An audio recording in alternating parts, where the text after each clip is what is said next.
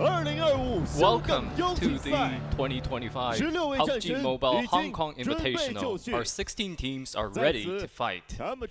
Here, our challengers will charge toward the final throne.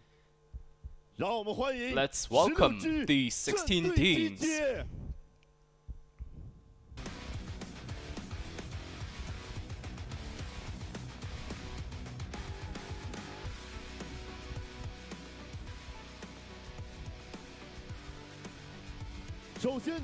First, let's welcome from the Central and South Asia region, Alpha Gaming. They are a galactic battleship with a trio of core players, the highly anticipated favorites to win the tournament.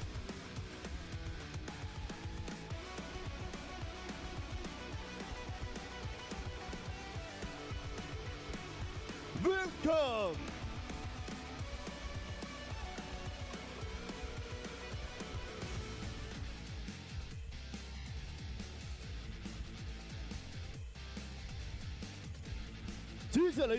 Next, please welcome BTR from the Southeast Asia region.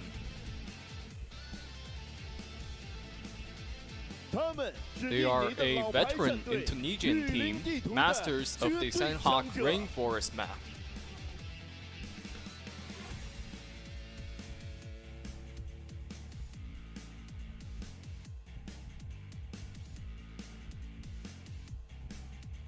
Welcome!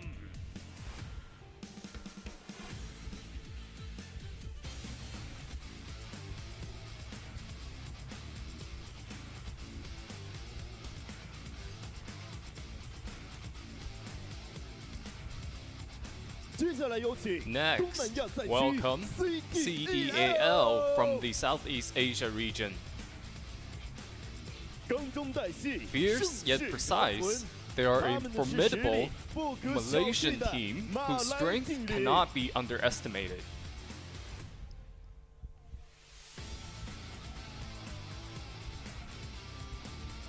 Welcome!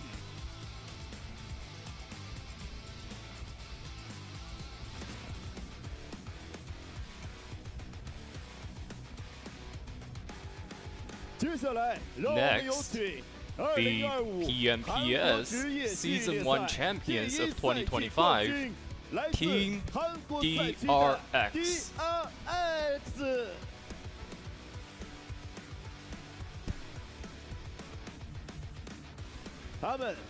They are a dark horse team that has emerged as a force to be reckoned with. Welcome!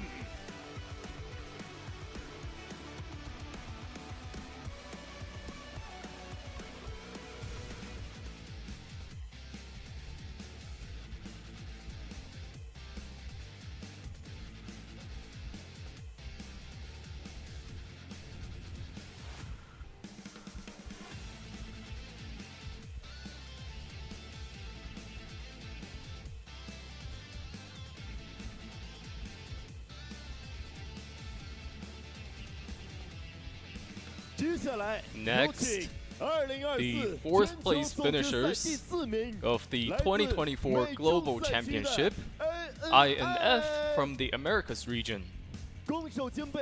Balanced in offense and defense, strategic and composed, they are a team of immortal warriors. Welcome!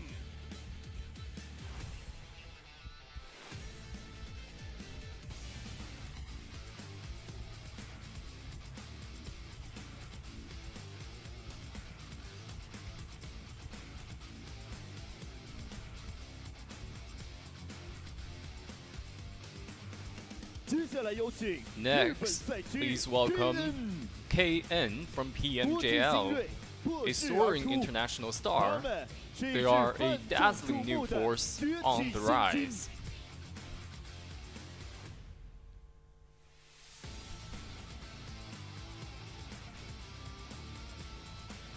Welcome!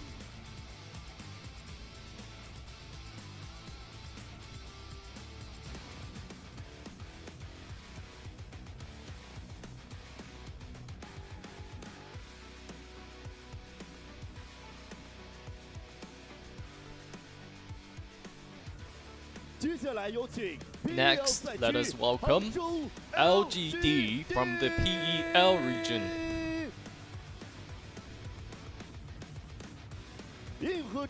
With hardcore tactics and relentless firepower, they are the fearless new kings of gunplay.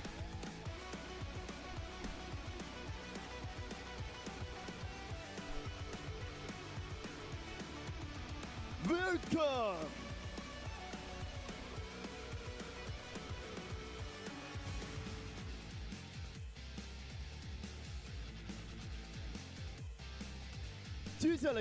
Next, welcome from the Central and South Asia region, TS.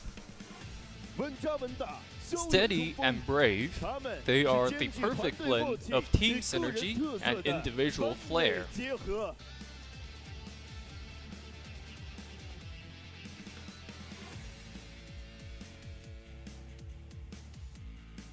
Welcome!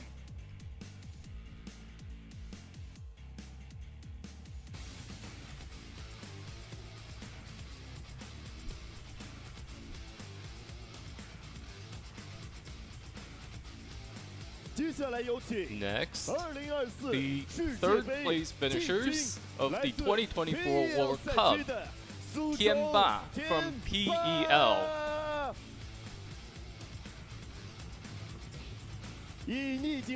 Breaking through adversity, they are undisputed champions in the making.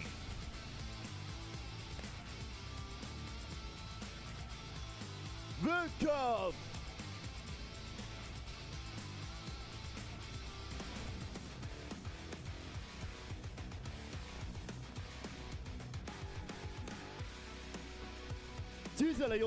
Next, the champions of the 2025 PEL spring season, TT.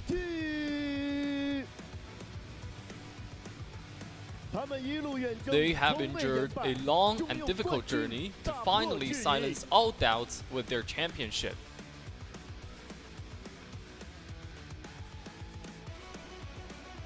Welcome!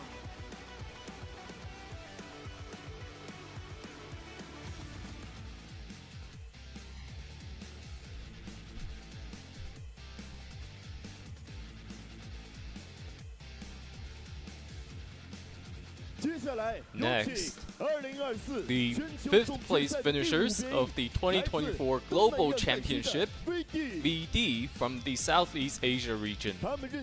Resilient and precise, they measure the edges of the battlefield with their gunfire.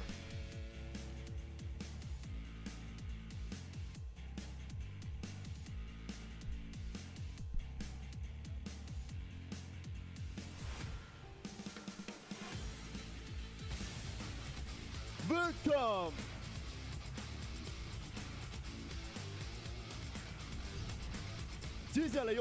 Next, welcome the champions of the 2022 and 2023 World Invitationals, VPE from the Southeast Asia region. With god-tier gunplay and battlefield dominance, they are the true dominators of Southeast Asia.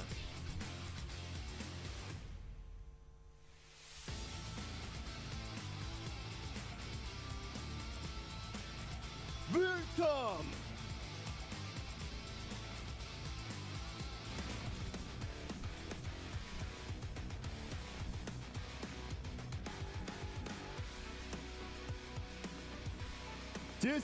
Next, welcome from the PEL, WWCD. With two core players and evolved tactics, they are the rising stars of tomorrow.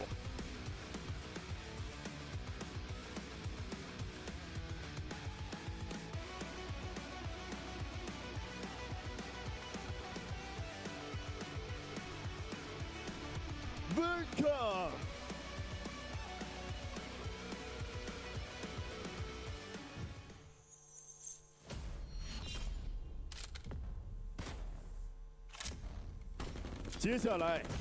Now, the order makers, the defenders of the throne, are about to enter the arena.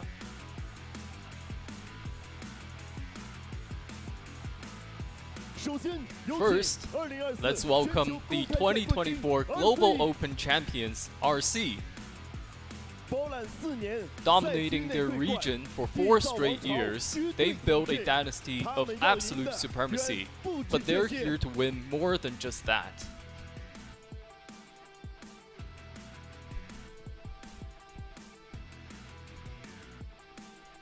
Welcome!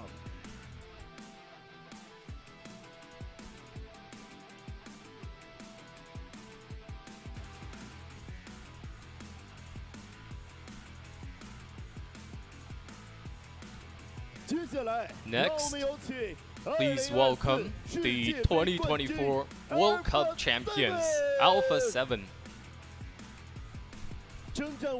5 years of battles, yet their edge remains razor sharp. They aim to usher in a new era under the banner of champions.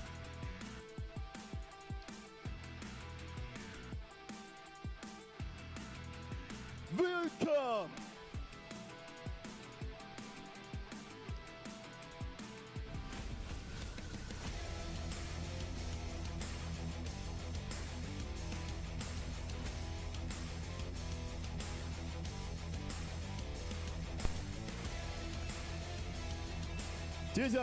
Finally, let's give a round of applause to the 2024 Global Championship champions, DK.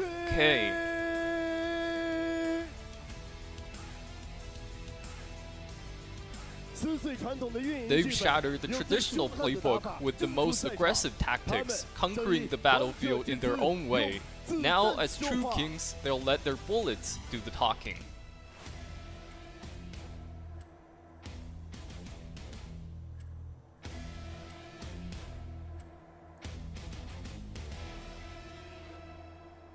Welcome!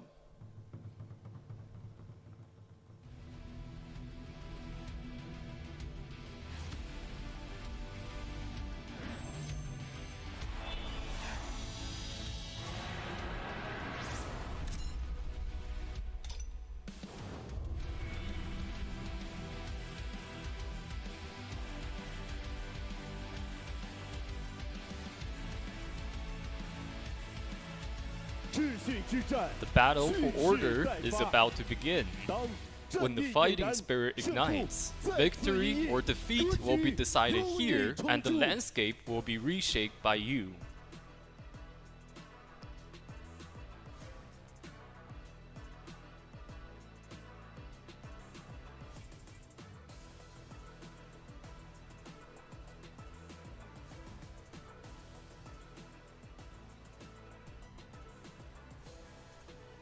Hello, Dear players, whether you're here in person or watching at home,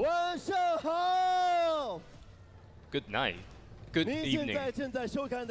Welcome to the 2025 PUBG Mobile Hong Kong Invitational. I'm your host, Zheng Qi. The challenger's gaze is fixed like crosshairs in a scope, and the storm for the restructuring of order is brewing. The defender's throne remains solid, but the challenger's fighting spirit has already pierced the heavens. Today, will the bullets shatter the old order or defend the legends? Who will define the next battlefield? Victory crowns the king, defeat sends you home. Now, let the battle begin!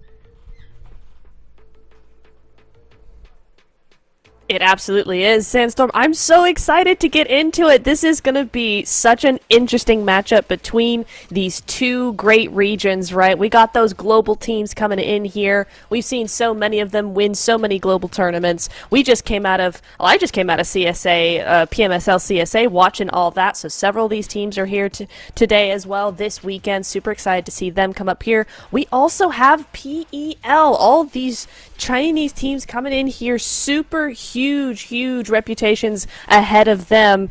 I am so excited to get into this matchup.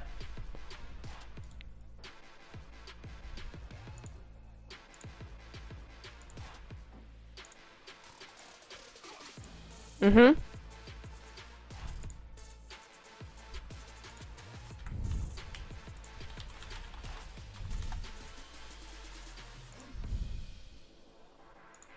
Mm-hmm.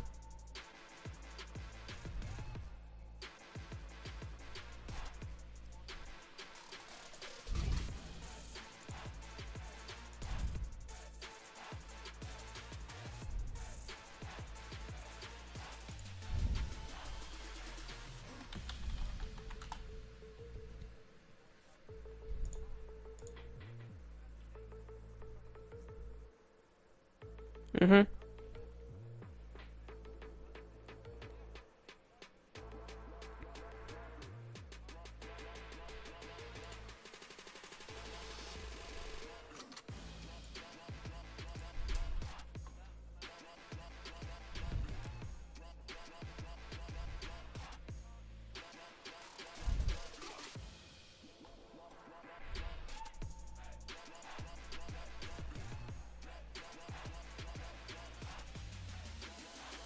That is correct. And honestly, Sandstorm, I think we're going to be going all the way to match number 9 on day 3, right? There is no way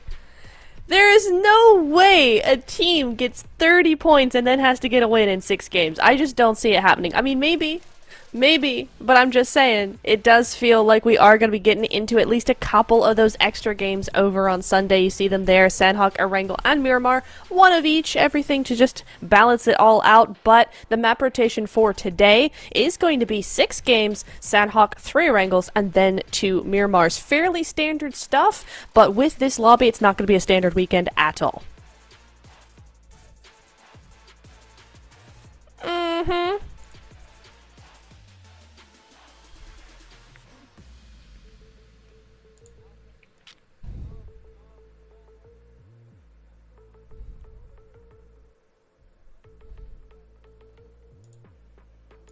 Yeah, they're huge. Really good stuff coming in from them. I'm super excited to get into game number 1. I mean, what are we really going to see here? Yeah, you got your participating teams coming in here. Exactly what you're going to see on screen is what you're going to see in this game, in these games coming on up here. And we have several regions being represented here, right? You've got the Americas, you got A7 representing, you got CSA being represented by APG and also Team Spirit down at the bottom there. You've got SEA, you got Voin Donkey, Vampire Esports coming in there for them. Japan is represented with Rejects. You've got Korea, you got D plus Kia and DRX, of course, as well. I mean, so many of these teams are representing so many regions. It's truly a global tournament. Yeah, and this global tournament is going to be starting very soon. And right now we're having a look at the schedule like we are used to. Sanhok, Erangels, Miramars, the good old-fashioned map rotation that we have been seeing over the past year or two in PUBG Mobile competitions.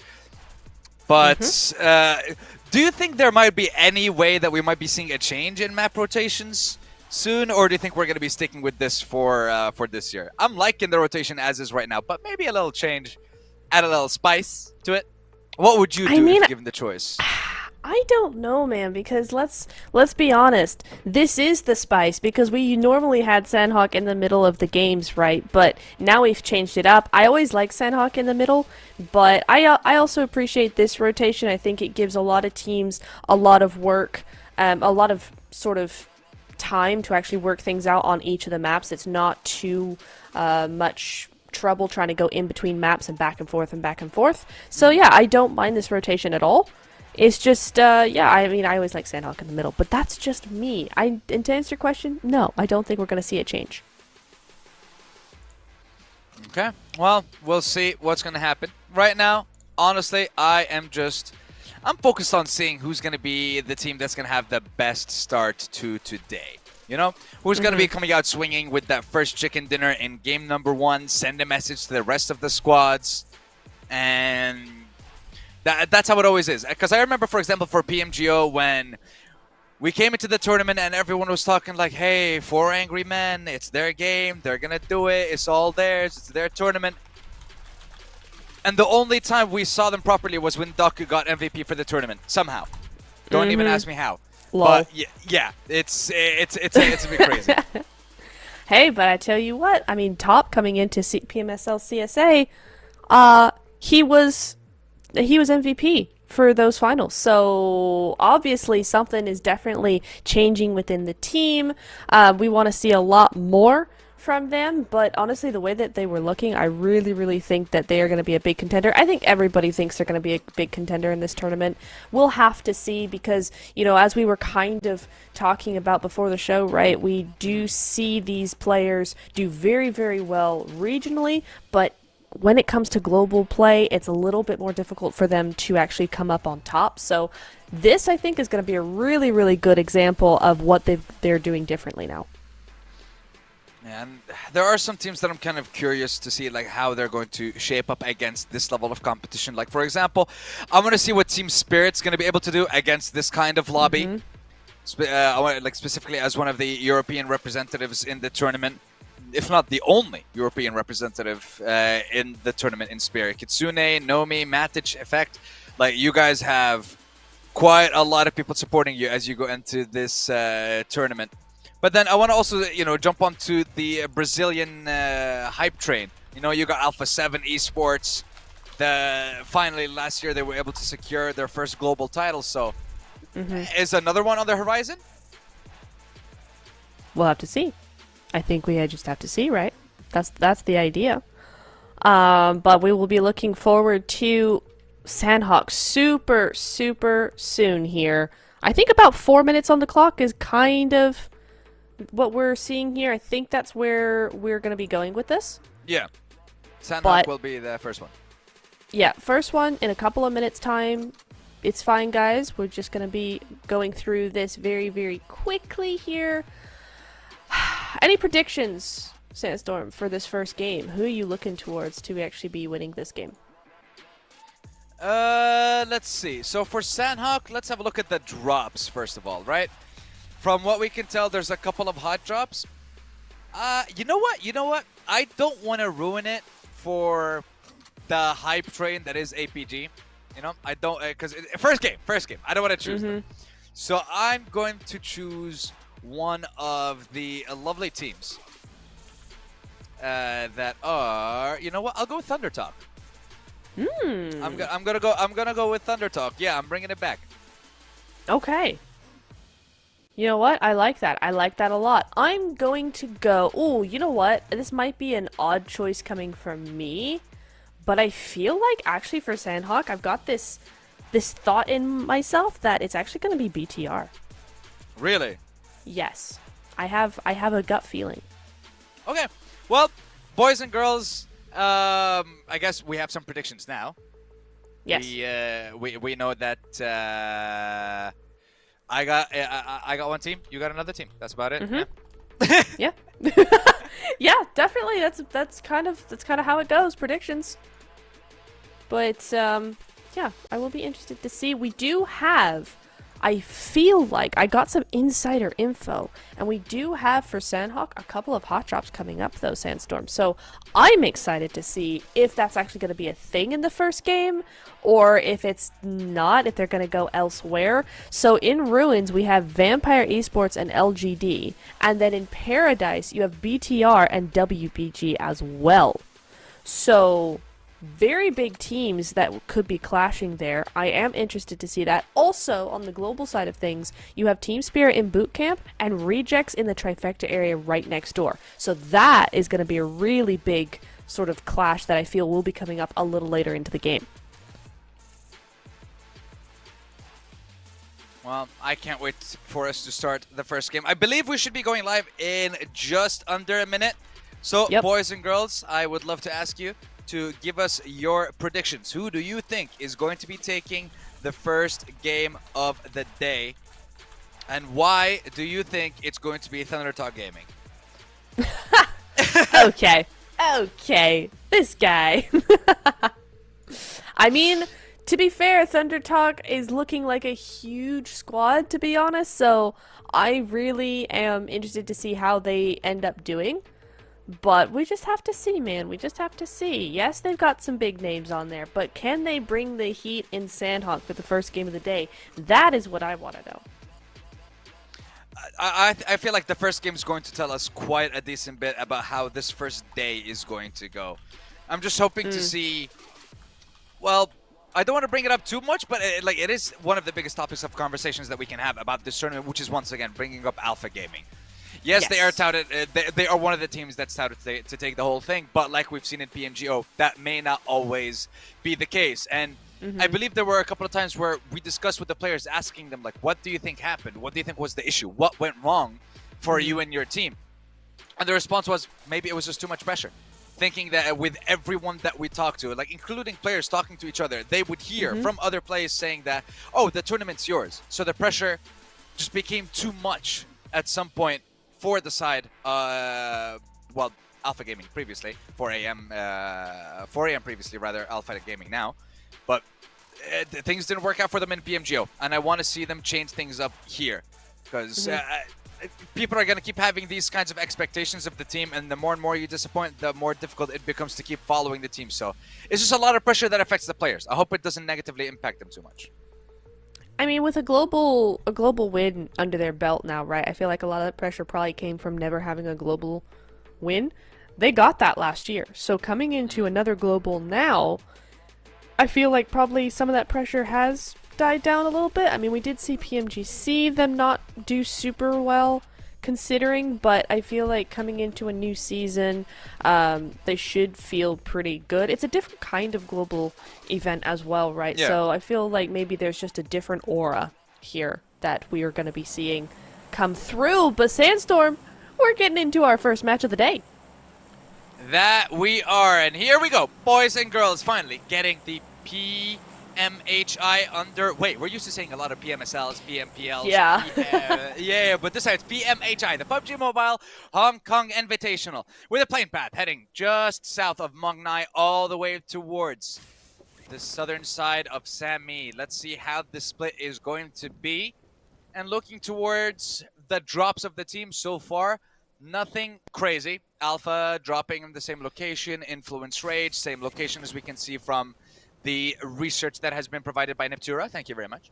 Yes. And it doesn't look like we're going to be having hot drops from the beginning of the game. It may be a quite a calm game for the first couple of minutes. I think there's a gentleman's agreement on the server. There might be. Certainly in Paradise Resort, right? BTR have full control of it.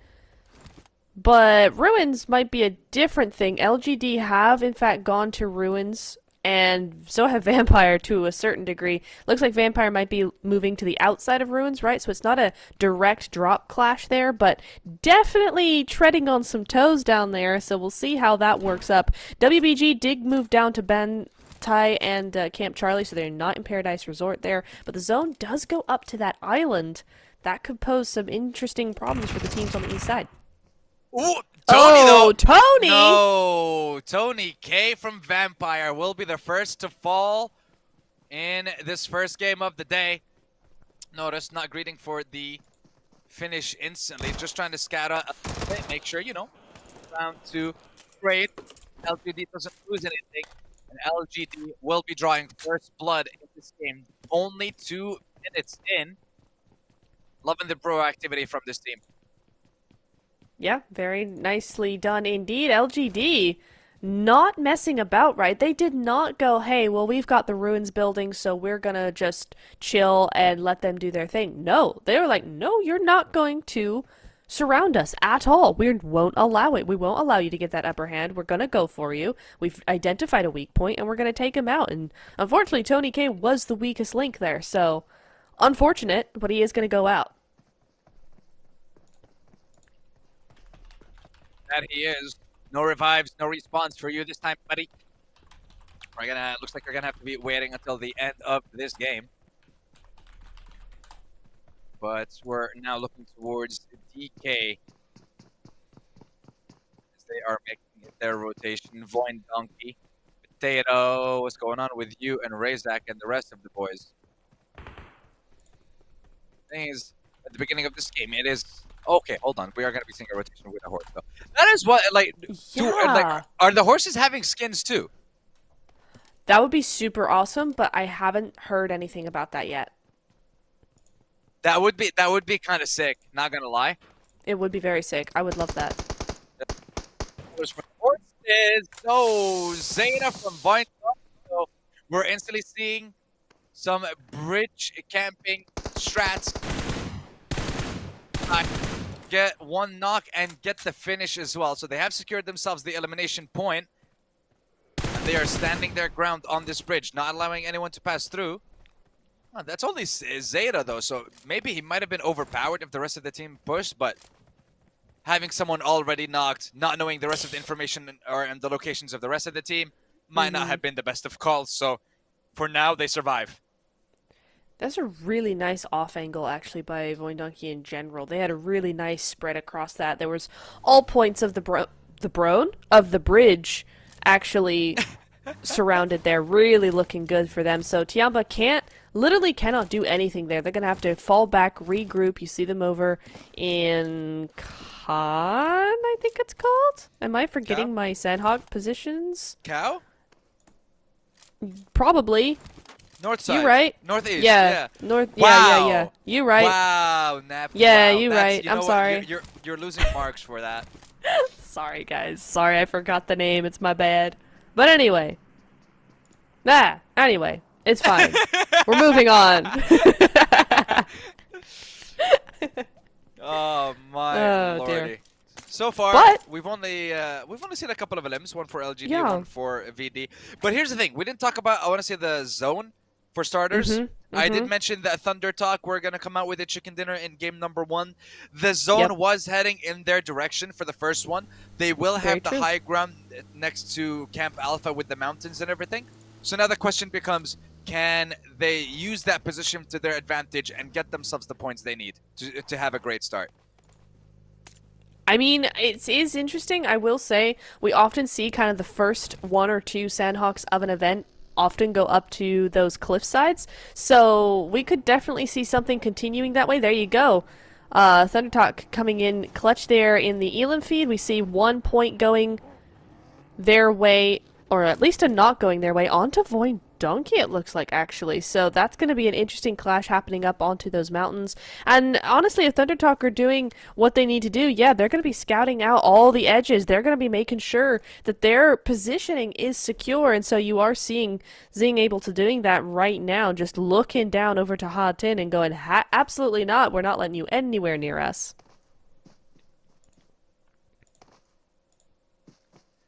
Now switching over to the side of BTR.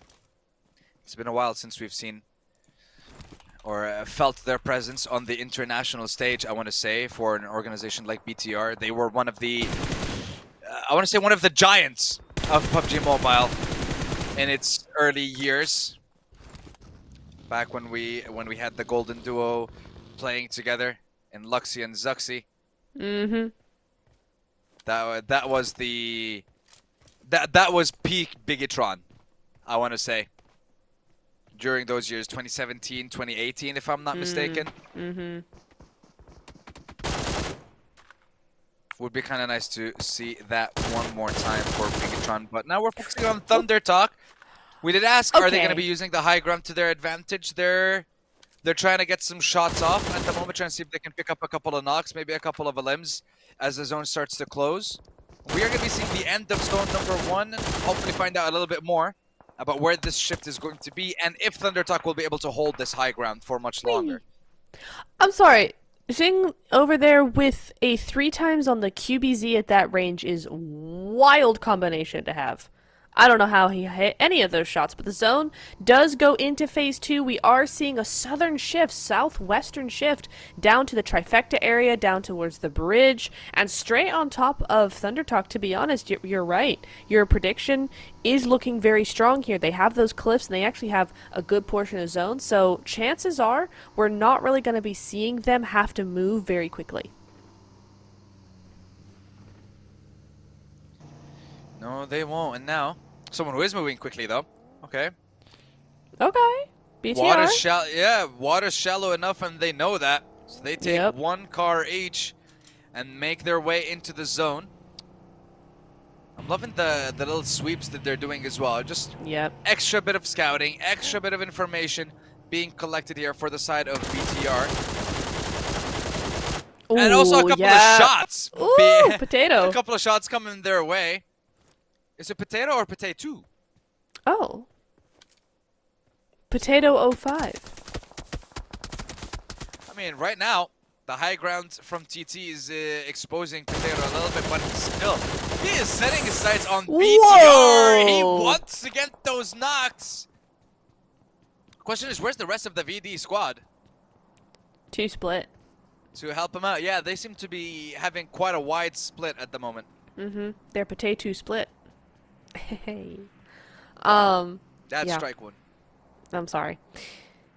Yeah, I mean, oh, hang on. Hold on. We're moving over to Revo and WBG here. Looks like Revo's just taken out one of the WBG players on board.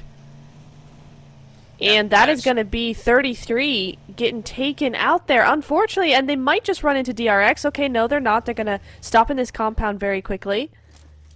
That works for them. Then they're not going to be moving into the Korean team anytime soon now. And this is where the things really start to matter. A7 moving into zone. It's going to get very, very crowded, I feel like. Because I feel like it looks more crowded because some of these teams are unfamiliar, right? We've got such a clash of regions with different spots, different rotations, that it feels a lot more crowded than it is. But Top with his nades, he's been learning off of Doc. We saw it in PMSL CSA. He's been doing really, really good work with that, and they don't want anything to do with it. They're going to move on out. Yeah, but Cellcom Digi Alliance, that's a mouthful of a name. Yeah, it sure is. We're able to escape, I want to say, with just a whisker of health on Cluck.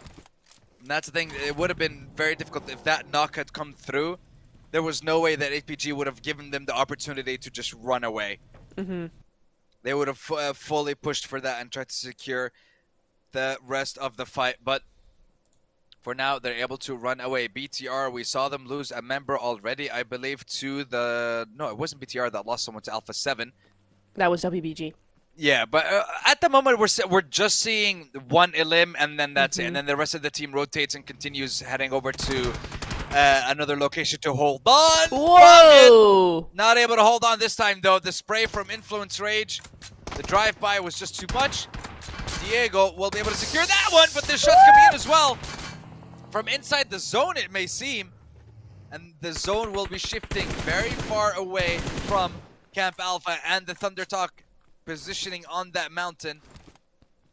So that bridge towards the northern side of Ruins is going to be seeing quite a lot of traffic coming in a few short moments. Oh, unfortunate. Maybe. Lands No. it.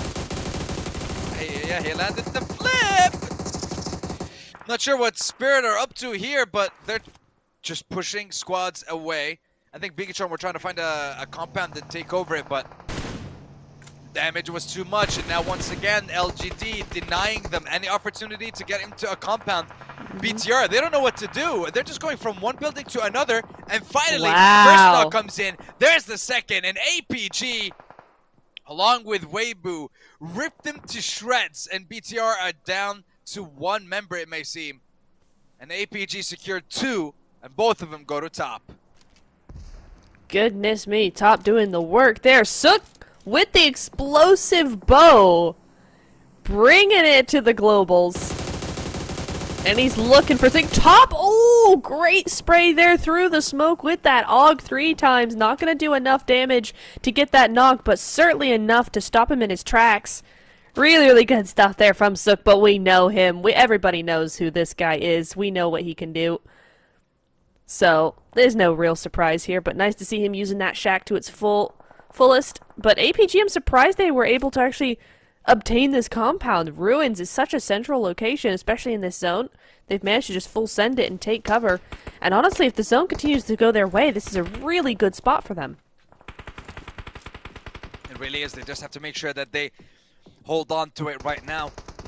And APG, I like this positioning at the moment. Because you're able to collect so much information. And look at that. Each person has essentially 90 degrees to look after and focus on. One sector, one quadrant. And it's just relaying so much information. Vampire. I want to say the last time I remember Vampire doing incredibly well was when they won PMWC 2023. Yep. I believe, yeah. When basically they won 2023 and 2022 as well. Yeah. You know, they had that back-to-back, and they were terrifying. But I would say after that second one, it just their performance died out a little bit. I haven't seen them reach that same level of performance as we've seen before.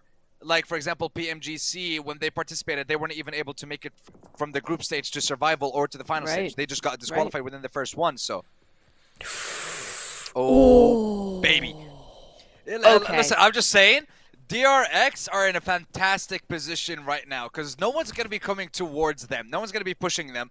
And they're going to have line of sight on that bridge, and so will LGD. That crossfire is going to annihilate anyone trying to get into the zone. That is a huge circle shift for DRX. You're so right on that. Another thing, APG, they're going to be very happy with this, but I tell you who isn't.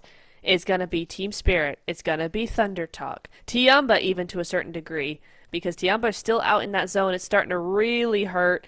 QZZ doesn't even have a vehicle. Okie dokie. But now here we go. These are going to be those clashes before. They've got to get rid of Voin Donkey before they can cross over. How's this going to work? Nomi getting a little bit of a trick shot over there. Divine will be taken out there, but that's going to be Matic taking that one away. Tianba moving in, gets Zeta. Somebody's got DBS, somebody's got an MG3. The Grows of those going to take care of that. AJ able to do something, and King with that drop shot. Really nice stuff there coming through. Trying to bait Razak out into taking shots, taking that window. But he's not gonna. He knows better. It's not his first rodeo, but he is a solo left alive, and all he can do now, I think, is kind of deny the point. Yeah, that's what he's gonna try to do. The nade comes in from Jing, and nope. Does a little bit of damage. Not enough, though. But hey, TT, Thunder Talk, they got 4 limbs. They haven't lost a single player, and here comes the 5th. In 3, 2, 1, bomb. Nope. No? Wow, Razak just denying me that. I mean, look, Spirit are also entering a fight with Reject, getting themselves a decent amount of points. Razak, here we go if you want to King. King goes down. Not sure about the situation. Not sure about reviving the situation. AJ will be able to heal himself up. King will go down to the zone, it may seem. He will crawl and he will try, but I'm not sure if there's enough time. Switching over to DK. Voin Donkey, first team to be annihilated from this first game. And it is going to be DK to follow them in second, in 15th place rather. Oh, goodness me, that was a very, very quick elimination there from Tianba. Down they go. They tried their best, but in this zone, it just wasn't going to work out. They were already too far out in the blue to really do anything with that hard shift, so GG's there. Apollo also from Rejects out in the blue zone still, and this is where the game really starts to feel very one-sided here, because a lot of those teams on the outer edge just fought their way into zone, and now it centers on up again. They've got to do it all over again here. We've also seen Rejects go out and actually DK as well, so a lot of teams just dropping very, very quickly here. That was LGD to take out Apollo out in the blue zone. So that's going to be a 1 point going over to them. That's their second point on the board. And I'm looking towards the rest of the squads now. Thunder Talk lost 3 players. They have the 4 limbs, but making it into the zone is going to be difficult. Spirit, rather, also with 3 eliminations to their name and 1 player surviving. The rest of the teams are in trios or full squad. Ling, beautiful find with that nade to get himself an opening to take down Ventores, and now just focus on to Schweppes and Mila. Or Mula, loving the change. Meowla? Oh. Brother. We'll get there, guys. We'll get there. Yeah, we'll get there. Just like King will get there. So he's swimming with the fishes at the moment, but he is trying to get him there. Spirit are out for the count now. And LGD starting to sweep the northern side of the circle. They have to get closer and closer to take up the last 2 members of LGD, but King is behind them. Damage from Schweppes will slow down the push. But there was a trade. Schweppes goes down with a nade from LGD as well. Ventores secured. Schweppes and the rest of Vampire will be eliminated. We are now down to 10 teams left with 31 players, Nep. Crazy work. You hear those sounds, those shots going off in the background. There's so much more work to be done before we get a winner, and the zone is about to close on up. A7 still out here. Influence Rage as well. APG in the Ruins area, but that zone, Sandstorm, it's gone to probably the worst possible spot it could in this zone. There's no one really even there, and it's such an open space. It really is, and that means whoever's there might be able to benefit the most, but now we're going to be switching over all the way to Ruins one more time. APG in a fight against K, and it is 3v1, I believe, at the moment. Flashed, and Zeol will go down. Finale secures that second elim for himself and the team. Now in a 1v2. Jump shots with the DPS, trying to secure them, and they do. Top and Doc. Some of the best players the world has ever seen in terms of PUBG Mobile, and Top isn't even done! Whoa! My lord! Switches over, takes down 2 more. 9 elims for APG. And they are not done. They are looking for more. In the first game of the tournament, and you're gonna come off like this? Is he gonna get it? Oh, doesn't quite, but does enough damage to that vehicle that might come back to bite them later on. Top able to do so much work for his team. Doc in hot pursuit of those numbers. LGD just descending onto Ling S there, just trying to get that revive up and running. WBG, though, they know they're there. The nades are cooking. Can Order get this? We've seen him do cool stuff before. He might just be able to do it again. Not quite. Top is taking over that. Kind of gets stuck there. Hyunbin. Oh, the nade comes through. That is going to be from WBG. Order coming in, grabbing those. Now it's just so low. MVM trying his best. There's nothing left he can do. Afu, Doc the with only the one white left swing. standing. Doc with the wide swing. You see it time and time again, but the docketing is happening once more. A7 picking that up really quickly. Giving LGD just a little bit of time. The docketing is happening once more. Wow. I mean, look, when you get to a point where like that happens to your name, like the docketing or get docked, that's I mean, yeah, actually I feel like the get docked is when he pushes you and eliminates you, and the docketing is when it's the opposite and he gets eliminated instead. Yes. But hey, APG 10 eliminations so far, and it's only 1 player left at the moment to try and get as many placement points as possible. Might be able to get into the zone, but the problem is Weibo and LGD both have a very hard angle for them to deal with. But now Influence Rage taking DRX's attention for a couple of moments as they try to get into the zone. It is DRX who's not in the zone, and Influence Rage is the one that is. But that may not be the best thing, because they get absolutely torn to pieces. Lawrence and last one alive in the trio in the middle, but I believe there's still one more hiding in the back. Nope! Influence are out, and it is going to be APG as well. DRX focusing on LGD now. Sykes the last one alive. Top 3 now. LGD, Weibo, and Alpha 7 Esports. Someone wake 7 up and tell him Alpha 7 might be getting a winner chicken dinner in game number 1, baby. Let's see if that's going to be the situation or if it's going to be Weibo or LGD. Remember, the third party in a final 3 game is always going to be the one that wins this game 90% of the time, and this is exactly what's happening here. LGD get in, finish them off quickly, and now it's a 3v3. There was no third party, but the angle from Squash is golden. The angle from Squash is everything. But LGD will be going for a trade. 1-for-1. Revo goes down, but it's now a 2-for-1. Squashing Carrillo. Can they do it? Ling focuses on Carrillo. Are you sure if that's a 1v1 you want to be taking?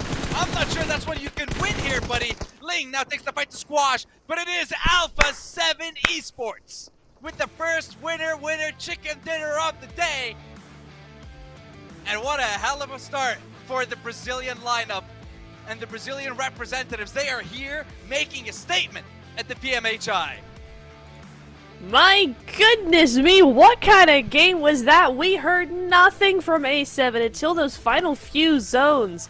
And then they come out just screaming on top of everybody else. Really, really solid work coming in from A7. That was such a tough lobby. So much going on at once. Those nades coming through as well. But A7 were able to keep their cool, get those angles, and get that win for themselves. GG's. 100% a huge win for A7.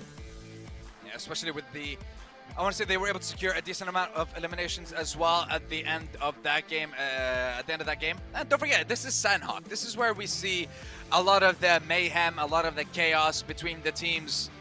The end was honestly insane between... I didn't think that LGD were going to be able to survive after all those knocks, after Doc was able to get in on that wide angle and focus on them, but then Weibo was able to take him down, and the angle from DRX as well. Influence Rage coming in those last final moments. It's like now we understand why DRX didn't take that position in the zone in the first place, because it wasn't the best thing for them.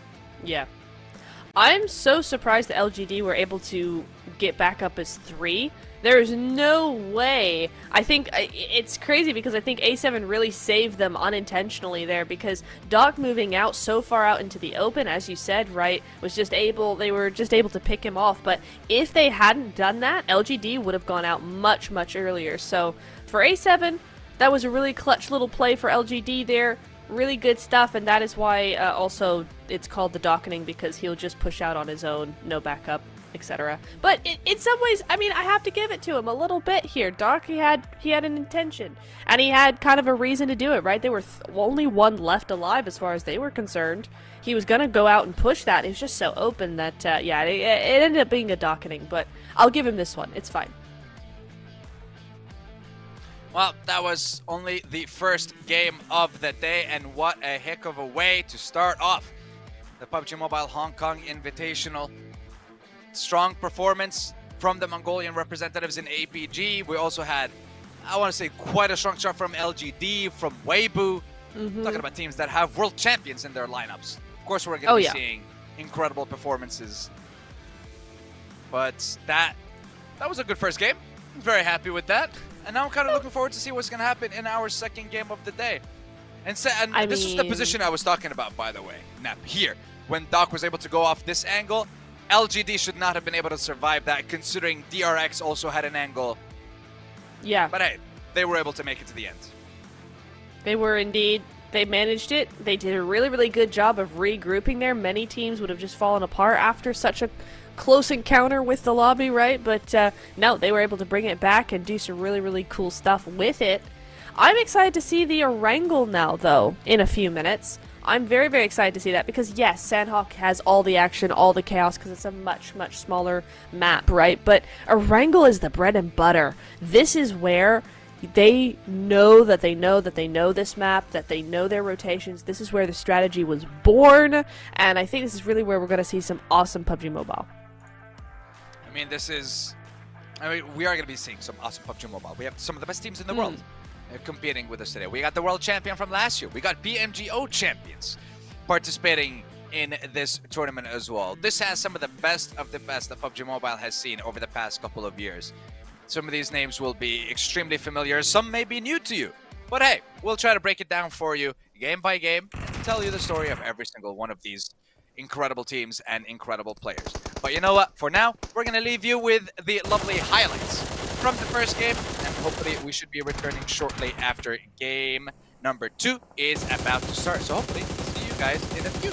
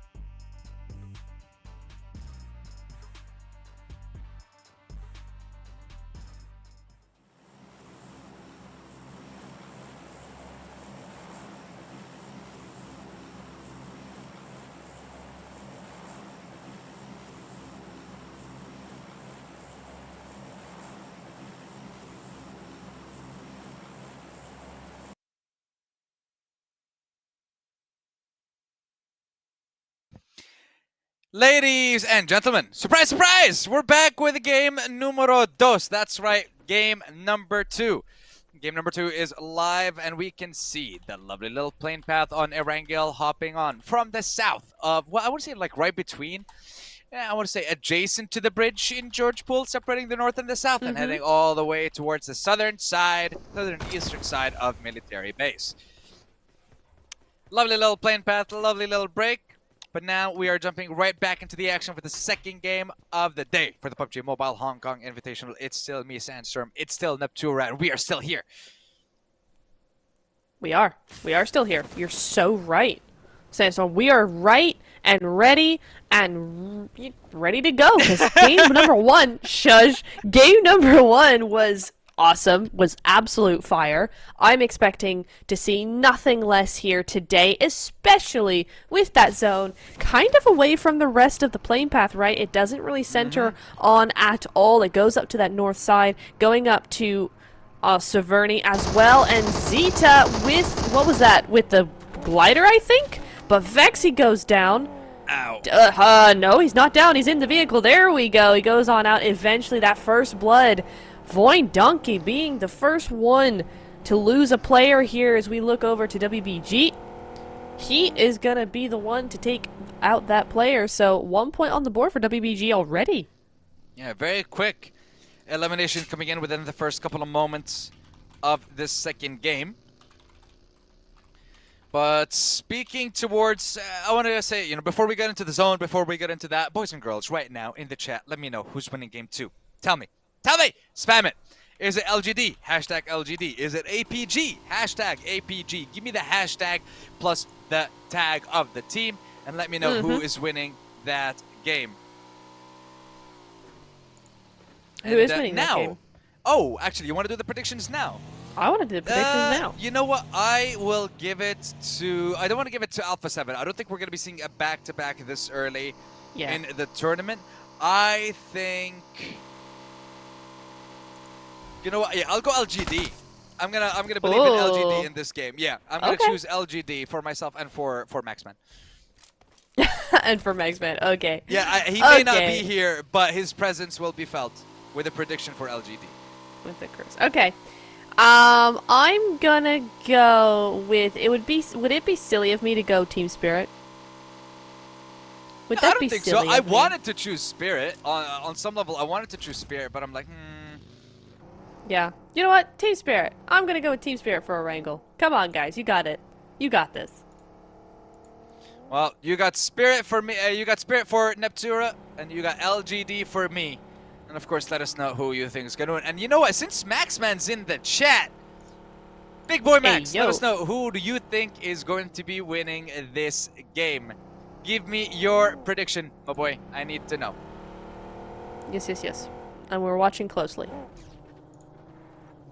But, Rozhawk free for Influence Rage, Team Spirit on the move. I like to see that we're seeing a lot of teams move quite quickly to where they need to go, right? There's no dilly-dallying, as they say. Team Spirit going to be moving over into this position. This is their normal drop spot. They like farm a lot, but it also is slightly in zone. So actually, they're one of the teams that don't need to think too hard about zone right this point in time.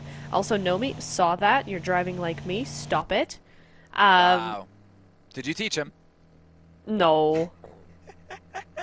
No. He taught me, bro. He taught me. Okay. So you're saying that your driving is bad because of him? That's what you're saying? Yes, but nobody clip that because everybody always says I drive really badly. Listen, and I say know. I don't. I already know who's clipping this. Hi, DK. No. Moving back to No.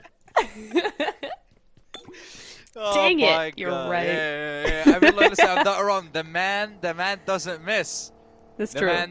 The man just does not miss. Now let's see who's going to not miss in this game. KN, I haven't seen much of them in this in the first game for Kinotrope Gaming. We got Finale, Ozzy-san, Mark. I'm gonna butcher the last two, PIR and Tamer. I'm gonna go with that. We got a 4 in the end of Tamer, but we'll yeah, but we got Tamer, Mark, Finale. Nice. Yeah, we saw that first zone. Any teams in the military base or Novo or anything. It's gonna take them some time to get there. Divine from Reject, just, you know, a couple of pot shots here and there. A little bit of, hey, we're over here. Don't think about parking. Mm-hmm. And that's what you want to do. You're controlling that space, and you're not controlling it for yourself. You're controlling where the other team can go. So that's really nice. We do have a little bit of a clash here. KN versus DRX on that rotation, just getting kind of rotation clashed here, and Soaz wants nothing to do with it. He's off on his own there. They're going to allow that compound to go over to KN. A quick and probably smart decision coming in here. Let's see what decision is going to be made. Because right now, Spirit, they have quite a lot of work to do. I mean, keep in mind, this is only game number 2, day 1. Average-wise, in terms of points, I think we're looking at maybe 50 by the end of day 1. 55 for first place, something like that. I think it's going to be more. You got A7 with 18 points in the first map. We got 5 more games to go. Even if they average 5, 6, or 7 points a game after this, we're looking at 50 odd, and then everybody else, you know, that's if A7 have a bad day for the rest of the day. But 18-point game to start off the day, LGD with 15, I think we're looking at more like 70 points. 70 or 80. 70 but that's or just 80. me. Yeah. I mean, it's a bit on the higher end, but let's see. That's going to require 1 or 2 teams to kind of dominate the leaderboard. We'll see if that's going to continue with the 3 teams that we have right now. Still early days, though. BTR, Razy. We got a lot of, I want to say, AZs, Razy, Ragey. Oh. Look, there's Raze. Riot, no. There is Raze.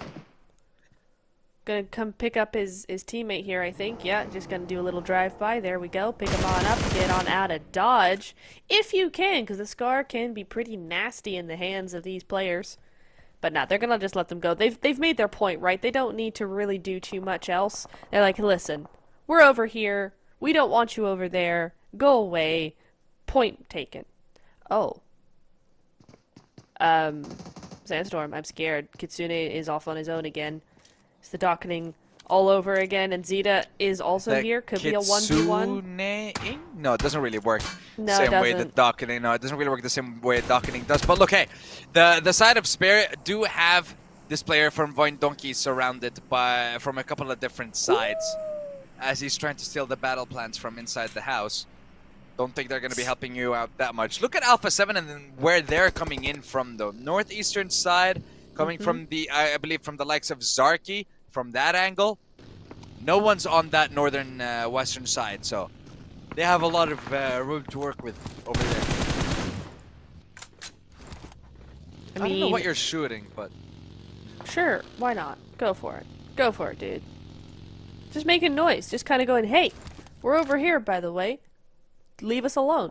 I will say there's a couple of teams that are kind of still out in the blue, still got that rotation coming in quite late. One of those is being Vampire Esports. Vampire, they're bottom of the leaderboards right now. Only one of 2 teams with 0 points on the board. So they're really looking for a quiet game here, just trying to make sure that they get what they need to do done.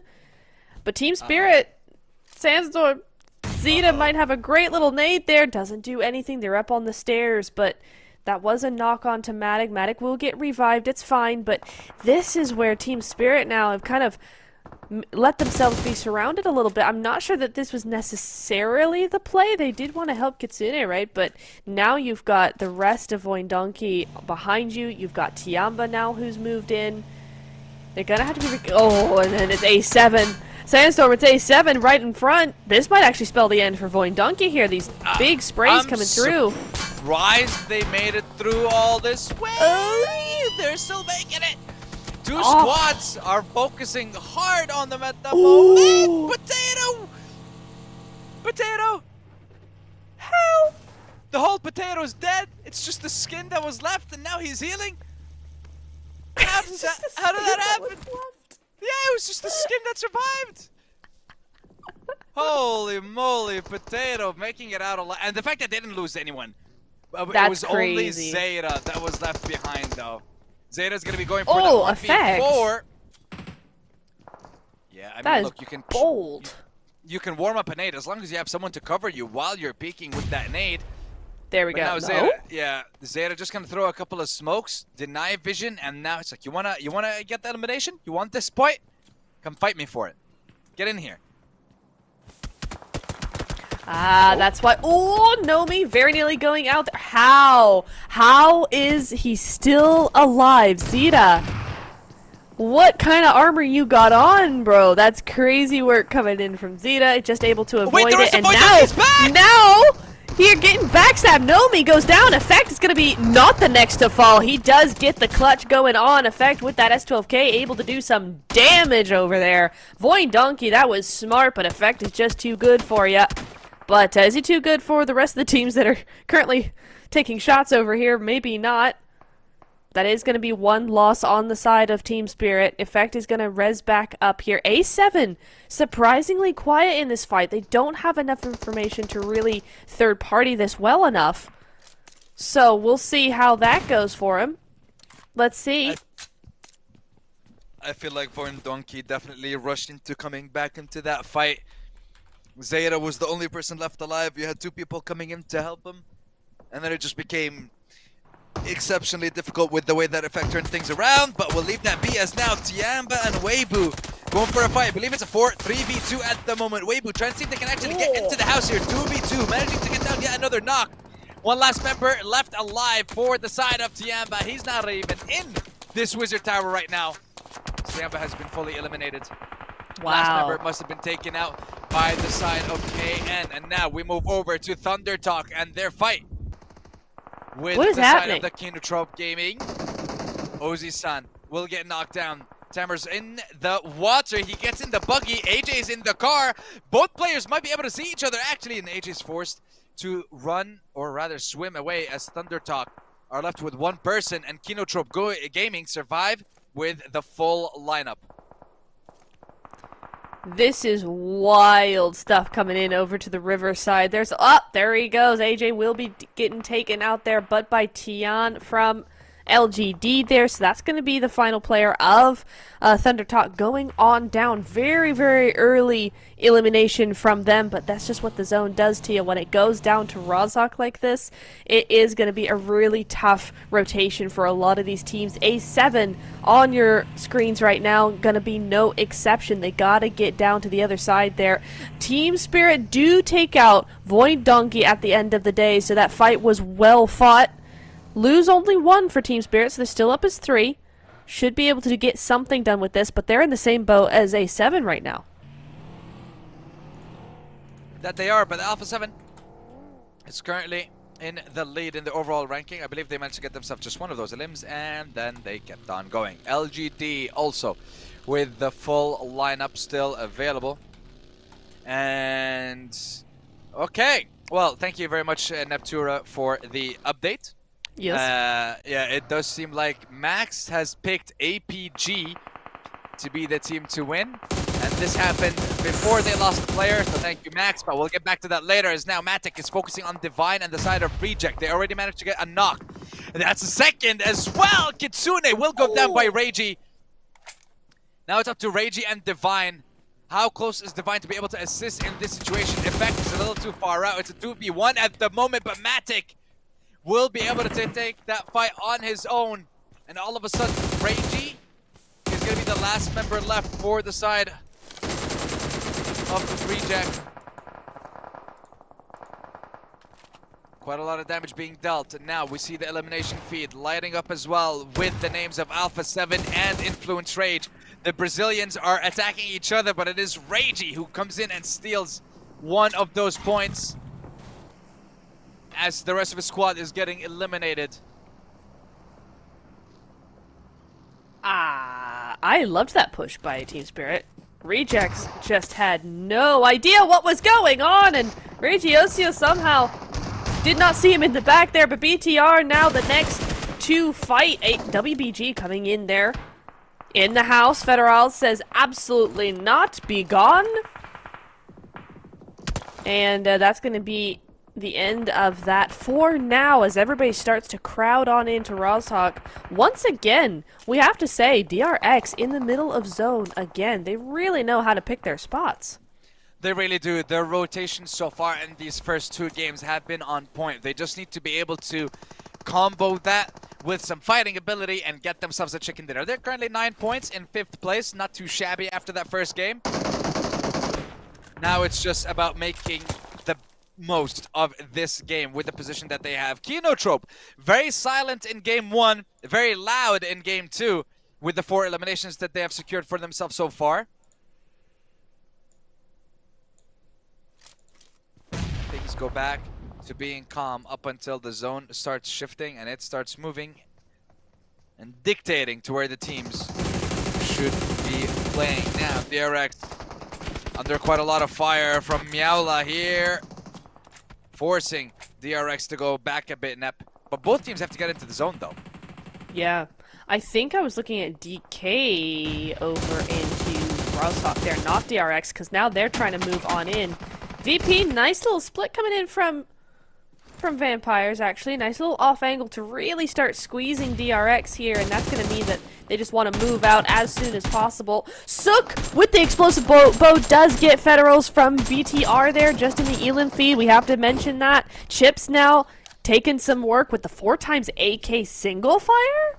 Okay. I love that for him. That was a really, really nice little knock there. That's really going to bring DRX down to a solo. There we go. Hyungbin, the next to fall here. And that's just going to be this final player. QX? Yes. Just going to be, I mean, this is all you can do, right? You got to pick a house, stay in it, and shush until it's a little bit better points-wise. That's the goal for these teams. Get as many points as possible, and obviously stay as close as you can to first place. Because like we mentioned, Smash rules when it comes to day 3 is essentially first place's points at the end of day 2 plus 30. That's what you need to get past, and then get yourself a chicken dinner to end the day. Now, Team Secret Spirit were able to, I would say, get back to their strength of 3 players. And they should be rotating across the bridge. But Alpha is lying and waiting for that move. But Spirit might be able to use the high ground to do some damage, maybe? Maybe. The thing is for Team Spirit, right, is you got A7 and then APG right behind them. So even if you make it out alive from A7, APG are waiting to take those final shots and send you back to the lobby. So Team Spirit have to play this very, very carefully. They are outside of zone. They could theoretically take the north side, right on the other side of the river. There is a little bit of space in this new zone that they could take. Is it risky? Is it open? Yes. Is it better than 4v4ing Alpha 7 and then APG? Absolutely. Well, let's see what choice they decide to make. We're looking at DK at the moment, as they are trying to just make sure they don't allow Kinotrope to get closer and closer. Fabian, Nobu have to hold their ground. Influence Rage get taken out. They have 7 points in total. Joining Reject, Voindonki, and Tianba and waiting for that next game to begin. But you can see how many teams are playing on the edge of this zone, because it's incredibly difficult to get into this one, especially with the positioning that the zone has given the players. It's like half of Rozhok, and then you have to cross the river if you want to get to the other half. So now it comes down to who's going to have the better read of the zone. Yeah, I feel like... Oh, hang on. Wait a second. I thought they were retreating. I thought they were going elsewhere. Effect! Where are you going? What are you doing? Go straight on in, trying to get any info he can. This is a bold play. Effect somehow makes it to the other side. Will he do something? He will. Squash goes down, and Mafioso with that mini trying to get anything he can on. But now it's Doc. Doc on Matic. There we go. This is what I was talking about. A7 immediately moving in here. The mini goes on to Kitsune top, doing some more action there. Doc finishing up Kitsune. Now it's just Effect, just a solo. Surely...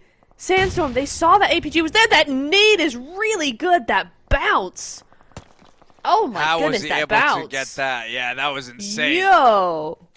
But I mean, look, APG, they are trying their best right now to hold on because they know they're going to have 2 squads to push them off this bridge. And they want to make Maxman proud. Yo! With that nade onto effect. Beautiful to secure that one. And now Alpha 7, how do you deal with APG here? Outside of getting a knock and then pushing, I don't see a situation for them. Oh, and look at this angle from LGD! This makes it even more possible for Alpha to pass over and cross the bridge. Crazy, crazy stuff. I'm so confused. I thought Team Spirit would have seen APG. Maybe they did, but didn't realize who it was or something of that nature. I really don't know, but yeah, I could see that bridge play was going to be a disaster. I appreciate the play of trying to get effect across to the other side and kind of distracting them a little bit. That was really nice, and the initial push was really good. But APG just absolutely decimated both of them there. So now A7's also in a world of hurt. Osal does go down as DK try to move across here. Norbu as well, having a little bit of damage taken onto him, but he is going to be able to get this res. The smokes will save them for a little while. Or maybe not. No, the car goes out, and so that's going to be Osal taken out completely there. Noble the next to fall. And it is going to be Koa to really just have this nasty angle. Vampires as well. Look at the position, Sandstorm, of Vampires. They are outside of zone, but what a play they have against the rest of Russhawk. Yeah, but the thing is, what can they do? Because the second they try to get into the zone, too many squads will be focusing on them. They're still doing a lot of damage to APG, though. Bringing them down all the way to just one player, and this right here, this is the Maxman curse. Sorry to throw you under the bus there, Max, but I mean, could be wrong. Zyol might be able to turn it around, knock onto Schweppes. Schweppes forced to go down. LGD focusing on Alpha 7 now. Still, we have 3 members of Vampire moving onto the duo that is left from APG in Zyol and Top. I mean, look at this nade. Woo! I mean, that's a pretty far nade. I couldn't do that, but Top is going to be just chucking one more nade and then trying to get out of dodge along with Zyol. Or maybe not. No, he saw A7 coming in from a mile away, but Top did not, and Top does go down here, I think, because Yol's just going to be way too busy with A7, and that's going to be APG out. A7, a great nade from Carrillo there. But he is going to be taken on down. VPE, Vampire Esports, up to 4 eliminations. I feel like one of the mistakes that were made by APG there is the fact that they weren't able to secure their backs. They weren't able to take out Alpha. If they had that opportunity and they took out Alpha, then they definitely would have been able to secure that corner and not let the fight go to the side of Vampire. But because they were sandwiched in by multiple squads, it just became extremely difficult. But now Vampire going for the full push. Schweppes with the backup.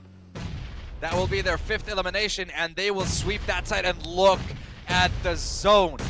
All the teams are on the eastern half, or western half rather, while the eastern half only has 1 squad in Vampire. An LGD in the center of things, Sandstorm. Yeah, I mean, those were my pick. Those were my prediction. That is true. Let's see what they're going to be able to do with this game now. They have an opportunity to take the lead if they win this game. I mean, you can tell why Cellcom Digi want this game in this position, right? So center, so important. As long as you can just keep those smokes going or keep out of the way of the windows, you're golden for the next few minutes. But VPE as well, gonna be trying to get a little bit of a third party going, and that really puts Digi down to kind of limiting those angles because they can't really peek over the top now. It's been just reduced to those nade angles. As Jimmy rolls across here, straight coming in.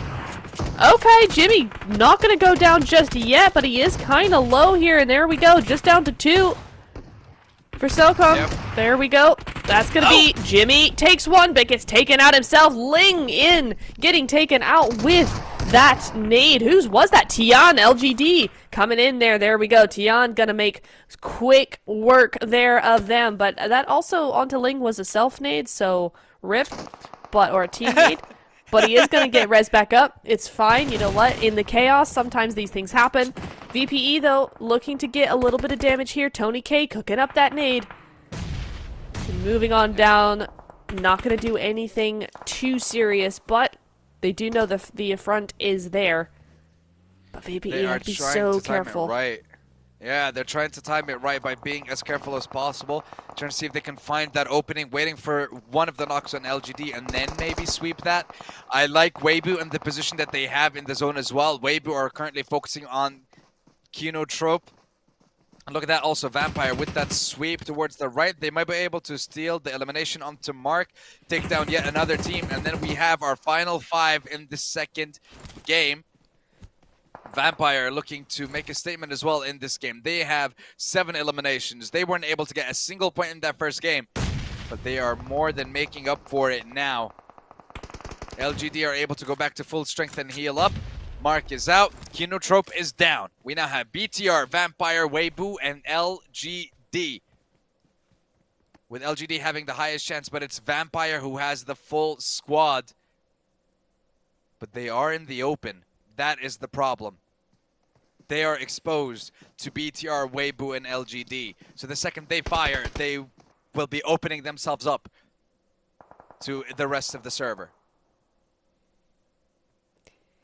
That is the problem, but honestly, they've been playing it very well so far.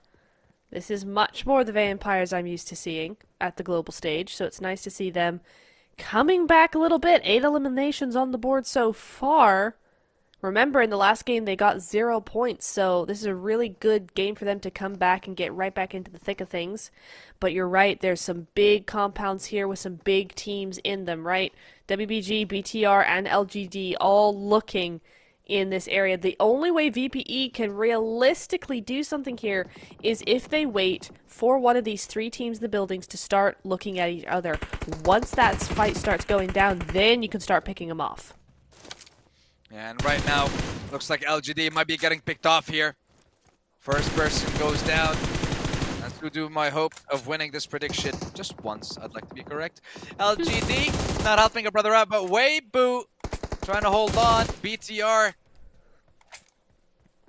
trying to see if they can get those picks through the wall of smoke. But the thing is, they're kind of distributing themselves a little bit too much. They're focusing on LGD. They're focusing on Weibo. Meanwhile, Vampire are like, hey, you guys take the fight all you want. We will just take the coastline. And I think that actually gets them the game. BTR, beautiful find with that second knock as well. Now it's all down to Tian, hiding in the bathroom of that building. VPE are ready for it as well. Look at the slow push down along this hillside, but they have to be so careful because there is a player of BTR, Sitar. He is on that off angle. And he could do some major surprise damage if they don't know he's there. Ling will go down to the play zone. It is just Tian up. But this is where those nades come through, and BTR doing some quick work here. Tian does go out there to Sook's nade. So that's a great little nade coming in from WBG, and this is where Vampire's now starting to move forward. They hear these nades. They know something's going to happen pretty soon. A little bit hasty. Sitar has to let them know that they're not ready yet for that fight. And this is where now VP have to push this. This is the final fight, Nep. This is the final fight. This is where it all ends. And Vampire absolutely obliterate BTR. They are coming to sweep in and take down Weibo, but keep in mind, there is a player on the roof. If he's able to find the knock, but that's it. Position's been given away. So now it's a 2v4. If you send someone on a wide swing on the far end, you don't need it though. Miaula with the nades takes the first one down. 3-3Z, the last one alive. You don't have enough shotgun shells, baby. Vampire takes the chicken dinner. And game number 2. They may have disappeared for a while from the international stage, but they are back with a vengeance.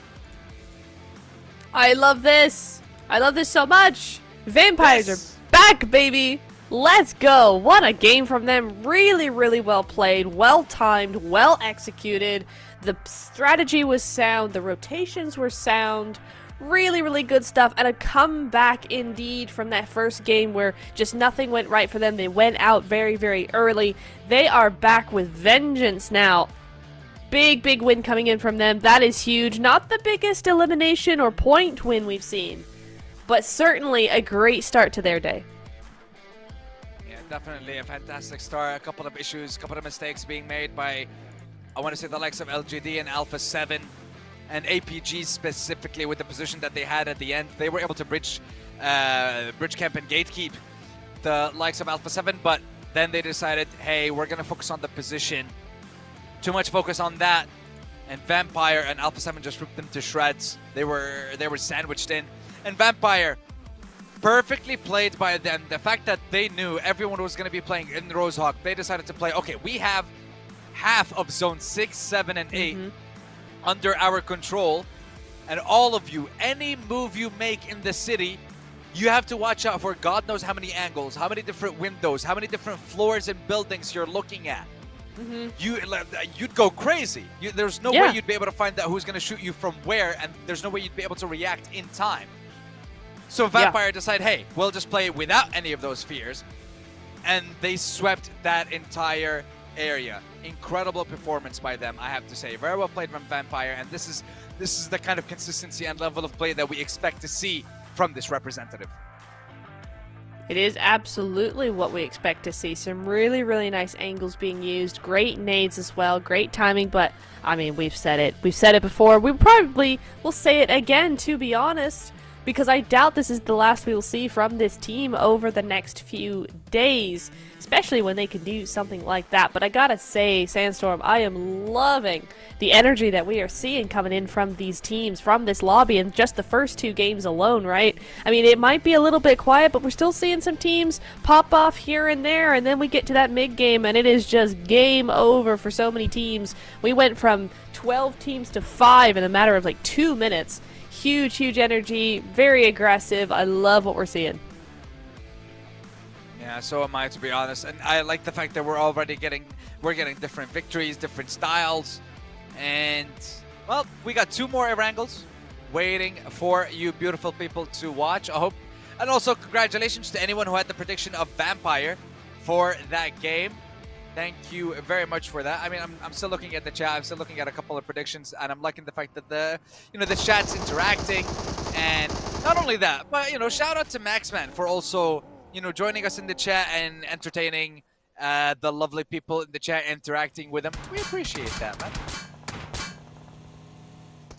It's very nice to see. We love it as we look over to these highlights. I mean, this fight actually feels like so long ago. Like, so long ago. Team Spirit really played this very well because I think Voin Donkey played it well, but Team Spirit were able to just clap back really, really quickly there, so that was nice to see. Again, we saw some cool stuff. This was fantastic. This was fantastic from Team Spirit. I really loved this. It was very, very forceful, much like the Team Spirit I'm used to seeing. But then DK had such a great location the entire time of zone. Really, really good stuff. Yeah, they were able to sweep. I feel like, Vampire swept one way, and we're looking at another squad, BTR, that, swept the other way, and now we're seeing here, just the fact that they were able to clean this angle up. You see BTR, they were able to clean that angle up, and this nade. The nades from Tony K and Meowla secured that chicken dinner and gave them the dub that they needed. And look at that, 11 eliminations. By the end of it, 2,100 damage. Monstrous performance from the Vampires. Yeah, huge game coming in from them. 21 points. I mean, it's a bigger game than Alpha 7's in Sanhok. I'm just gonna say it. So in this, no, they're not going to be first place because I think, APG and everybody, they probably did have a better game, and they had a better game last time in Sanhok. So that's going to add up. But 21 points puts them, theoretically, right up at the top of the leaderboard. So a huge game coming in from them. Of course, it's game number 2. Everybody could do anything, right? The leaderboards are going to change a lot today. But when you're talking about a team who was in 16th place with 0 points, now looking at top 3 with 21, it's a very, very good game. And here we go. over to those overall rankings, looking at the second half of the leaderboard, so starting off in 16th place, Voin Donkey, 2 points on the board, Tianba and Rejects, 4 points on the board. I feel like, so far, a slower start for them. Solid start indeed. 21 points that they got were all in that second game for the side of Vampire. Consistency-wise, average is good for some of these teams. Then again, it's only 2 games that we are going by so far. Alpha 7 and LGD tied for that first place. Not a huge difference between the teams just yet. Nope. But I do want to see more from APG, though. I still want to see more from that lineup. Yeah, I think we have more to see from them. We certainly saw a little bit of what they can do, but I think maybe we're just going to be seeing them warm up a little bit. It's the first day. They're trying to figure out how this lobby is really going to be working. I always say this. At the start of every tournament, the first day is always going to be a little bit of that wiggle room area where teams are really just trying to figure out how the lobby works, what the teams are doing, what they can do. And so as they get more comfortable with these teams, they're going to be able to frag out and be a little bit more risky with their plays. I do agree. We did see a little bit of a I wouldn't say a throw, maybe a little bit of a mistake from APG towards the second half of that game, but you know what, they'll come back. We got another Erangel right after this, so we are good to go. As we look over to those match rankings, WBG did huge work. I mean, we said it, right?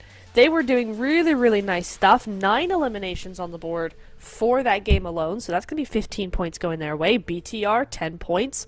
And KN, we want to see more from KN. We haven't seen too much from them so far, but I tell you what, Sandstorm, we've seen a lot from this guy. Schwepp's going to be your MVP for that second game.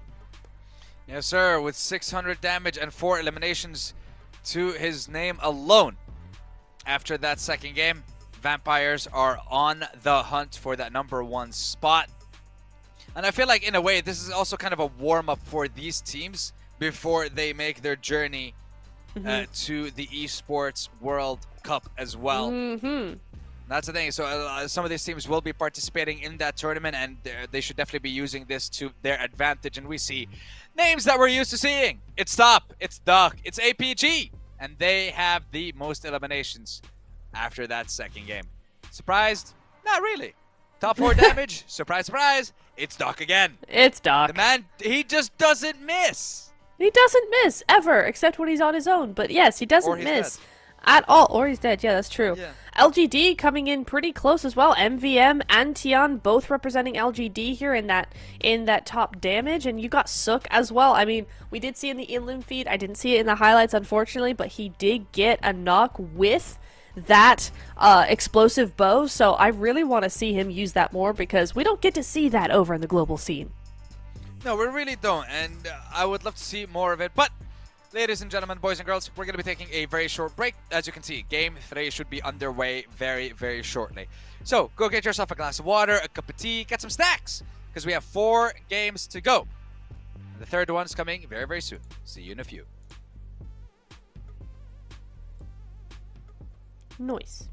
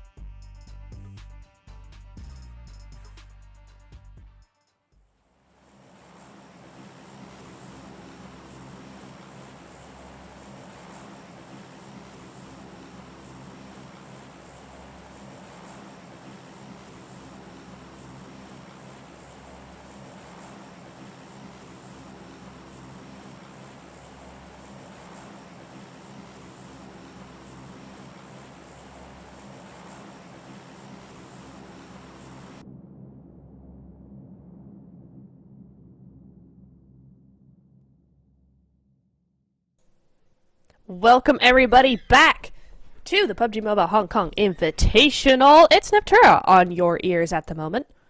We're just going to be going into our third match of the day, everybody. Here we go. Playing path going to be super chill. There you are. Hi, Sandstorm. Welcome to the game. You've always been here, but hey, what's up? Listen, I'm excited. I'm having a great time. I'm looking at this playing path for game match number 3. We've had a chicken dinner go over to the side of Alpha 7 in game number 1, and then we had a stellar performance from Vampire in game number 2.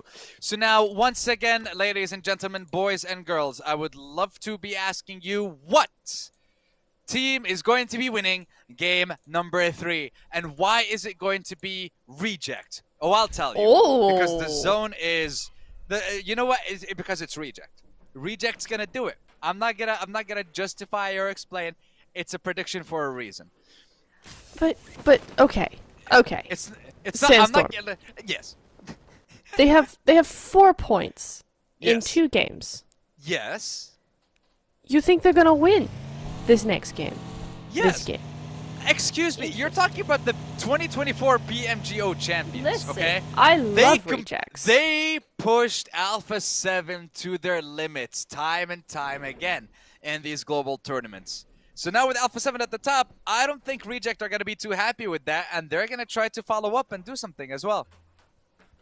I mean, I'd love to see that. I just don't think it's this game. That's all I'm saying. But who knows? See, the difference is I'm a believer. I believe in every single one of these teams. You know, every single one of the teams that are here, they've been invited for a reason. Sure. That's true. I mean, look, I'm just being positive. Hey, you know what? We all need a little bit of positivity, especially when it comes to PUBG Mobile.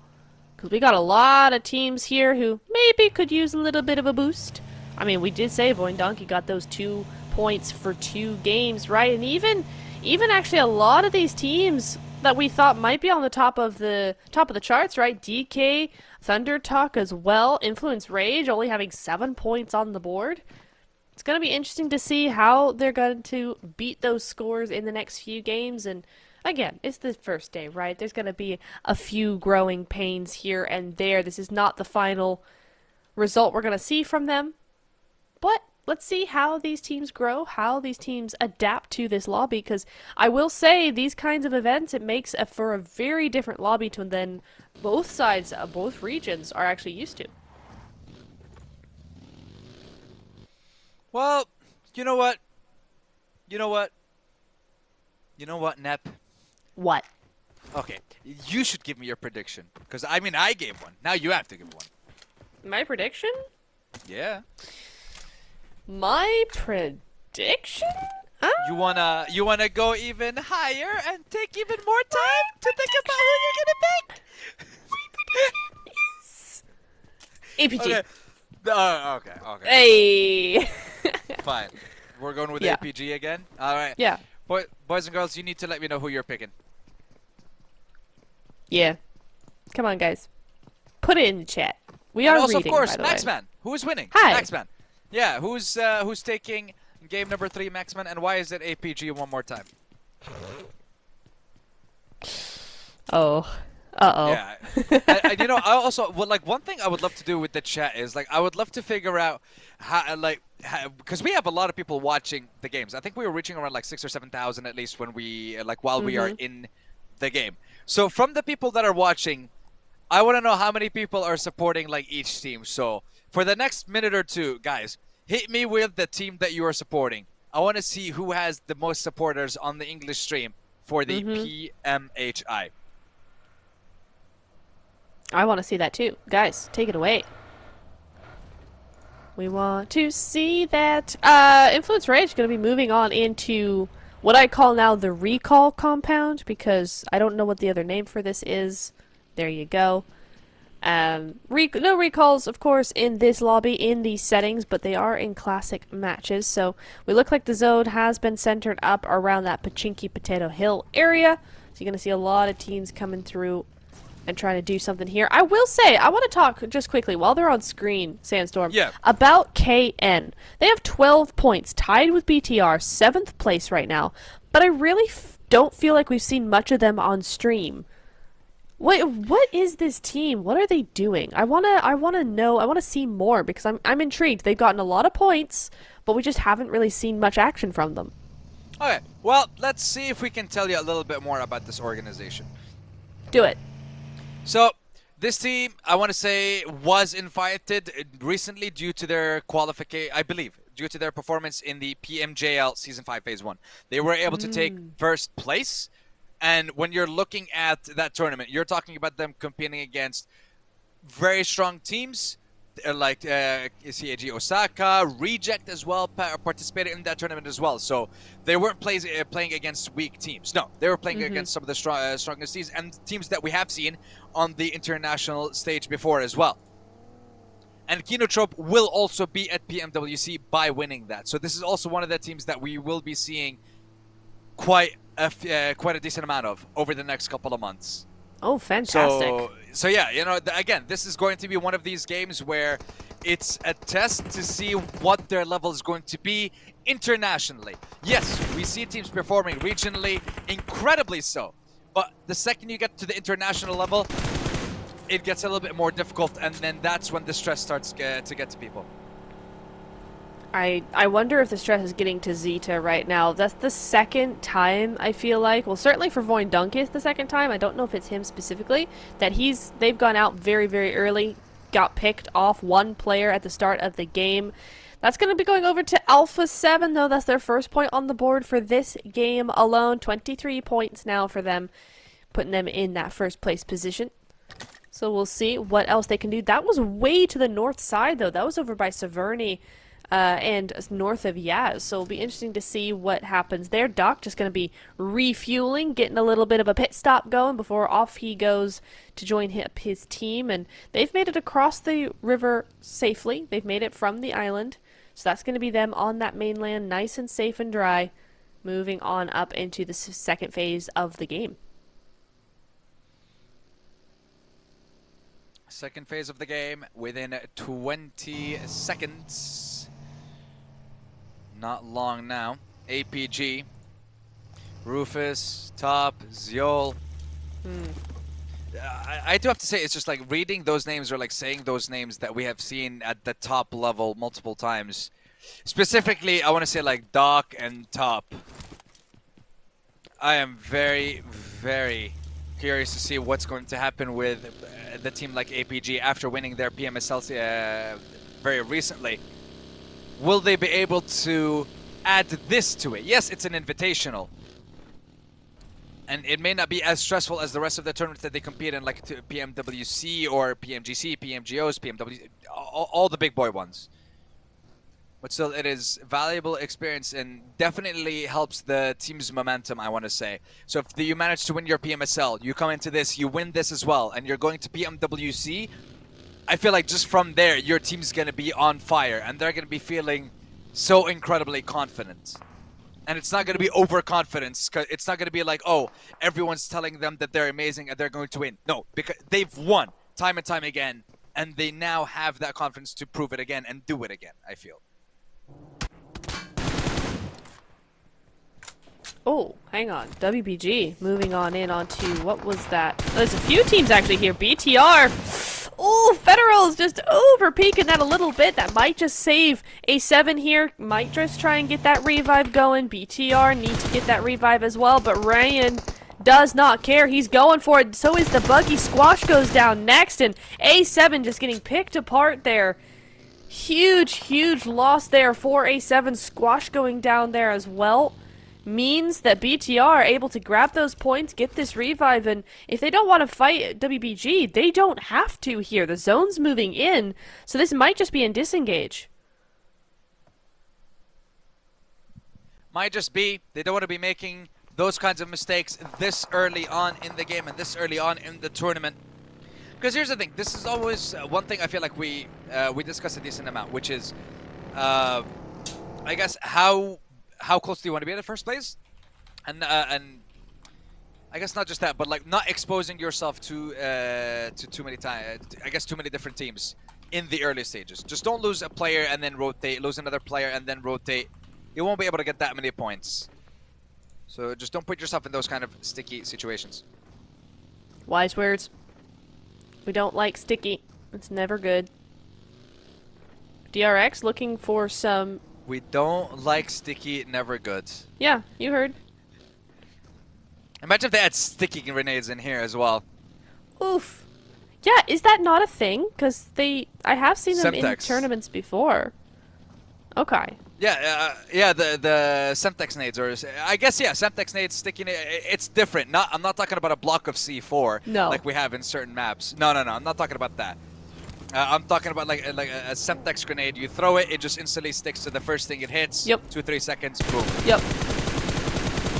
Oh, and the zone I don't think that requires cooking either. But No, what it is doesn't. cooking is the zone. The zone is cooking. I'll give it that. The zone is definitely cooking. We are looking at a pretty decent zone for a lot of teams. It's going to be absolute chaos over towards Milta, over towards the farm area. But look at DK's split across that north side of zone. A 1-1-2 split going on there. Huge for them. Influence, Rage, Rejects, Team Spirit, all with massive splits across this north side of zone. So if they can all play that well, then it looks like the south side is going to get very, very crowded because there's just no room up there. Yeah, there really isn't. And there wasn't a lot of room for a lot of the teams in the chat because, remember, we did ask the lovely people in our chat to give us their, or show their support for their teams. Not really a prediction, but show their support really. And from what I've seen, APG has the most fans, it seems, at the moment. So quite a lot of people supporting them.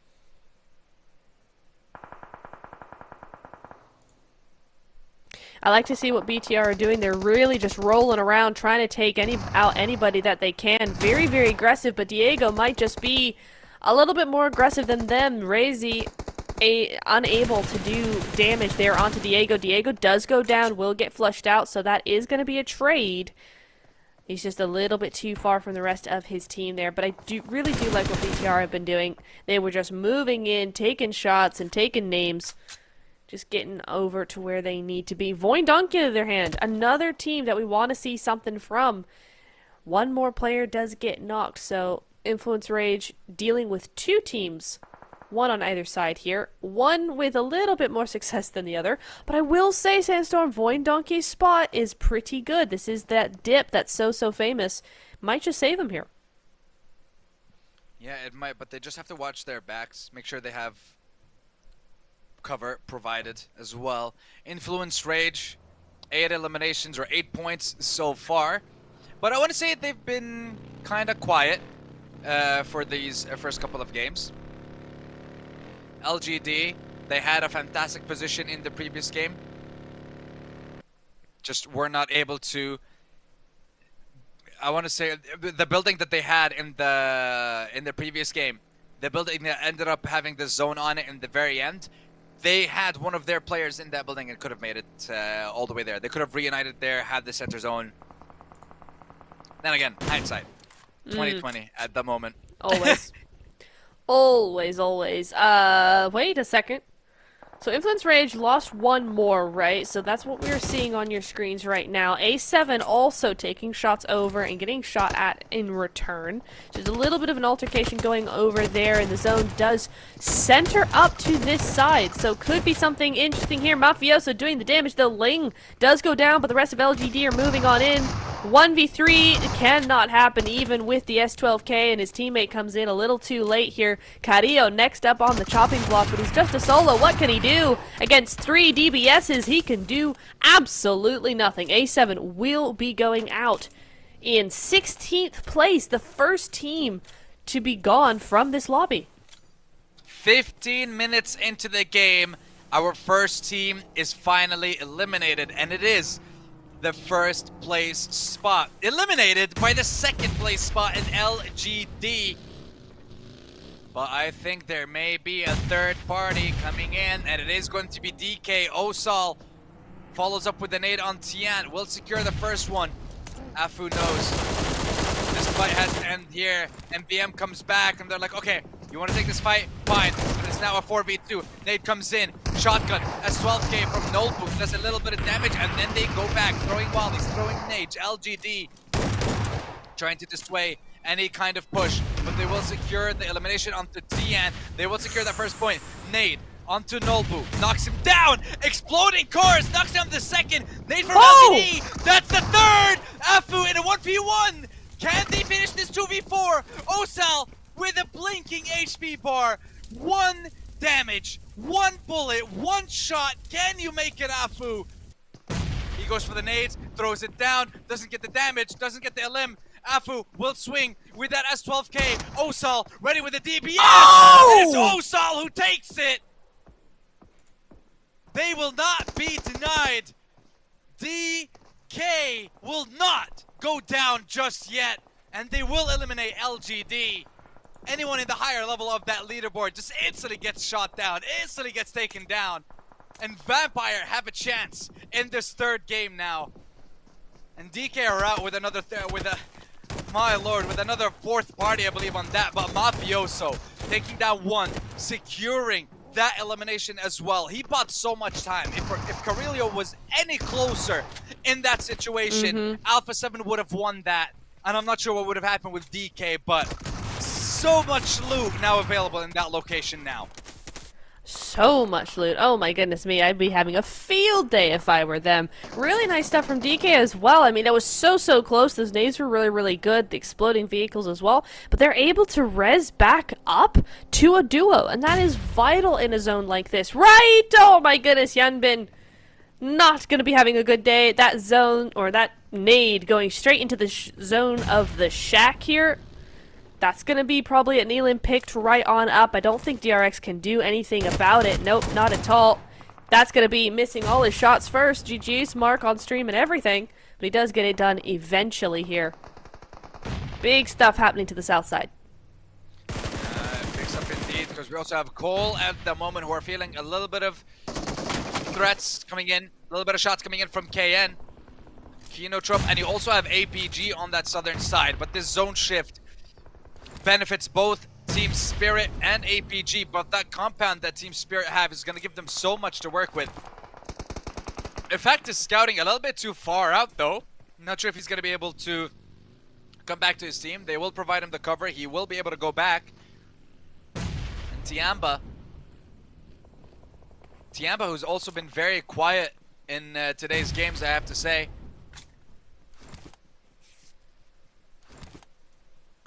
APG do take out Influence Rage in the meantime, so that's going to be another team falling.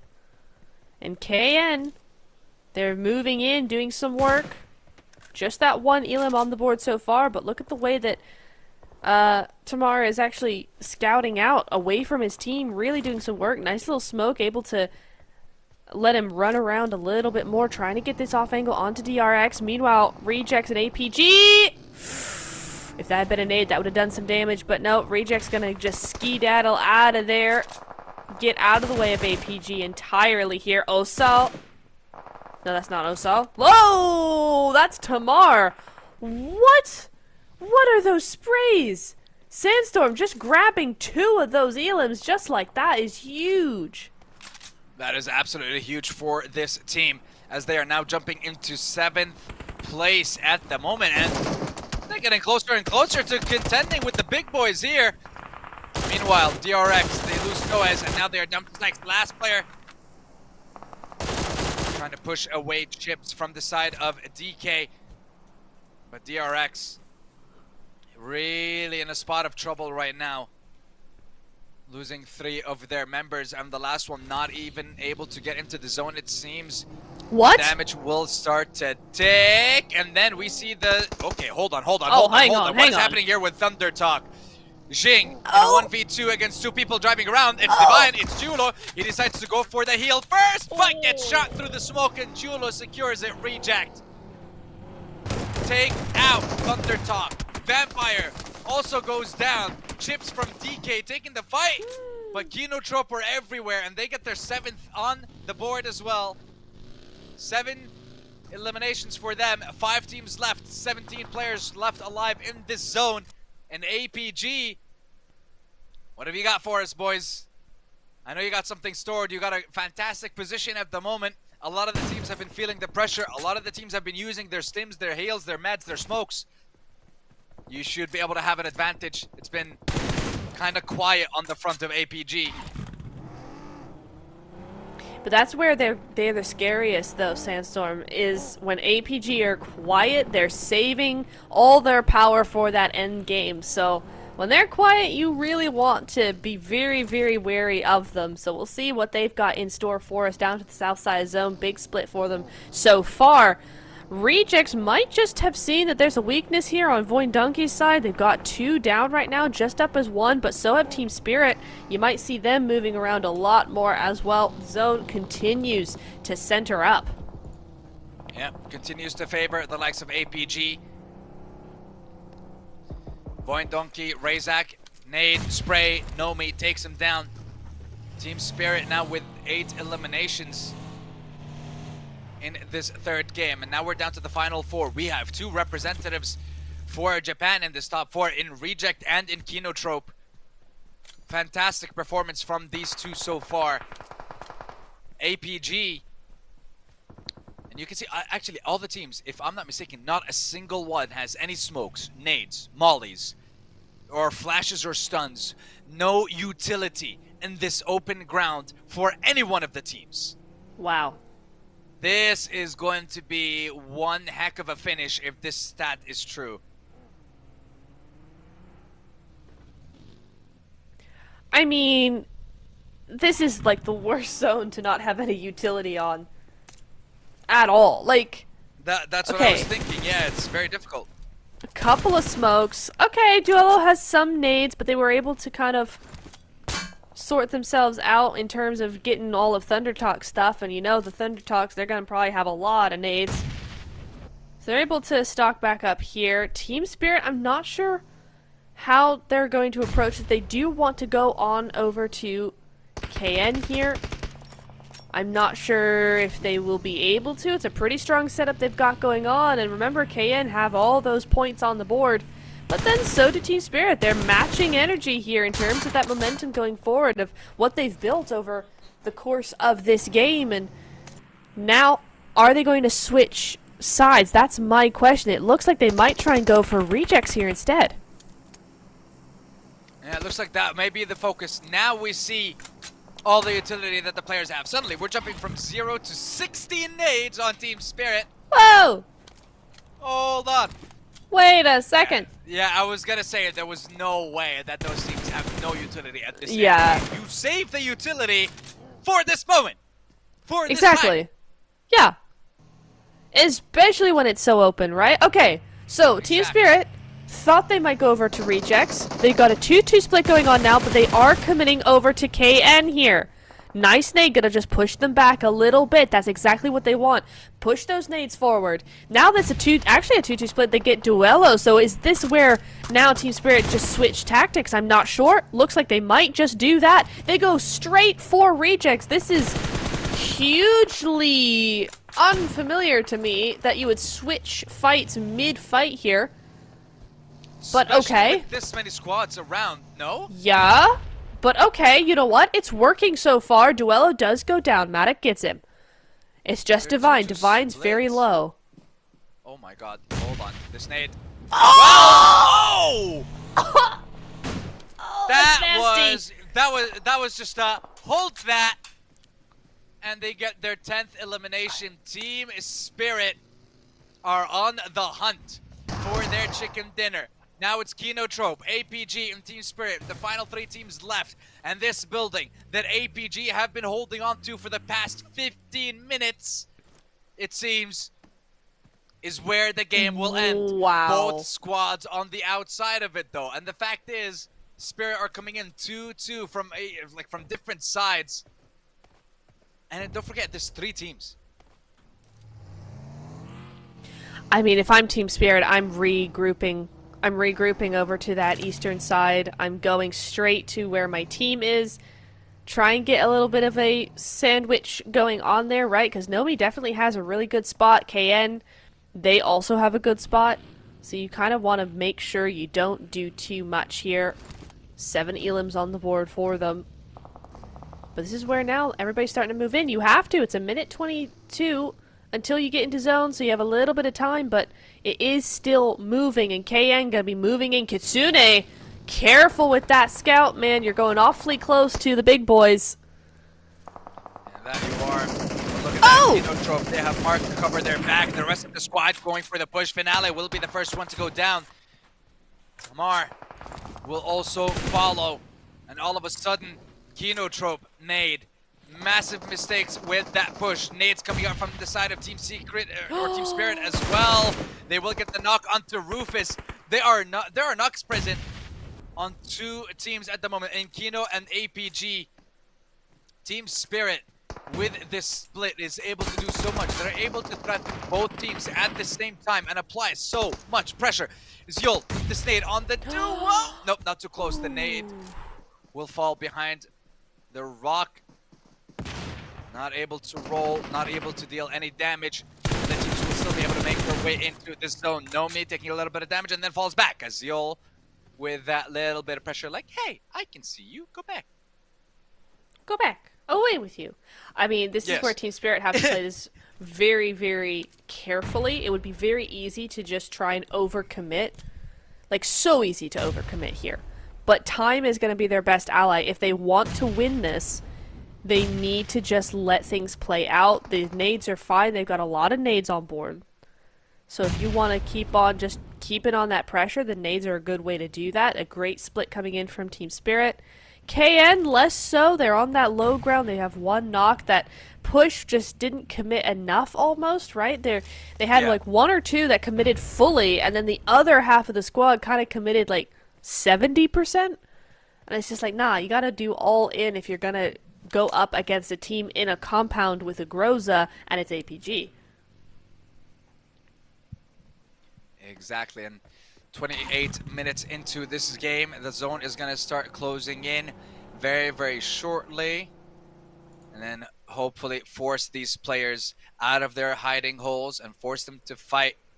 Finale was taken down, so now it's a 4v3v4 in favor of APG and Spirit over the likes of Kino Trope.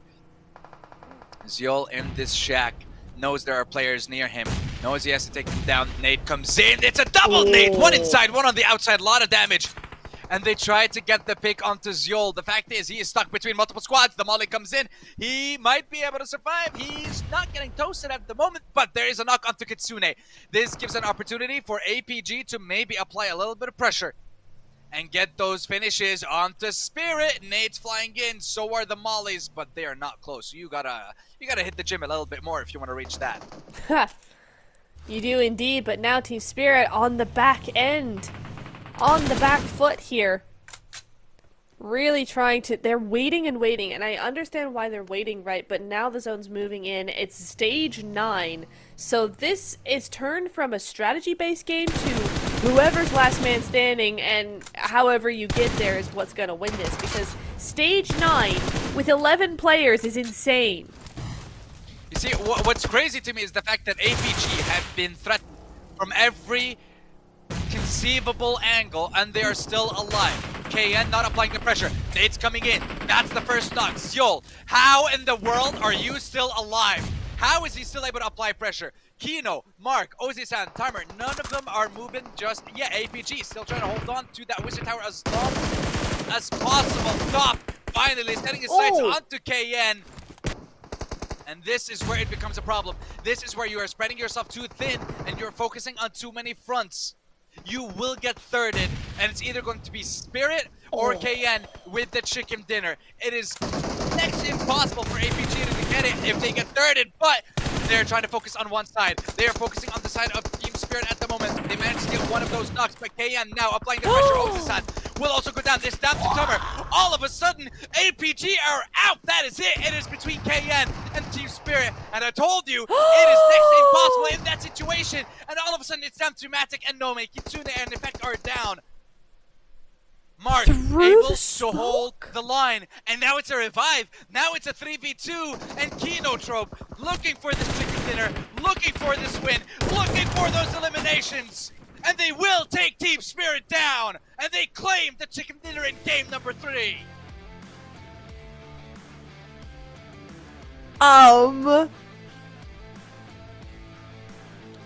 speechless? Kinotrope.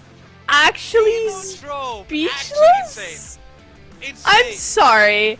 They did a full push onto APG that went south, so they went south and just waited, and then they pulled that out of the bag? What a play. The timing. You see, that's the thing. APG Timing, dude. once again made a similar mistake I feel like that they made in their previous game, which is you were once again sandwiched between two squads. In that situation, you have to make a decision. You have to fight and fully commit to one of the squads, eliminate them as fast as possible. Specifically, when you got those knocks on the southern side, maybe keep one of your players in the wizard tower to provide you with the cover that you need, and then let the rest push out with nades, with smokes, with mollies. Secure that, and then you have the position to take the fight to Team Spirit. But the fact is, you never made the decision to force the fight with any of those teams. You fought on their terms and ended up losing. So Kinotrope, the fact that they were able to adapt to that, fantastic. Fantastic. Very well played from the Japanese representatives. Huge game coming in from them. And I did say at the beginning of the game, I was like, I want to see more from this team. They intrigue me. I want to know more. And boy, did they show us more here. Huge game from Kinotrope. My goodness me. I wonder how many points that's actually going to be. Because it felt like there was a lot. They got rid of basically 2 squads. Huge stuff from them. I will say big GG's to Team Spirit. Very differently played to how I saw them last week in CSA PMSL. But they're playing very well. The 2-2 splits are really nice. I love how they kind of did this switch between the two teams, back and forth, Rejects and Kinotrope. Really interesting how they played that and made that work. So big GG's to Team Spirit as well. I have to say, like, a lot of teams were able to play it well until the very end, but APG, I mean, I just had to call them out on that push one more time, or the lack of the push in that game. But it's honestly still nice to see the likes of Kitsune and Team Spirit performing at this level against these teams as well. Because I want to say, like, personally, I've seen them perform a lot over the last couple of years, specifically in regional tournaments, whether it was PMSL like MENA or PMPL MENAs, when we had like Turkish, European, and Middle Eastern teams perform against each other. Team Spirit was always one of the ones that performed very well in that regional area, but then when it came to internationals, sometimes they struggled, sometimes they didn't. The consistency wasn't there. Yeah. But I'm still liking that, hey, at this level, they're still performing. We're still seeing that that level that we expect from them. And I want to see that continue on with the rest of today's games. No, absolutely. I 100% agree. I would love to see them really have found their own, right? The last couple of seasons have been really tough for Team Spirit, for those players in particular, and I feel like if this is where we're going to go with this, if they finally found their mojo again as they adapt to the different metas that are popping up here, then this is looking really good for them. Top 3 all the way. You know, at top 2, they really did a good job. I think Nomi got 6 elims at one point in that game, just like all on him, so really good stuff. But our winner was not Team Spirit, it was Kinotrope, and again, 11 eliminations, 1600 damage. They're also taking home 21 points for match number 3. Absolutely phenomenal. So now you're telling me that when we're looking at the teams that are competing with us in this tournament, you're telling me that we have 1 win for Japan, we have 1 win for Brazil, and then we also have 1 win for Thailand in Vampire. Yes. I'm loving that. Like, we're getting victories from different teams, different regions.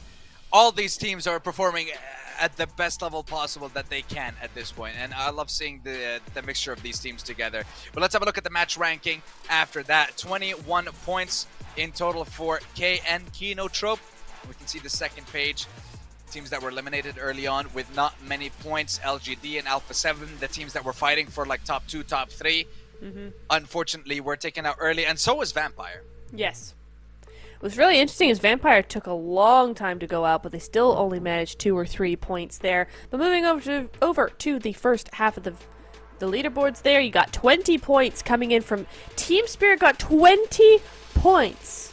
because they had 14 eliminations. That is a huge, huge game for them. Rejects, I mean, the gap is huge here. Rejects with 8 points, and they had the third most points on that map is an insane stat. But we move over to the overall ranking, Sandstorm, and it's looking very sort of small on this side of the leaderboard.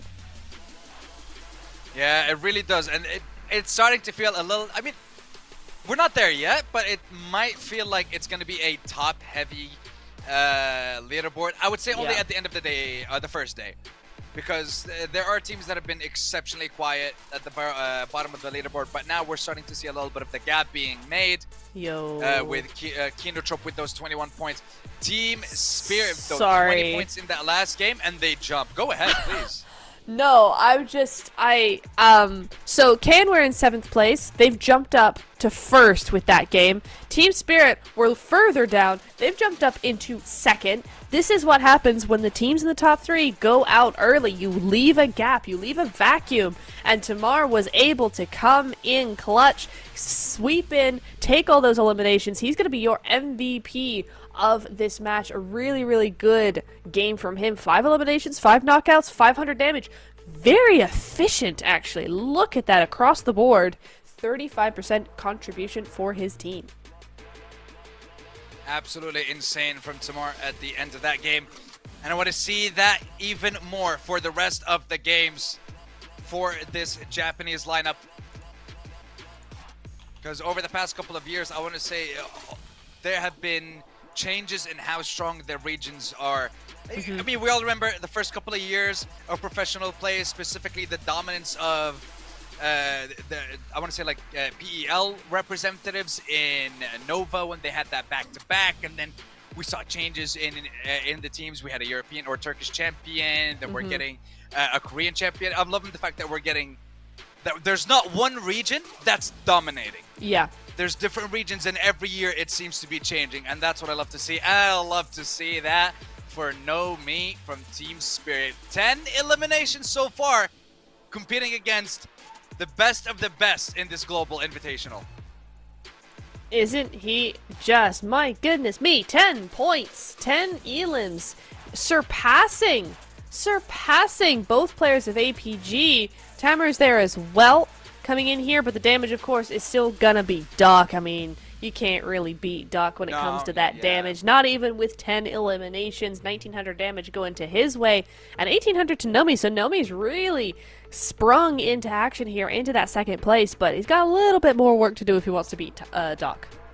Yeah, I mean, if you remember as well, Nomi was one of the best 1v1 players when it came to PMGO a couple of months back as well. I believe he made it all the way to the semis, if not the grand finals, but he is competing against Doc and Ziol and all these incredible players. But, ladies and gentlemen, as you can see, our final game of Erangel will be starting soon, but we will be taking a very short break, and we'll join you in a few short moments. So get your coffee, get your tea, get your snacks, and we'll be back soon.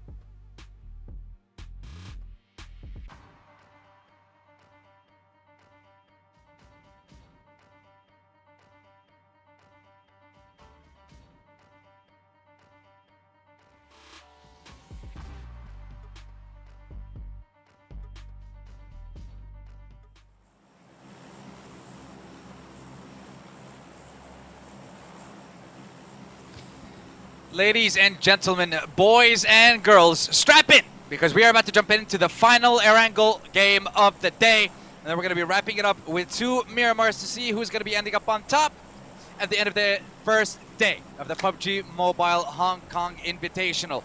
We have 4 teams from PEL. We got teams from Indonesia. We got representatives from Europe. We got, of course, the Mongolian powerhouse in Alpha. We got the Brazilians in Alpha 7 and Influence Rage. We got Telecom PG Alliance. We have the Japanese Samurais jumping in Reject and Kinotrope. And, of course, we have a previous world champion joining us in this tournament. And alongside the representatives from Korea as well, it is D+ and DRX. 16 incredible teams. Gonna be fighting it out over the course of, I believe, 21 matches. That is correct. If we even make it to that 21st match. So far, It's been quite exciting. We've had a lot of support for APG, but I want to see support for all the teams in the chat. So one more time, boys and girls, let me see it in the chat. Who are you supporting, and who do you think is gonna take game number 4? And that question is posed to you once again. Nap, give me your prediction. Ooh, okay. Well, I'm gonna say it's gonna be DK. DK, Yeah. interesting. Well, whoever was gonna say Vampire for that one, Woo! I almost did. Yeah. Oh, did you actually? Possibly. Okay. Well, here's the thing. Vampire are looking to continue the fight after managing to get the knockdown. Mula goes down instantly as Federals is ready. Razy having an angle onto Tony K as well. Maybe one of the final members, I think, from Vampire. No, there's 2 people left. Razy trying to see if he can actually get the flush onto Mula. A lot of damage coming in from Schweppes. Undisclosed angle, unaware of where that 4th member was going to be coming from. But here's the thing. If you are BTR, you are supposed to push right now. You have the numbers advantage. Take out Vampire, and that's exactly what they do. Wow. 2 minutes in, Vampire's out. And BTR with 4 elims and not a single loss. Perfect start for this team, and nightmares for Vampire. Goodness. Okay. So that's a thing that happened. I'm not sure how we go about that. Federals taking out 3 of those players is huge for them. A really, really good start to their day. BTR able to grab those elims, and I always like to talk about this a little bit, Sandstorm, is when you have these matches where you get a lot of elims early on, it sets a trajectory for the rest of the game that looks very, very good for you if you can keep that momentum going. If you take those 3 elims, if you take that squad wipe, and you run forward with it, not overdoing it, but if you just go for it, it can actually end up winning you the game. It's why we saw, for instance, Team Spirit and Sanhok in boot camp. If they get hot dropped in boot camp, they tend to have a really good Sanhok because they have that momentum behind them, that initial drop fight. So we could be looking at that same thing happening with BTR here, where they just start rolling through teams and have a big win. So we'll have to really keep our eye on them. Yeah, that we do. And right now, Kinotrope, one of the teams that is, well, I mean, the team that is currently in that number 1 spot. But we all know that getting to the top is one thing. Staying at the top, that's a whole different ball game, because you're going to have 15 teams who are all shooting for that number 1 spot. 60 other players who are eyeing up the 4 of you. That is how it's going to be. The rest of the teams, everyone's goal at the moment is to stay as close as possible to that number 1 spot, so that the second we go into that smash rule on day 3, they don't have such a massive uphill battle to fight in order to even pass that threshold to then get the chicken dinner. No, they can at least be close enough to it. Well, I want to ask you this then, Sandstorm. Is what we're seeing here from some of the top teams a push to get as high as possible for that smash rule on Sunday? Because we are seeing a few of these teams really going all out with like big games, and I don't necessarily think that's just because we're seeing, you know, some teams fall down a little bit. So is this part of the strategy where you go all out, get big numbers, separate yourself from the rest of the team because you know you have 30 points you got to make up on day number 3? I mean, the way I'm thinking about it when it comes to... The thing is, it does get very, very complex. I'll be honest, Yeah. because of the point system. It's like, yes, the point system that we have didn't really change, but I guess the effect is what's changed with what's called with the smash rule coming into play now. I would say teams would be more inclined to take more fights, to focus on getting more points before day 3, because at the moment they don't know what the limit is. The whole point is to stay as close as possible. The second you get to day 3, you know what threshold you're aiming for. You know what your target is going to be. It's like, that would be the equivalent of finding out what's the qualification for, like, let's say, top 8 out of 16 making it through to the next stage of the tournament. Same thing kind of applies here when we're going into day 3 and the smash rule. Once you know what your target is, you know what kind of strategy you're playing based on the position that you're in. If you're first place, you might be playing a little bit passive because everyone else is trying to follow you. If you're in 4th or 5th and you have 40 or 50 points difference and you're coming into the third day of the tournament, you have to be proactive, because there's no winning outside of passing that threshold and getting the chicken dinner. Your goal is no longer to get more points than first place. No. Day 3, you have a specific goal and then a chicken dinner. So that does definitely change the playstyle. I feel like you have a style in day 1 and 2. You come into day 3, your style depends on the position that you're at and how far you are from that threshold. Okay. Yeah, you've explained that really well. I feel like that's kind of where a lot of these teams are going to be going, right? You do want to be as close as possible to teams around you. Maybe a little bit of a gap if you're trying to, that top 3 is really going to try and themselves from the rest of the lobby, but in and of each other, they've got to keep as possible, and that's where that pressure comes in all day. Yes, you don't want to change your strategy too much. You want to save that 4 days, but you really also have to be aware of the fact, like for LGD, for instance, okay, A7 had a really good game this time. We fell a little bit behind. We've got to catch up in those points, make it 1 or 2 points difference again.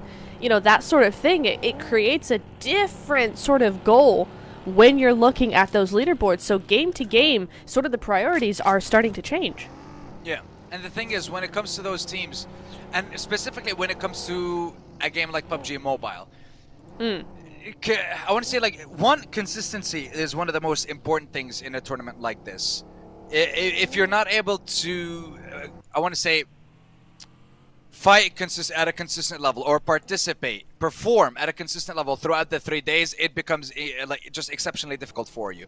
You can't keep having these ups and downs in terms of performance or in terms of how you handle certain situations. The team that's able to adapt to the situation in the best way possible is always going to be the team that comes out on top. It's always going to be the team that performs the very best because of a game like PUBG Mobile.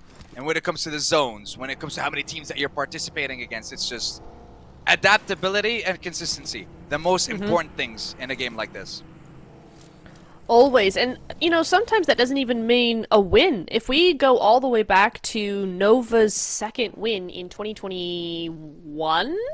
Yes. No. Yes. 2020, in 2021, yeah. Right? If we go back and look at their stats, I think they had like 2 wins. But over the finals, I think it was 1 win, if that. I don't think they got any wins, actually. But then they had top 5s in every single game. Like, top 5 to top 7, every single game. The thing is, I believe when we were looking at 2020 and 2021 specifically, that's when placements were at like 20 points for first place, maybe 15 for second, or 12 for second, if I'm not mistaken.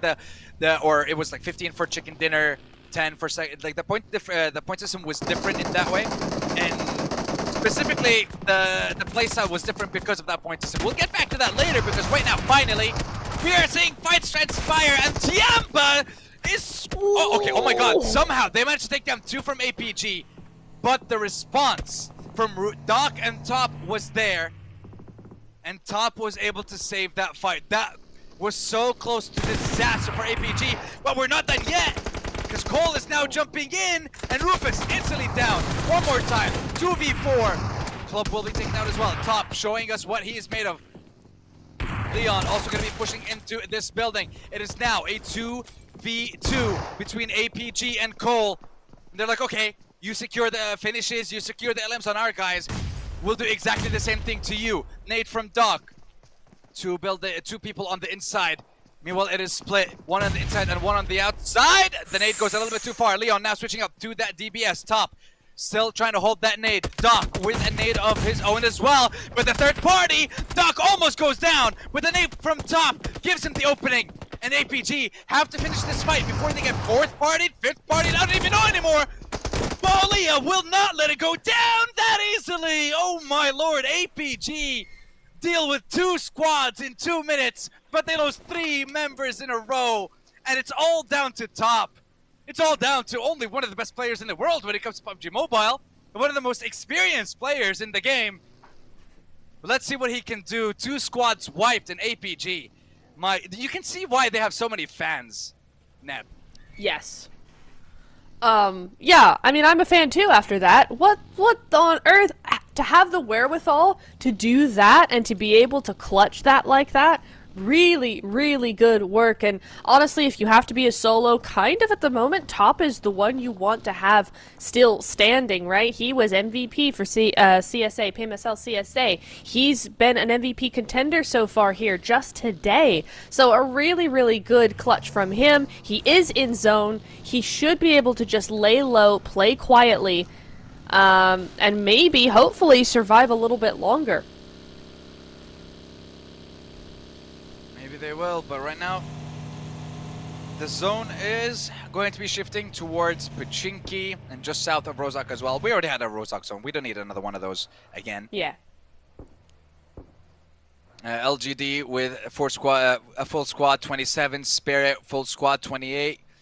But I'm still focusing right now on Kino Trope. You made it to the top. Can you hold on? Well, they have fantastic positioning over in Pachinki. 1-3 split going on for them at the moment.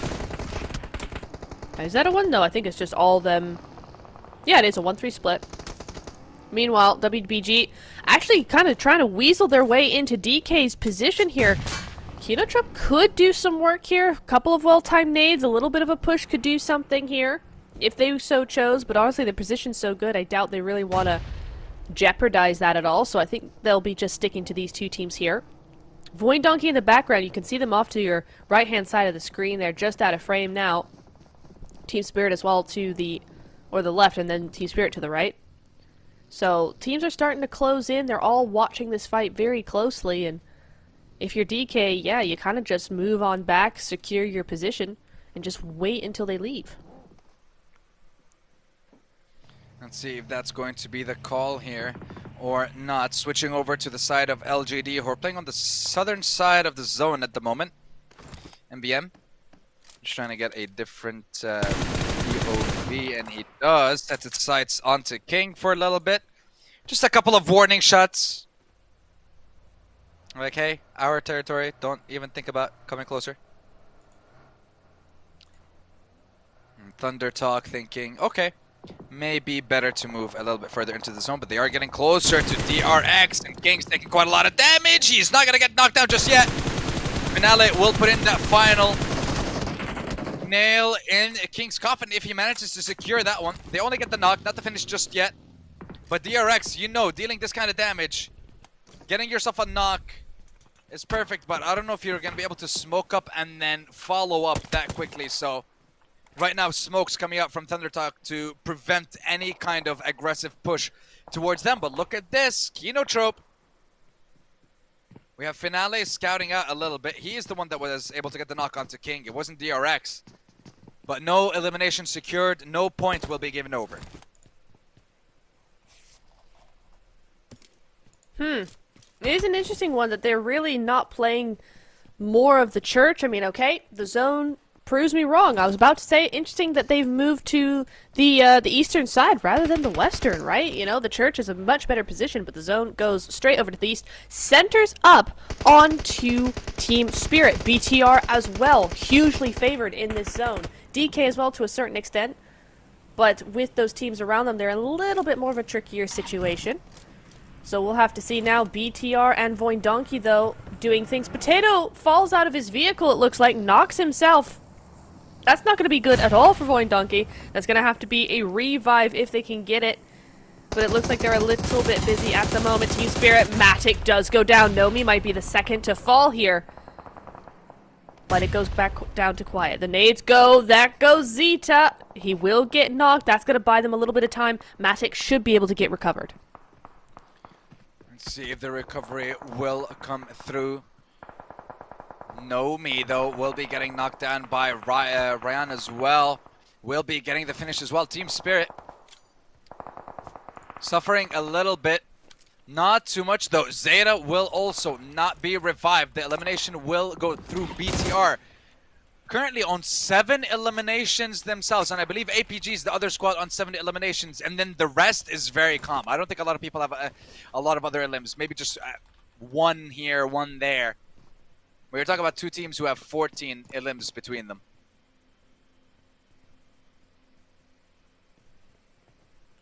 I mean, what do you do if you're over here? You're over onto the edges of Pachinki. I think you book it across the field. You go up to the Potato Hill area, go back around to that southeast side. That's what I would do. Well, fortunately, you're not there, so you can't do it. But you know who is here? DRX and LGD and QZZ with an S12K is ripping them apart. That's 3 in a row. On the side of DRX. All of a sudden, LGD get absolutely obliterated on the outskirts of the zone. QZZ was able to secure 2 for himself. Syx was able to get that 1 knock as well, but realizing that the zone might be doing just a little bit too much damage at this point. Hyunbin was the only one that fell, and now we're going back to top. The one-man army from APG will be taken out by King and that S12K. Thunder talk. They talk the talk, they walk the walk, and they eliminate APG in 13th place after getting their first elimination. But that just makes things easier for Kinotrope, because the teams that are competing with them for that #1 spot, LGD lost 3, APG out, but they got 7 eliminations. Vampire would also be one, because it's only a 10-point difference in game number 4 out of the 21, so not much.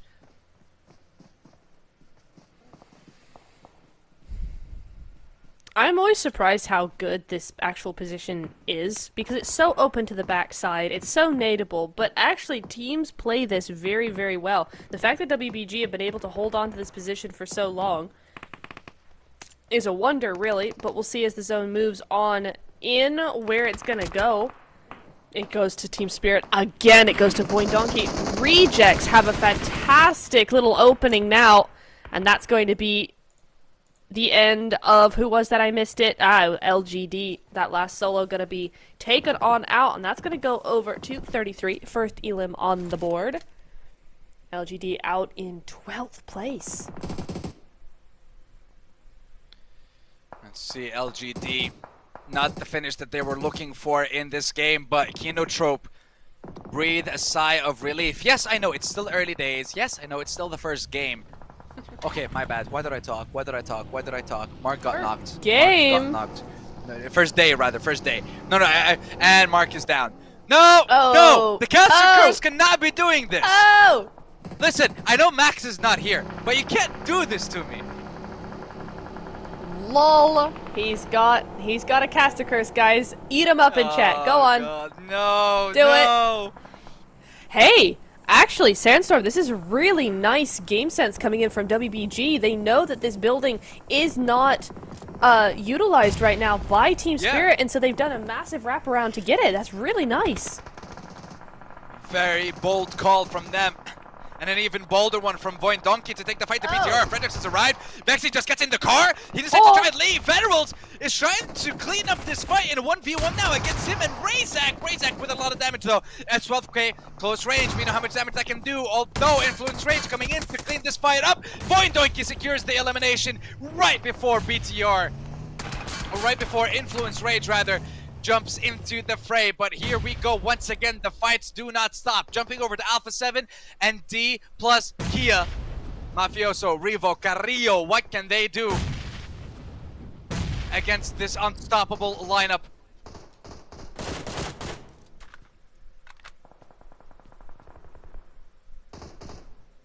Fight calms down. Never mind. Oh. Really, never mind. Revo Revo thought it was calming down. Boy, was he wrong. Now we can see Nobu knocked himself. Nobu, not sure what's going on over there, buddy, but DRX suffering a little bit. And K and Kinotrope will be wiped out by Weibo. They will be able to secure that compound, but we're still focusing on the fight here between D plus Gia and Alpha 7. Osal deciding to go for the push finally, taking that 1v1, but will get caught off guard through the window. Osal and Fabian will both go down. Alpha 7 have that advantage. Revo was not taken out as he's climbing through the window. Are you kidding me? You missed that? Alpha 7 recover somehow, magically after that one. 7 squads left in the 5th stage. Final Erangel of the day.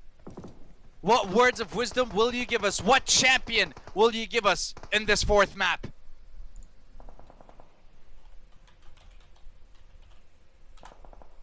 Whatever that zone does, man, that's gonna really tell where this game is headed. It does center again on the compounds. Again over onto Team Spirit. Influence Rage. WBG really did a really good push when they went into this compound. They knew what they were doing. A7 now have a hard track ahead of them. Yes, they won against DRX, but can they win getting into zone? They do have a little bit of a ridge that they can use. Same with Influence Rage, but Influence Rage don't need to get into zone. They just have a ridge with direct lines over onto A7. So for A7, this could be a huge task. It could be indeed. So let's see who will be up to this task out of the 60 aims that are remaining with us right now. Influence Rage, Reject, and Thunder Talk. These 3 teams are in desperate need of points to catch up by the end of the first day. You cannot have a large margin or a large difference between you and the teams in the lead. And specifically with Kino being out, this is your opportunity. Thunder Talk just running it down in order versus King takes him out.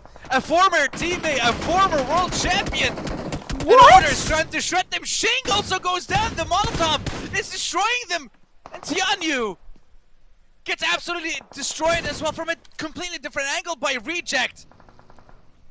Did not expect that. And now Alpha 7, completely away from all angles of this fight, are trying to find an opening for them to get in.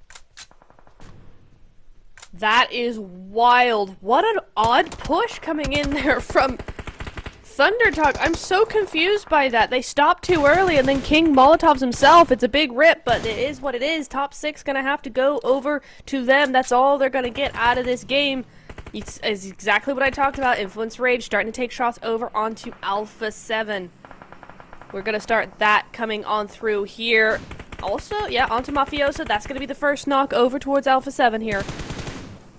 That's going to really delay their trajectory 1 minute until the zone closes, but that zone is really going to start taking effect on those health bars. And you're going to have to be very, very quick with it if you want to survive that zone. Let's see what the zone is going to save to these teams. Weibo Gaming, 25 points with a chance to jump into first place. Same can be said for Spirit and Alpha 7. Influence Rage and Reject, though, are going to need a decent bit more in this game. Alpha 7, they are down to 3 members though, so that does make it a little bit difficult compared to the other squads.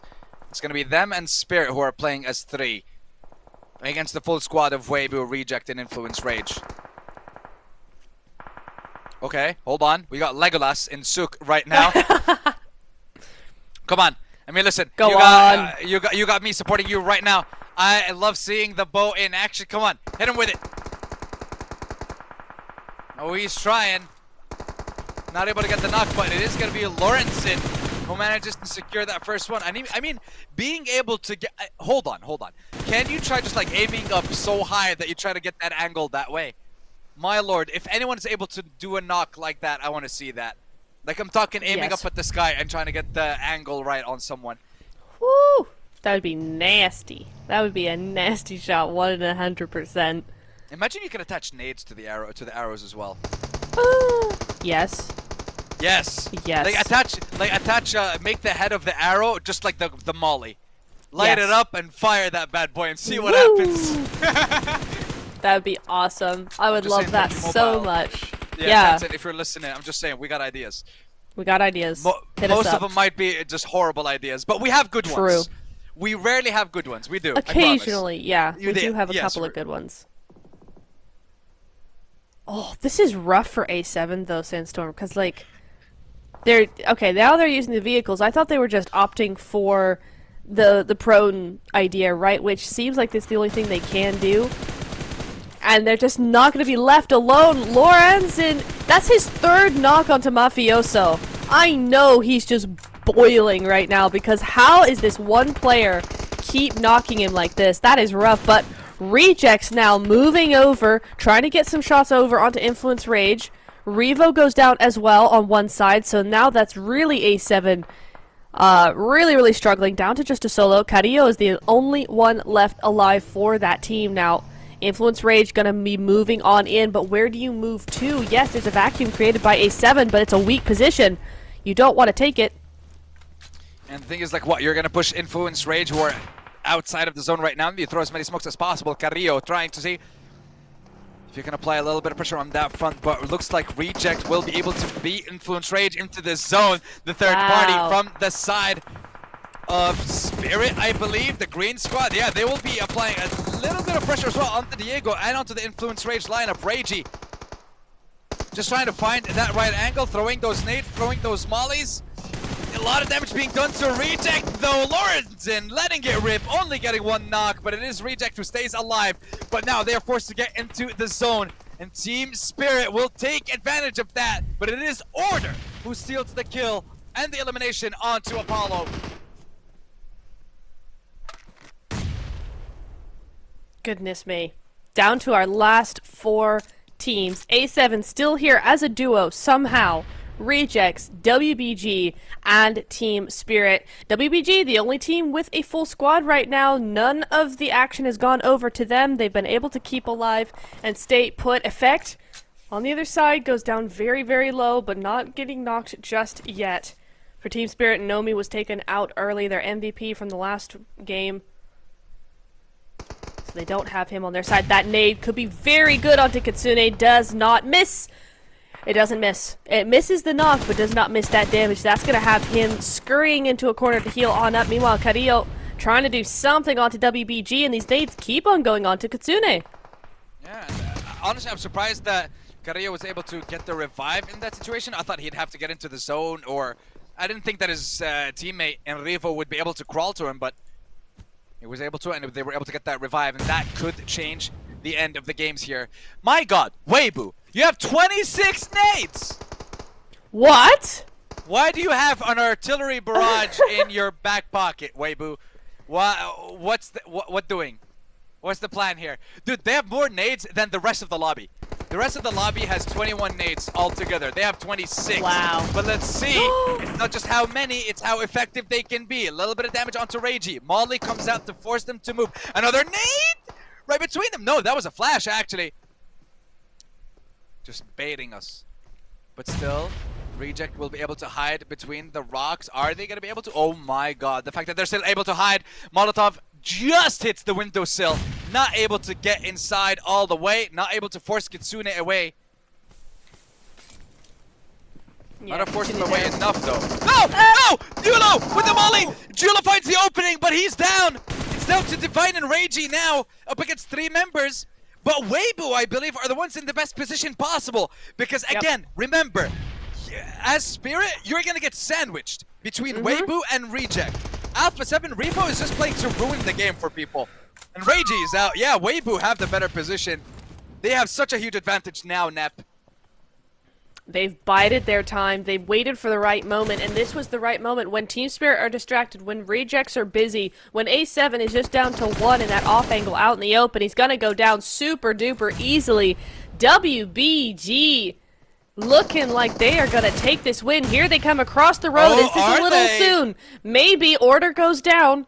That's a little bit preemptive, but these explosives are just gonna do all the damage. There we go. All you need is one player across the road to do the things you need them to do, and here we go. Effect just down to a solo here. It is a 1v4.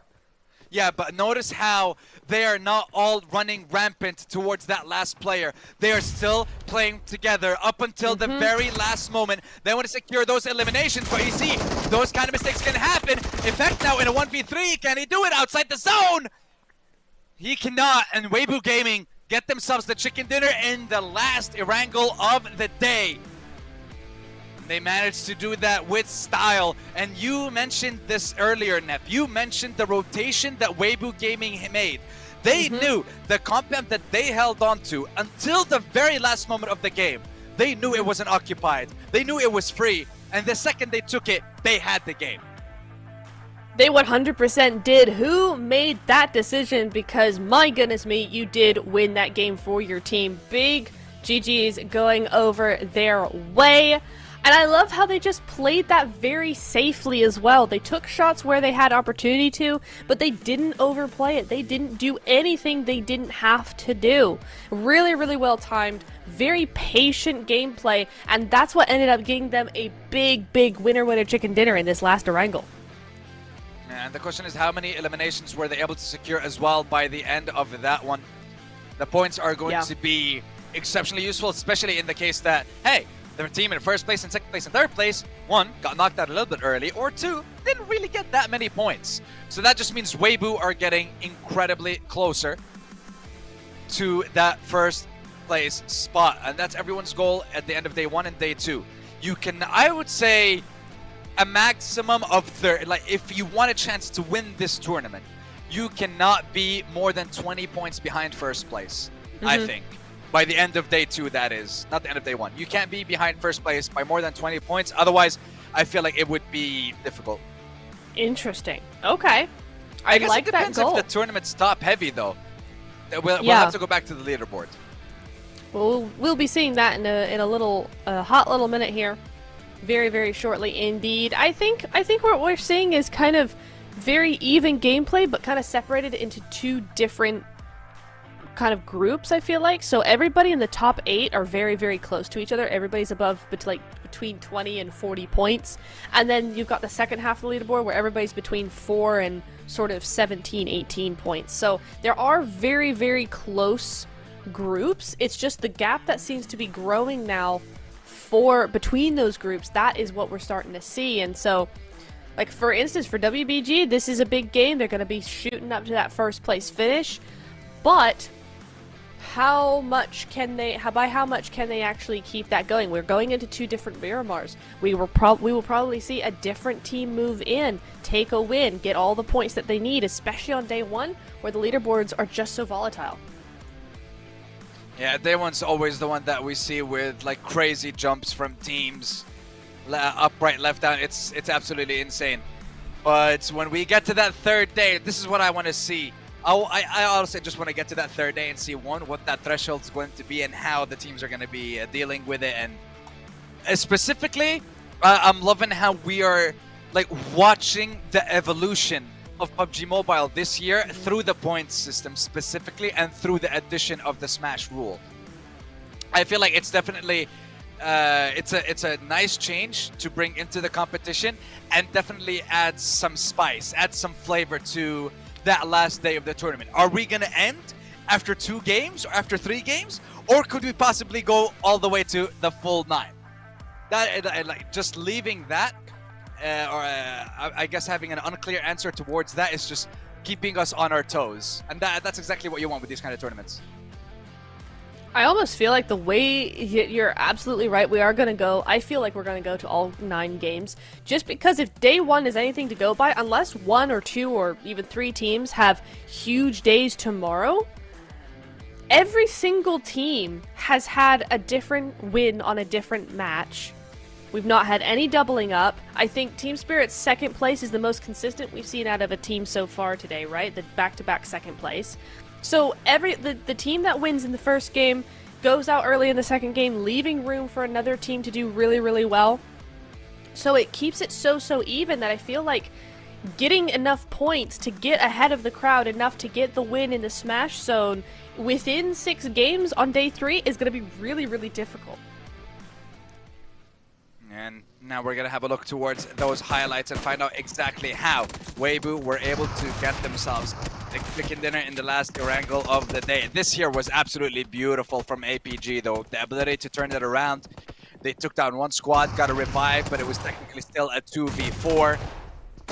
Olio here was able to secure that last one, but still, it was Top who managed to get his team all the way towards that end game, getting themselves a decent amount of points, so at least they don't lose a lot of the progress that they had put in the first 4 games of the day. But now let's have a look, and you know, shout out to all the lovely people in the chat who had the correct prediction when they chose Weibo to be the winner chicken dinner holder of that 4th game. And I can't wait to see what's going to happen on Miramar because I believe... Oh yeah, this one from Order. This one from Order was his just own mad. Molotov. King's own Molotov knocked him. That's what knocked him. It wasn't King's. Wow. It's like, it wasn't Order's. It's like, rough. Anyway, sorry, you were saying. Not gonna lie, that's rough. Having those kinds of mistakes. See that even at this level of competition, players still have those kinds of issues, have those kinds of problems. Oopsies. Especially, Yeah. yeah, exactly. Having, literally, that's the best word for it. Having those kinds of oopsies on the international stage, it happens. But the teams, like I mentioned before, who are able to deal with those situations and adapt in the best way possible, they're always the ones that come out on top. And like we mentioned, Weibo Gaming came out on top. 10 eliminations, 1,520 damage, alongside the 20 juicy points that they secured for themselves. But I want to see the impact that that has had on the overall ranking when we have a look at it. Oh, okay. I thought that 9th place was second place in terms of match rankings. Yes, I thought 20-4. No, this is the second half of the leaderboard this is for match rankings. This is production trying to play fine. There we go. I mean, it's still a massive gap, to be honest. 20-11 is huge. Seems like that's probably the biggest one we've seen so far today. But yeah, much more doable. Look at BTR and APG. Yeah. 0 placements, 8 eliminations. That's crazy. 7 eliminations. They are going crazy. But here they're we have out. the overall. Yeah, this is where it's. I get, but like, I want to get your opinion on the teams at the bottom here. Now. Yeah. Oh, just my opinion in general. I thought there was a question leading up to that. Okay, so I'm not sure. I feel like probably a lot of these teams just kind of struggling to find where they're supposed to be. I think Void Donkey have been getting taken out either first thing or on rotation. The same for Thunder Talk. I think Thunder Talk don't really know what to do with themselves just yet. They're still trying to figure that out. So there's a few teams I think they just need a little extra time to get used to this lobby, to the global aspect of things. Try and figure out what they're going to be doing. The MVP 33Z from WGB, rather 3 eliminate. I love how that's MVP, but 3 eliminations because I mean, obviously, still doing great work for the team. You know, a little goes a long way, it seems. With that just means that the whole team was performing, I believe. You know, if you had like, if you had 27% of elimination participation, that means the whole team is firing on all cylinders now. Don't give me actually, that's one thing I'm not sure which I would prefer. Would you prefer that you just have one monstrous player throughout the game, or would you rather have like all 4 players firing on all cylinders and like? No, all four have to be going 100% of the time. I think, especially in the meta now, where every player has to be a fragger. You are not going to win events if your team is not full of fraggers at this point. That's just the meta. That's just how it is. And so if you only have one massive player, then yeah, that's gonna be you. But the minute he goes out, what are you gonna do then? Like nothing. So yeah, it definitely has to be all. All right. Well, so far the team that has been performing is Weibo, and they got themselves first place at the end of game number 4. But ladies and gentlemen, boys and girls, once again, have a nice little break. Get yourself some coffee. Once again, honestly, this may be like your 3rd or 4th coffee, but it's fine. I don't know how much you're allowed. Just don't listen to me when it comes to coffee. I'm on my 3rd. We're gonna have a break, get our 4th cup of the day, and come back with match number 5 on Miramar. So stay tuned. We'll see you soon.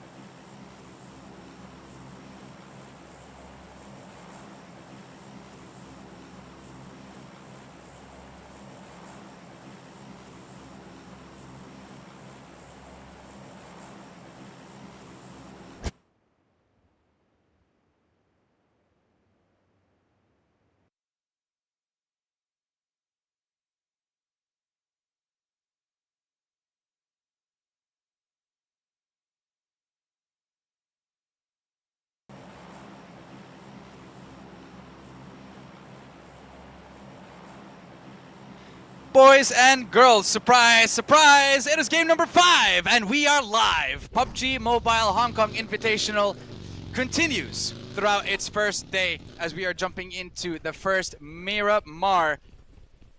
And now we have these 16 lovely competitors, these 16 incredibly powerful teams showcasing what they are made of.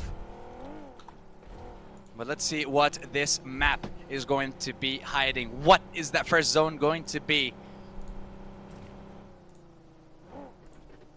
Oh. Oh. Oh god. Oh god. Oh. Sandstorm. Oh, that is brutal. That's a bit rough. Oh. Okay.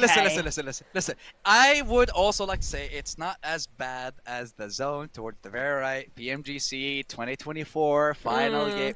That was a game for the history books when it comes to the Miramar. Yeah, but you can't beat that one.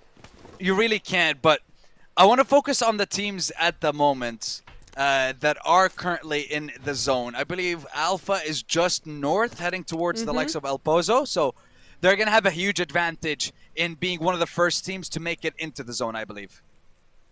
They are. Also APG over in Picado.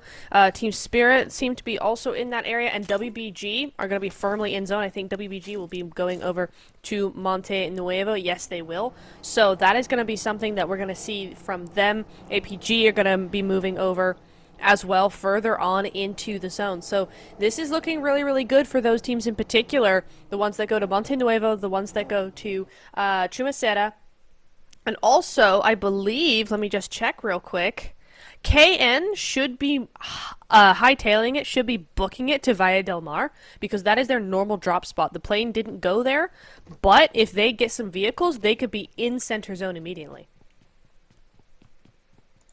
And that's going to be the goal for them. Get into the zone. Find yourselves in a fantastic position at the end of it. And also, just a reminder, boys and girls, that leaderboard that we are seeing on the right, that is at the end of game numero 4, I believe. And we'll make sure to update that for you guys as well.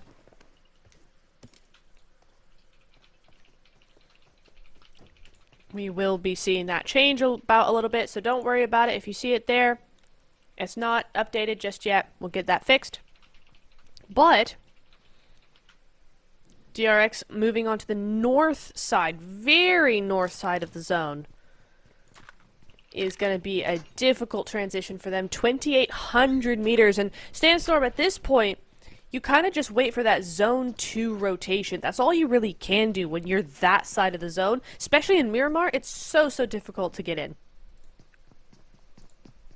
It really would be. And now with all this open ground, and with Miramar, it is going to take a little bit longer for us to see a couple of fights, a couple of skirmishes here and there, as all the teams are just focusing on looting. And then, I want to say, once their first zone closes, that's when we'll start seeing quite a lot more fights, and teams will start running into each other as they're trying to find their way to the center, or maybe playing on the edge.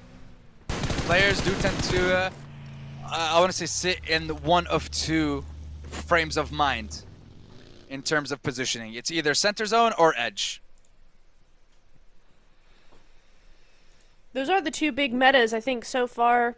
In this season, in the 2025 season, we've seen a lot of meta towards the center zone. Everybody just hightails it for the center.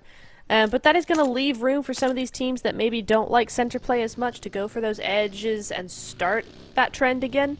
So we might start to see, especially in this lobby, I feel like would be a big opportunity for some of these teams to use that edge play strat, just because you're able to stay away from the crowd. And if you're on the second half of the leaderboard, probably what you're really just needing to get points is a little bit of space. Let's see if they're able to secure that space.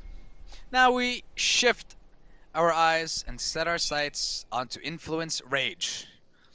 This Brazilian representative that has joined us countless times on the international stage when it comes to PUBG Mobile. One of the organizations that has become a staple name in international tournaments. Yet they are still missing that international title. Alpha 7 was able to secure it with the PMWC last year. Influence Rage were, I want to say, getting closer and closer time and time again. Just never found themselves in a position to claim an international title just yet. And it always seems to be like a two-horse race when it comes to Brazilian teams. Alpha 7, Influence Rage. Alpha 7, Influence Rage. Those are always the two teams that we talk about. Inco Gaming made an appearance a couple of times. Consistent.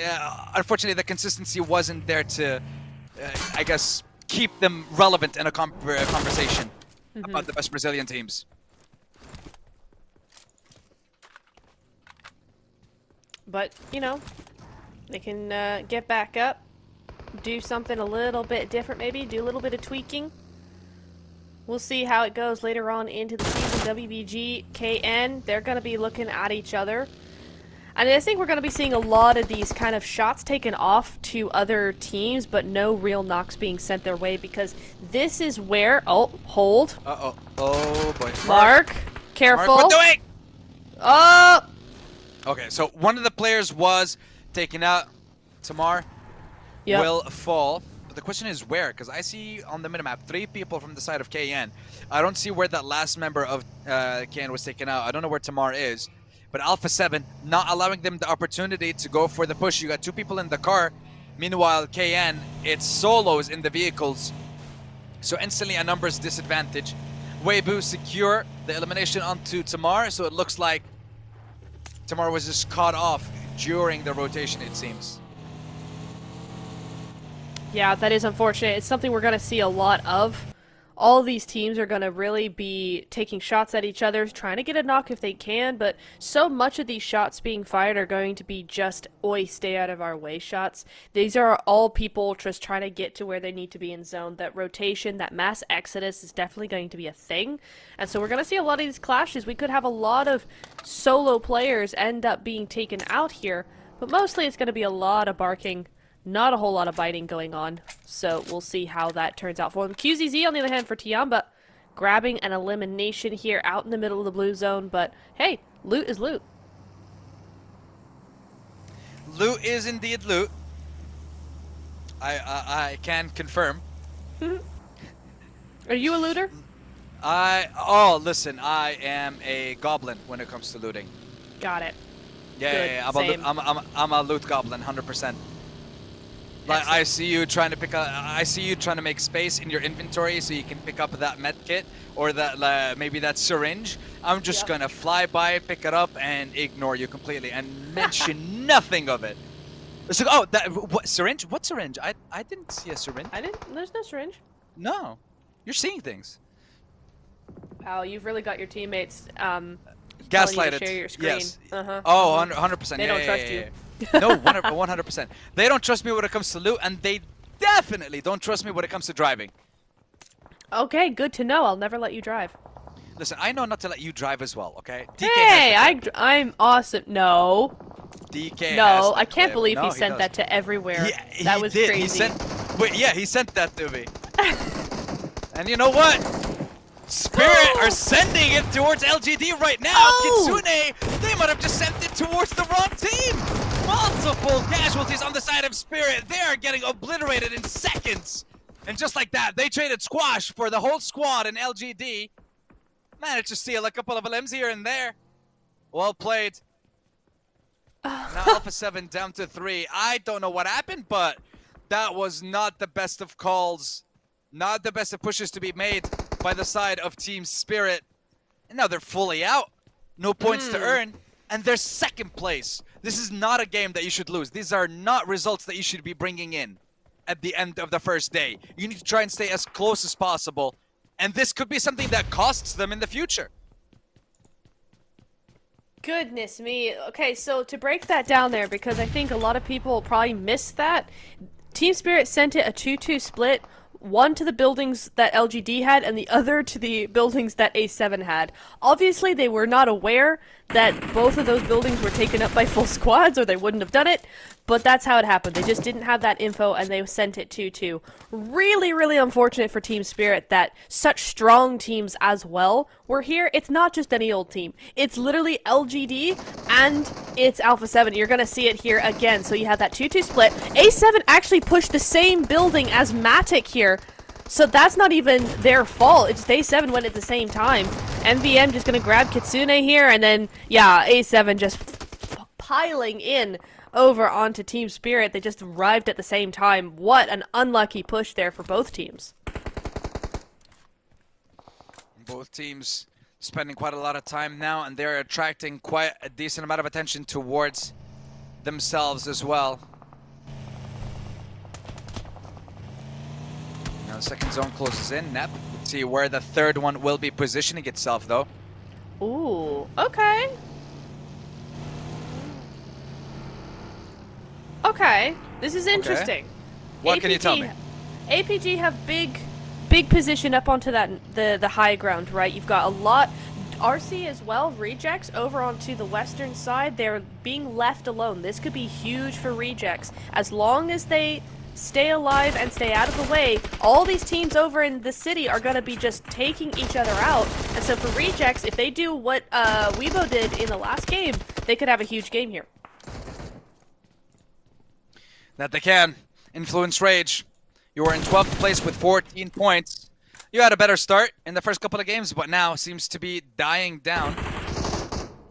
And like I mentioned, now is stage 3, 10 seconds instantly. The zone's going to start closing in. D plus Gia running it down between the whole city. Oh my god, how many squads are taking shots? Wait, no one got knocked. No one got knocked. They get to BTR. BTR instantly going to be jumping into the fight. Ryan gets knocked out. BTR is suffering losses one right after the other. And D plus Gia, they are hungry for eliminations. They get the second one. Osal leaving nothing to chance. Takes no damage from the nade. With one person left alive, it is all up to Federals now. Nade, my god! Oh my god! DK are dead! One nade and they're all down! They are all down! A triple for Federals! With that one nade! There might have been a knock from someone else and it was a 2v1. And Federals nade took out all three! Insane from that last member of Influence Rage, single-handedly rescuing the game for his squad. My lord, that was sensational from him. I literally just mentioned their performance was very good in the very first couple of games and then it died out. That's exactly what you need to bring life back into your team. We'll step away from that now and see what's going to happen to the last member of Voin Donkey as he's up against the entire squad of Tianba. Manages to get one knock. Can he do more?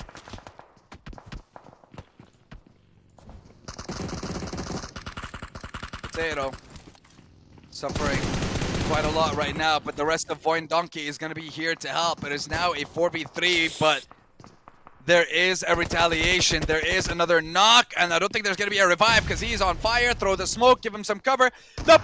Looks like Tianba will be able to secure that one. It is still Potato on his own, 1v2 in this building. And again, Tianba, GG Bond will be able to walk in, take it out, or take him out rather, and then continue on. GG. Big GG's heading over to a lot of different teams right there. I'm still thinking about the BTR nade there by Federalis. Goodness me. But the zone also has moved down, so Rejects from earlier do need to move on in, but again, they're on that side of zone that no one's really looking at them. They can keep on with that. They should be good to go. DRX now taking some shots onto Voin Donkey. I got a feel for Voin Donkey, man. They just are not able to find their own sort of way in this zone. Admittedly, this zone is really, really difficult. It's a very tough position to be in, so even the best teams are going to struggle with this one. Thunder Talk, though, TT going up against APG, looking for this clash on the edge of zone, Sandstorm. We are looking at Doc going very down very quickly, and Zjol having to do a little switch around here, trying to get to all these kinds of things, but AJ is just on the ball, grabbing a second knock against APG, and all of a sudden it's Rifa's down as well. King in the back line. It's just Top left alive once again for APG. Yeah, and it's going to be Top on his own against the entire squad of Thunder Talk now, but with Tianyu being knocked down, might give him a little bit of time, give him a little bit of opportunities. Yol will get secured. Thunder Talk know now that it's only one member left. But here come Cole Alliance. Try and see if they can pick off a couple of eliminations. Realize that they jumped into the fray a little bit too late, it seems. And decide, okay, let's back off. We don't know what the situation is between the other two squads. Let's just hold away. Top not shying away from this 1v4 against a world-class lineup. And they are absolutely swarming him. Here we go. That could be a really good nade. Takes a little bit of damage, but what can he do? He does get some really good shots onto King. 1 HP. Less than 1 HP, but he will go on down. So that is going to be Thunder Talk taken out just like that. No, not Thunder Talk. Sorry, APG taken out just like that by Thunder Talk. 4 eliminations for this team. GG's. GG's indeed for Spirit, APG, DK, and VD for this game. 12 squads remaining, 17 minutes before. Fourth zone is closing shortly. DRX, QZZ managing to open up with a knock. No elimination yet. Kind of curious about the teams that are towards the southern side of the map, near the city, near the bridge. How are they doing over there? Because if we're gonna have kind of city finish in Miramar, it's gonna be a ridiculous amount of teams, and the later in the game you try to get into the zone, the more you wait to try and get into the city, the more impossible it's going to be. I still can't believe that team ran it through the entirety of Valle del Mar, got shot at by everyone, and didn't lose anyone. That was an insane move. Yeah, I don't know how they managed that, to be honest. That was kind of crazy, but it is what it is. And it's one of those things where sometimes there are just those gaps. You can kind of just slip in and go fairly undetected, although I feel like probably a lot of that was due to missing shots, but we're not going to go into that. But yeah, no, it was very, very clever to go through, and they did a good job there. But moving on over to the circle, the new circle, stage 5. This feels like this game has just gone on forever. How are we only in stage 5? So much has happened. That's really, really crazy to me. But TT looking for their next victim. Is it going to be CD Alliance? It could well be. We did see them starting to poke their nose over the ridge a little bit when they were trying to third party against APG. But that's going to be Tianyu going on down there. Jimmy, been a big player for the team so far today, and he's doing more work now. As the nades might just fly over. That's a great nade, cooked a little bit too long, just a touch. Can King do anything better? You see the nade in hand. It does do a little bit of damage, but again, not what either of these teams need to actually make that push. Exactly, and with the zone closing in, you're kind of running out of options now. Lil Boy securing a knock onto Tian, but it gets stolen by Mafioso of Alpha 7. The Brazilian teams are just neck and neck. They are fighting each other for every point they try to secure. Influence with the knock, Alpha 7 with the steal.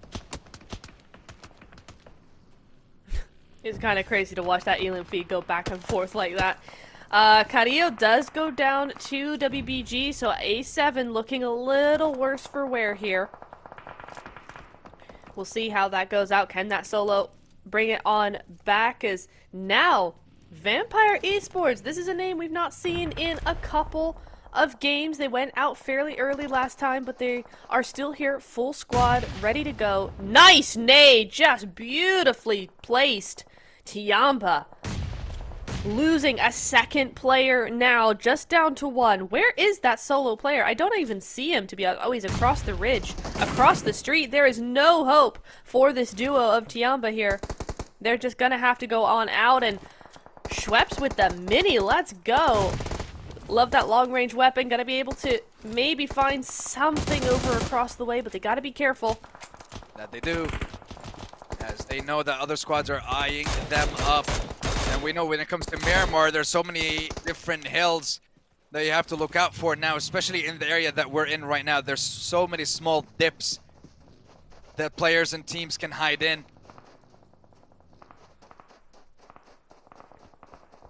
Oh, this could be an excellent angle for Thunder Talk, actually. If they chuck a couple of nades well placed over that ridgeline, you're looking at a world of hurt for CD Alliance. Could be disastrous, but we'll see.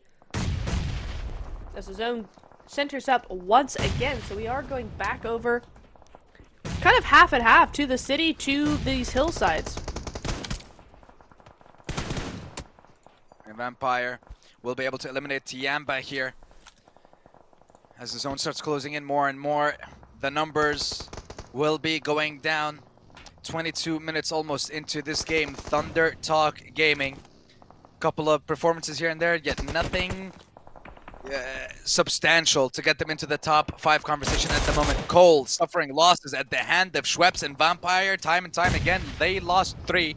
Oh, King with the steal. Whoa. Beautiful nade, spots out the last 2 members, destroys the door, knows that there are players in here that they want to eliminate, they want to take them out, they want to secure these points.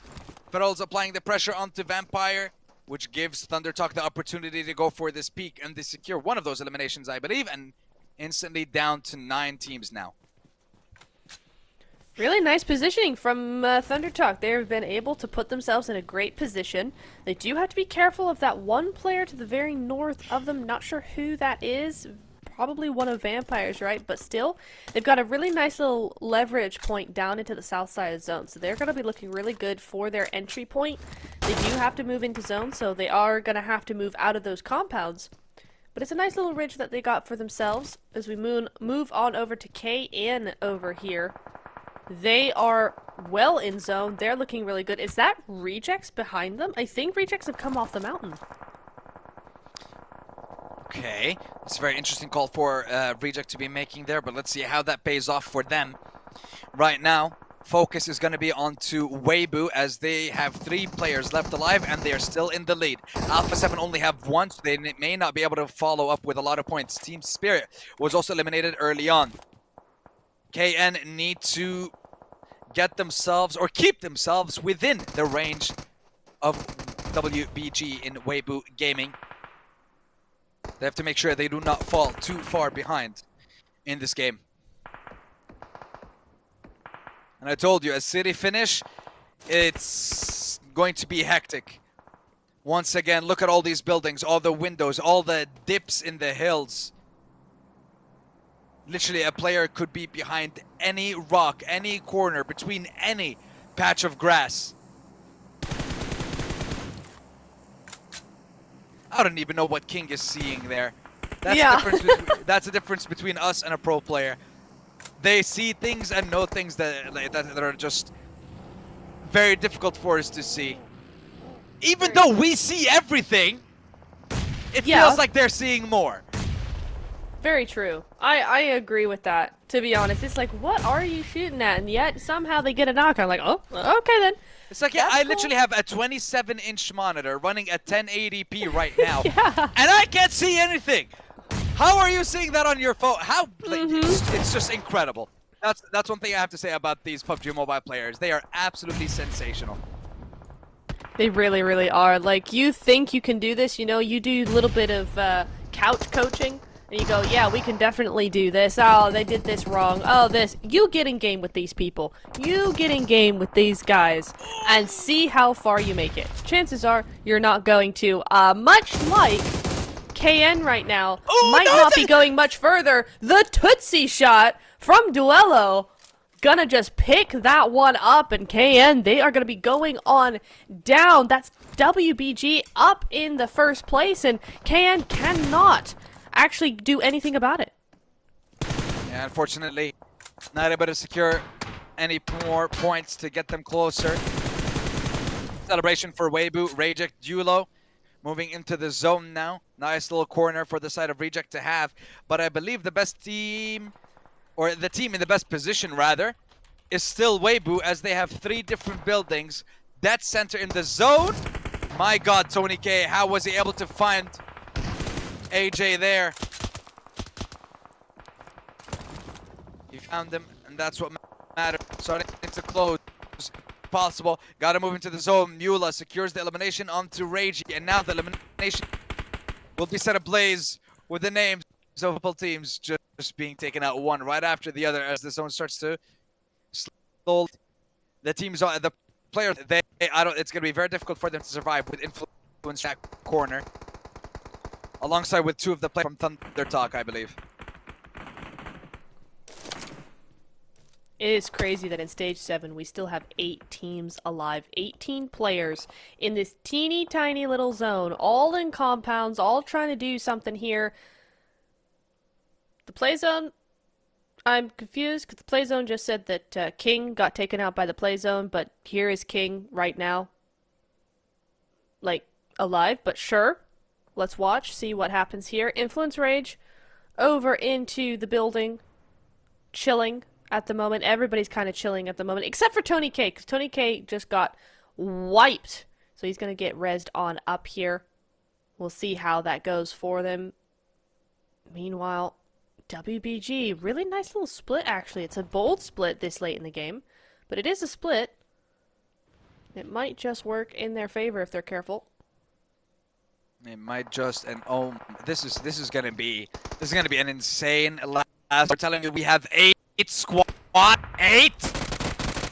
Crazy. Well, those numbers are going to be dropping down. This Q easily finds Carrillo, who has been hiding for God knows how long. But hey, he managed to get the team top 8. Now that's placement points, baby. We know every single point counts. Every single point will make a difference. We've seen global championships get decided by a difference of 1 elim. 1 so true. Placement point difference.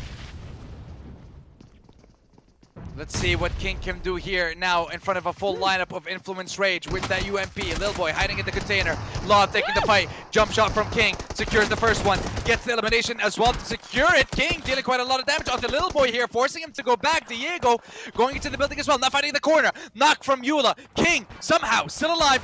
Barely any HP though. Oh my lord. How did that not... How did that not take him out? How did that exploding car not eliminate King? But hey, you know it's a 2v1 situation. You know you have to go for the push. You have to secure those eliminations.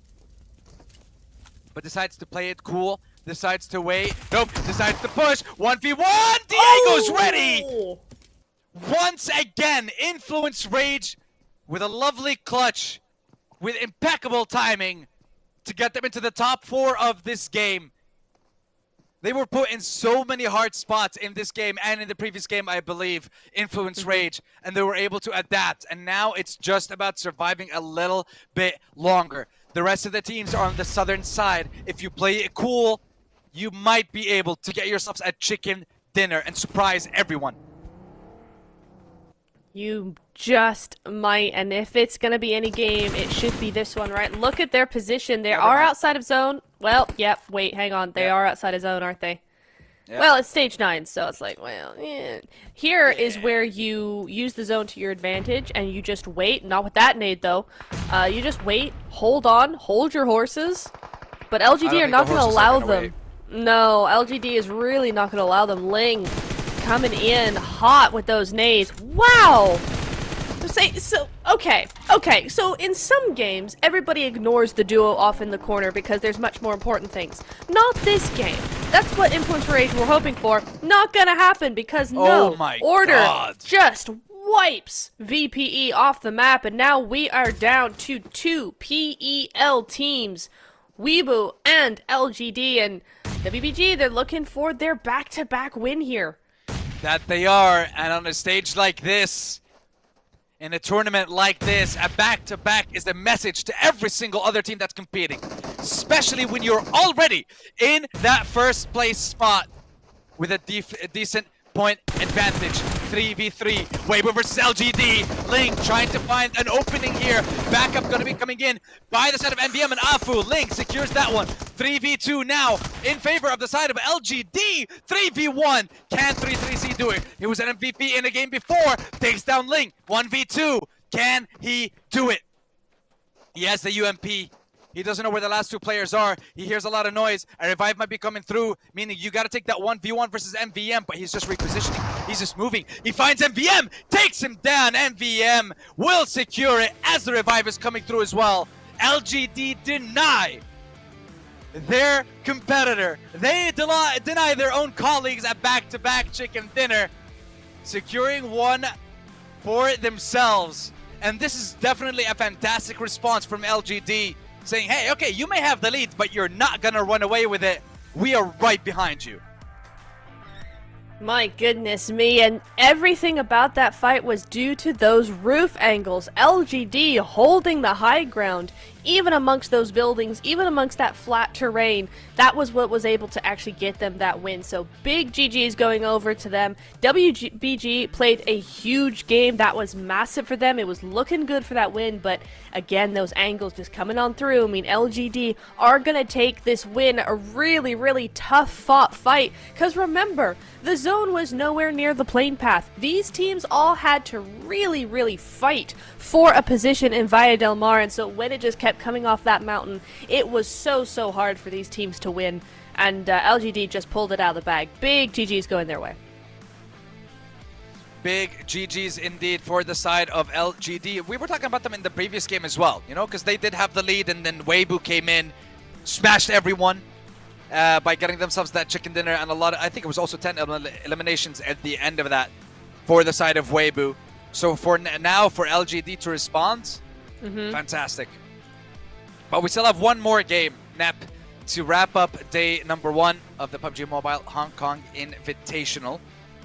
Curious to see who's going to be holding the torch in that first place spot, and just how big of a difference it's going to be between them and the other squads. But it's definitely huge that LGD got this chicken dinner. All the other teams are going to be happy with that, because that means Weibo isn't going to start running away with it. Absolutely. I mean, they've gotten a lot of points on the board, but LGD coming in here, they were 7th place coming into this game, 31 points tied with VPE, who also had a really good game today, in this last game. But it means that they have just shot up that leaderboard, because WBG at 43 points, yes, they got a lot in this game, but it's not going to be the points that LGD got. So, I mean, we could even possibly see LGD being top of the leaderboards now. Like, it's that close. I think so. I don't think they would have taken the lead from Weibo just yet, but I think they definitely closed the gap. Because I think Weibo still had more eliminations by the end of that game. But I think LGD, because of the point difference between them, they're definitely close. Maybe like 1 or 2 point difference between the two of them. But I don't think LGD has the lead just yet. Okay. Well, we'll have to wait and see. We're going to be looking at those match rankings fairly soon, but not before we get into some highlights in a moment. We'll be seeing all the clutch plays, and that nade from Federalis from BTR better be in there, because oh my goodness, that is play of the day for me. It has. I mean, I agree. That was absolutely phenomenal. And I would definitely see can it be repeated? Can something like that happen again? I mean, yeah, because listen, because the thing is, right, is that was it DRX or was it DK that went for it? It might have been DK. I can't remember. But whichever one it was, they played it well, right? They came in, they knew there was a solo up there. They came in as 2, so they weren't pushing 1 by 1. 1 got knocked behind, but they didn't let that stop them. They played that to a T. There was no mistake on their side. Federalis just had that nade perfectly timed, perfectly placed to bounce in, take them from behind, get rid of them. It was a huge game, or huge nade rather. And it was not, there was no way to get out of it. It was just really good. It was one of those plays that you kind of go, yeah, you got me. GG's, well played. I can't be mad at that. I don't think I can be mad at that either. We've seen a lot of No. very strong, very good performances throughout the first day's games, and just hoping to, I want to say, like, wrap it up with our final game and see who gets that chicken dinner, and obviously, of course, who's going to be holding that #1 spot. Me and you did discuss a little bit on the point threshold for the end of day 1. You were talking about like 70 or 80, I believe. I was aiming around like 50 or 60 for the end of day 1. I think we might be closer to that range, but hey, we still have one game. If any one of the first place teams gets that chicken dinner plus the elimination points, they would reach your threshold. So Okay, so what I'm gonna say now is WBG get a 30-point game. Go on, do it. You won't. You won't. I dare you. you know that means that they're gonna be reaching around like 70. Yeah, they're gonna be reaching 80 Yeah. points. That's for sure. Yeah, that's what I'm saying. I'm like, yeah, come on. There's one way that I'm right here, and it's if you do this. So go on. That's honestly, that's ridiculous. But let's have a look at some of the ridiculous plays that we've seen, like this one. This! How does DK Okay, get all here the we go. way here and then eliminate them? I Like, know! this was insane from DK. Booyah! And then, boom, that nade just, So good. Oh my god, shattered.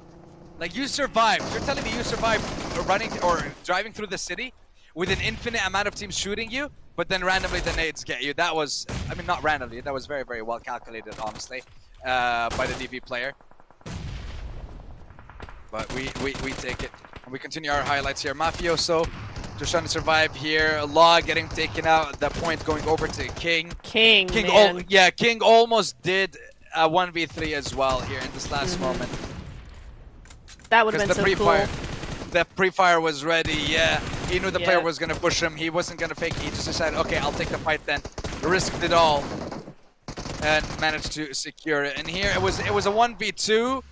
And it's just the shotguns are so deadly in that close range. And if your armor is already destroyed, one shot and you're done.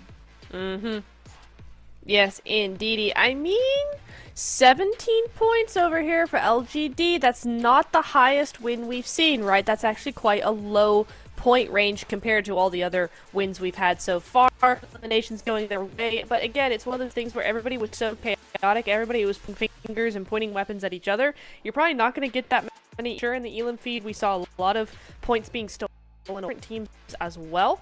So I'm just thinking in terms of the leaderboard that this isn't a massive, massive, massive win. They are still very, very close to the top, but perhaps what you're saying is right in that WBG might just have skated past and still held on to the #1 spot. I think after a result like this, they should still be holding on. Let's have a look and see at the points that the teams have gathered in that previous game. Not much in that second page, of course, as usual. Team Spirit, unfortunate series of events for them to be getting only 1 point by the end of that one. But we go over here, we see, yeah, Vampire had those 9 eliminations, 14 points rather. But Weibo with 13, they should still have the lead at around like maybe 50 points, something like that. Yeah. But we'll have a look at the overall now, Neb. Yeah, we will. We'll see it in a minute. But yeah, definitely WBG going to be holding on to that spot ahead of LGD. But LGD should be right behind them.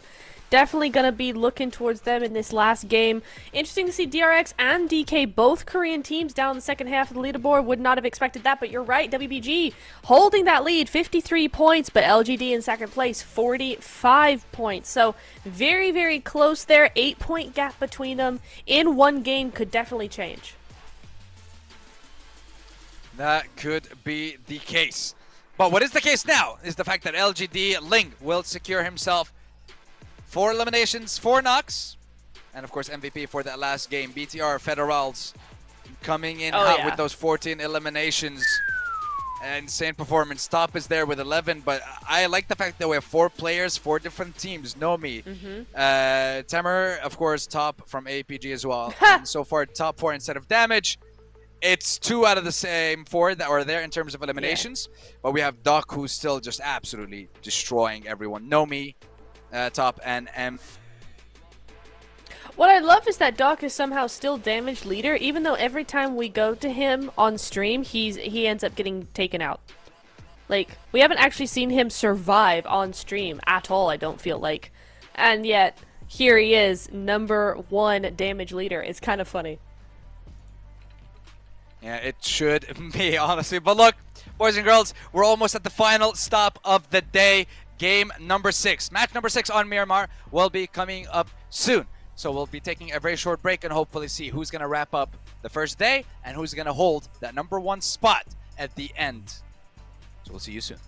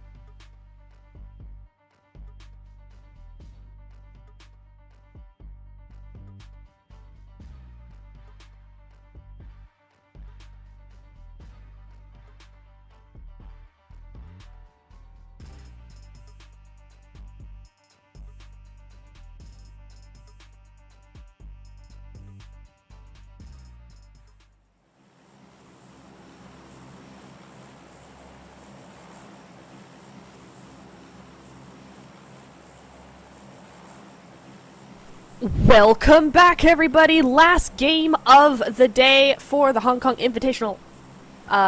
Game number 6, day number 1. I messed that up completely, but it's fine, chat. You're not gonna judge me for it. Hey? Yes, we are. We are definitely gonna judge you for No, it. please don't. Guys, No, don't no, judge no. me This for is that. what, listen. We listen and we don't judge. Except in Thank this case, we you. do. Anyways, Man. lovely little plain plath. Plain plath. Plain Plath. Judge him. Judge him. We listen and we judge. Karma in the quickest way possible. Actually. Absolutely. Love that for you. I love that for you. Oh my god. You know what? I love this plain path for the teams, though. Nice. Kind of splits the map in half. just north of Puerto Pariso, all the way towards Ruins in the northwest. Now the question remains, what is that first zone going to look like? What is it going to tell us? What is it going to do to us? Make us happy or sad? Well, it's sad. We're very sad. No. Look, the players are sad. I'm happy. It doesn't affect me. It just makes it interesting for the players to rotate a lot earlier on, meaning we get more fights, meaning we get to commentate, meaning the players are, or rather the people watching are gonna be entertained. So yeah, we want more fights early on. Sandstorm? Yes. Players won't like me, will they? A bit of the island is in. A bit of the PMGC island is in. A tiny bit. I'm just saying. I am clicking X on my keyboard.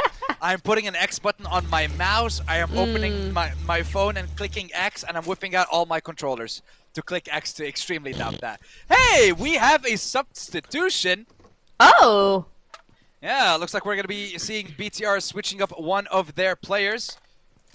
I believe it is Snape that's going to be joining us for this game. Is that just a tire on the ground?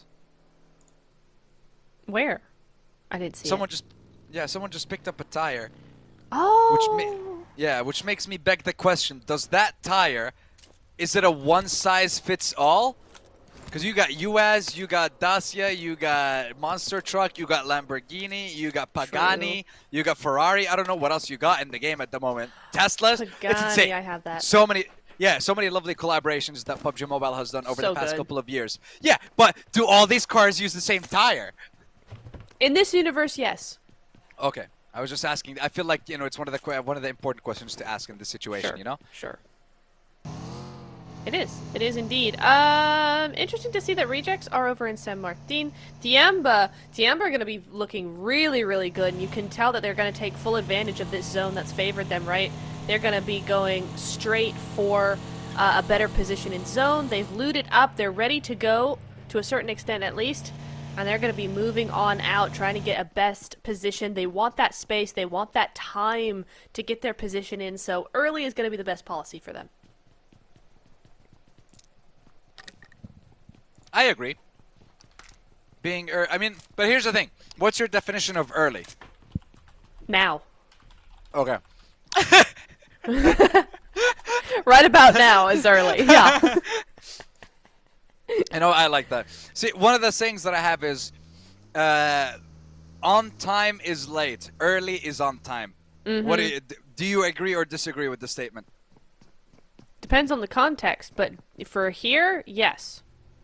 For PUBG Mobile, 100%, because these teams are aggro. They are going to be waiting for you, especially with a center meta. If you get to center and somebody's already there, they've probably been there for a long time. They're already set up. They're already looking out for those opportunities. So early is going to be on time when it comes to these center metas getting into zone and getting that control set up. Yeah, but there is one thing that you have to take into account, though. If you manage to get yourself into the center of the zone and you actually manage to get yourself into a fantastic position, there's one thing that you need to remember, which is loot. You will not be able to collect any more loot. If you get yourself into that position and you can't move, you may be too exposed, all the squads have rotated after you, they have all the compounds that surround you, you can't leave. This puts you in a situation where you may not be able to take every single fight because you may run out of ammo, you may run out of heals and stims. This would cause you a problem in the long term. But if you're constantly getting pushed and you're refreshing those, perfectly fine. But still, it's just one thing that you have to be wary of, I guess, when you are making that decision to rotate early. Do you have everything you need from now until the end game in case the zone keeps closing in on you time and time again? You have to be ready for those situations. Oh, Chips in a little bit of hurt here. Looks like Tianba found DK. D plus Kia. They need to get out of dodge quickly here if they want to survive. Tianba seem to have a little bit of the jump ahead of them. And Nolbu is going to be the one to go on down. QZZ able to pick up that Elim, so that's going to be a big fragger out of the way for DK. They need to move on out quickly. It looks like Tianba actually might be just looking for that rotate, looking for that positioning. So we'll see how this is going to go forward. Meanwhile, Lorenzen is going to get knocked out by Thundertalk Gaming. Tianyu does get Oh, wow, my brain. Tianyu does get flushed out. There we go. And that is going to be another shot taken over, another player going back to the lobby. And Sandstorm, this is what we're seeing in the last game, right? All of these early single-player eliminations because they're just getting taken out on rotation. That they are, and you can't really allow that. So let's see if they can make the move early on in Tianba. Getting to that location, okay. It's a big compound for you to have. I like that. A lot of room to work with.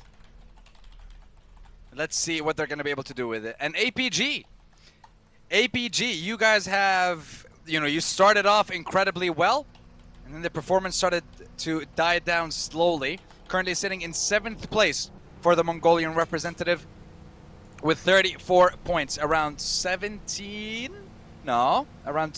points away from first place. Okay? Remember, don't do math on stream. Do not do math on stream. It just makes you look bad. It just makes you look bad. Always. It's like you get it right, you're supposed to. You get it wrong, what are you doing? Yeah, math was never my strong suit, so I don't know why I've got a job with numbers involved, but here we are. What is your strong suit now? Just outing her like that. Jeez. All right. Yeah. My strong suit's not responding to that comment. Here we go. Wow. Okay, listen, I didn't mean anything by it. It was a genuine, honest question. I didn't mean anything by it. Chat, don't you dare take that in the wrong context. Hey, I don't like bullying. Bully him, please. No, it's all good. It's all fun and games over here. But I think this is the only fun and games that is going to be happening, Sandstorm, is going to be us up here on the desk, right? Because these teams not having fun and games, they might be having fun, but it's not a game. No, it might be a game, but they're not having fun. There we go, because this is serious business. They want to win. They are in it to win it. And this game, this match, this zone is not being kind to them. It really isn't. Let's have a look at the zone. It's gonna shift towards. No! We're not doing this again. We are not doing this again. Okay? No, I disagree. No. What happened to all the X's that I clicked to doubt? Huh? What happened? The game's lying to me.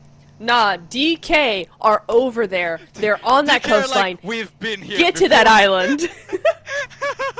And they loved the ending. You know what? Second time's the charm. Oh, AJ. No. What do you mean second time's the charm? That implied the first time failed. First time didn't fail. Yeah, but they can do it again. True.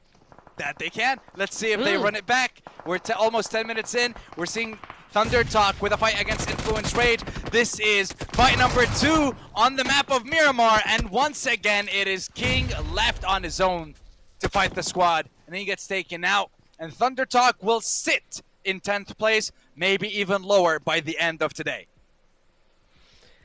Yeah, I don't think this was the result that anybody was expecting out of Thunder Talk, right? They're always a team that gets so much hype.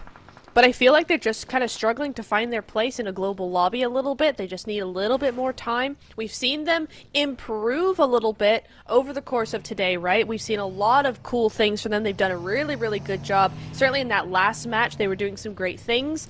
Now we just need to see that be a little bit more consistent, but I can't be too harsh on them because these zones on Miramar have been horrendous. So none of these teams have really been able to actually play their game the way they want to. So I'm not going to be judging TT that much, or really at all, to be honest. You know, yes, they have a big reputation. Yes, you want to see more from them. BTR, what are you doing?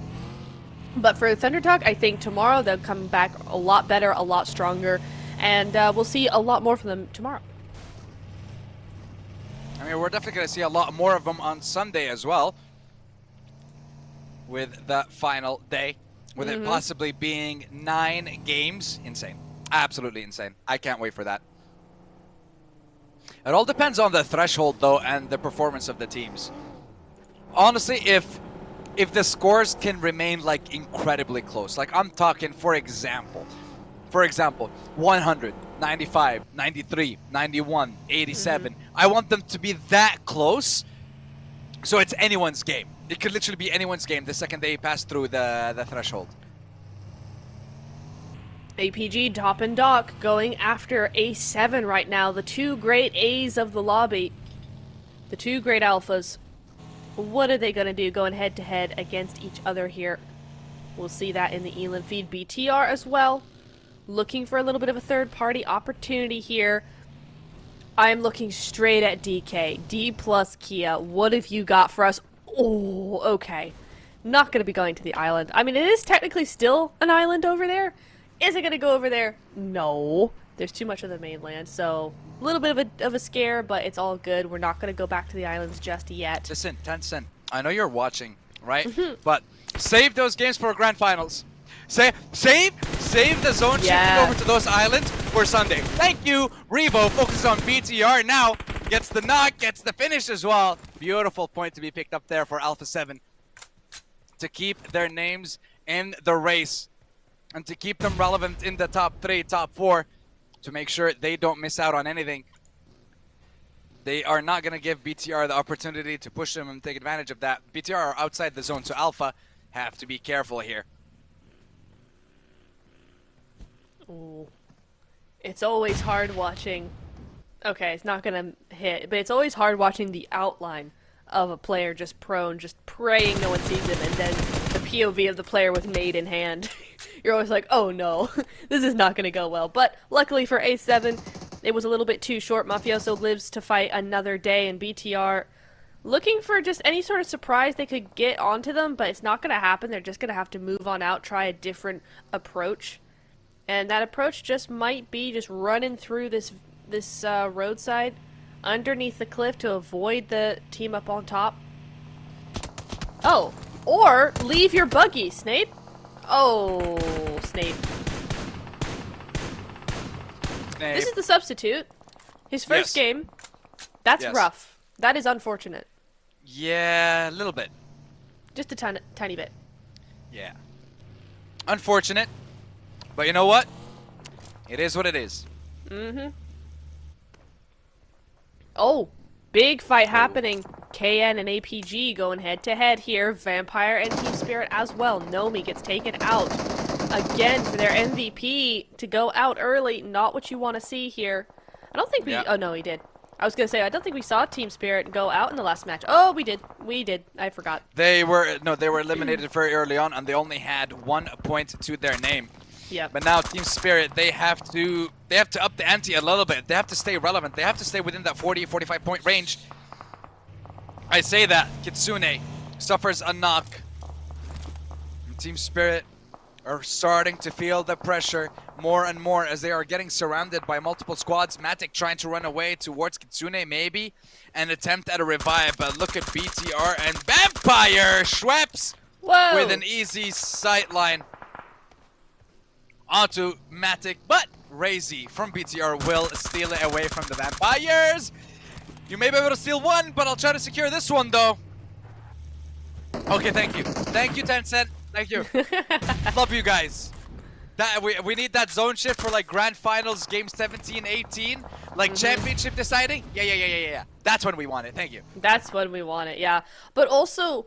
Yeah, I was just about to say, look how many teams are down here. A7, LGD, we got somebody else over there in the corner as well. This south side's getting very, very busy, and now the zone has moved away from them. They've got to go 200 meters here. Snape is here, BTR. Snape was able to survive, cross the road, and get into some cover, so he is separate from his team, but that's not going to matter just yet. Mafioso does go down. Revo trying to do the same thing as last time that BTR did, but it's not going to work this time. Revo cooking another nade. It's a 1v many at this point. Nope. No. Not falling for the bait. Oliver jumping down onto Repo. Oh my lord. The triple leap of faith. I love that. That was beautiful from the team. It's like, guys, 3, 2, 1, up. And Revo at that point is like, oh god, what? Okay. I don't know who to react, how to react. I don't know who to shoot first. And Alpha 7. In the last game, huge loss to sit at 40. I mean, look, you're still 40 points. You're close to the top. Just not the way you wanted to end day number 1, especially after the start that you had. I loved that play 100%. That felt like bullying just a little bit as Lings gets taken out into the blue zone there. Just going to be healing on up, trying to avoid those shots. Okay, everybody, stop with the car fighting. You're both trying to get in the same area. Same team! Come on, guys. But there we go. Make it to a ridge. This is actually... What a ridge for LGD. Look where it is in zone. It goes into zone further on, and right now that angle is really, really good for them. So LGD actually have a phenomenal spot in zone right now. They're going to have the coastline under their control. Yep. Until they move closer. But yeah, look at the coastline now. Where's DK? DK's positioning is set up to cut off an LGD move, either up the coast or further into the zone. And now LGD forced to try and actually make a play, but they decide, okay, there's no need to gamble. There's no need to be very, very aggressive here. Let's just wait and see what happens. And that seems to be the play for now. Federals, who's currently sitting at the #1 spot in most, I believe, eliminations at 14 in this game so far. Or not this game, my God, in the first day of the PMHI. Ling holding the side for DK. Afu focusing on the upper side, the hill side, where Tianba and BTR are sitting. Zone, I think it's going to shift towards the north. Let's have a look. Is it going to go towards the north? Go it could. It should go south. I want LGD to have a good game here because I love that positioning so much. So if it doesn't go to the south, okay, this is doable. This is doable for LGD. It's possible. The only thing is, I feel like LGD have to play a very quiet game now. Their only focus point should really be over to D+, just because they also have a similar angle there. But other than that, they need to be very, very quiet. Let the other teams on top start fighting it out, as Vexy does take out one of the DRX players. That could be a flush if they're not careful. It doesn't really look like they're trying to be too aggressive with that. It looks like they're just trying to hold them on off. Tianba's still here running around. I mean, they have been in vehicles since minute 2, it feels like, Sandstorm. It really does. I'm not sure, like, what they're going to be able to do with it, but let's wait and see. I'm very, very curious. Also, curious about what Tianba are going to do here, considering they're sitting in 15th place with 12 points.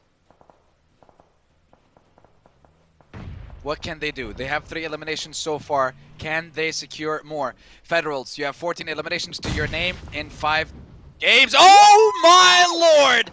And he's looking to add 3 more, maybe even 4. 1 nade knocks out 2! Federals, what are you doing? This is insane! This is 1v4! This is a 1v4 in BTR! No, it's not! Doesn't need help from anybody! He takes out 3! That's the 4th for Federals as well! Madness! Okay. Alright, first of all, one of the DK players took out one of his... stole away one of his elims there, which is just diabolical when you consider how he got those. Federalis, let's remind everybody, in the last game, did the exact same thing to DK. To D plus Gia.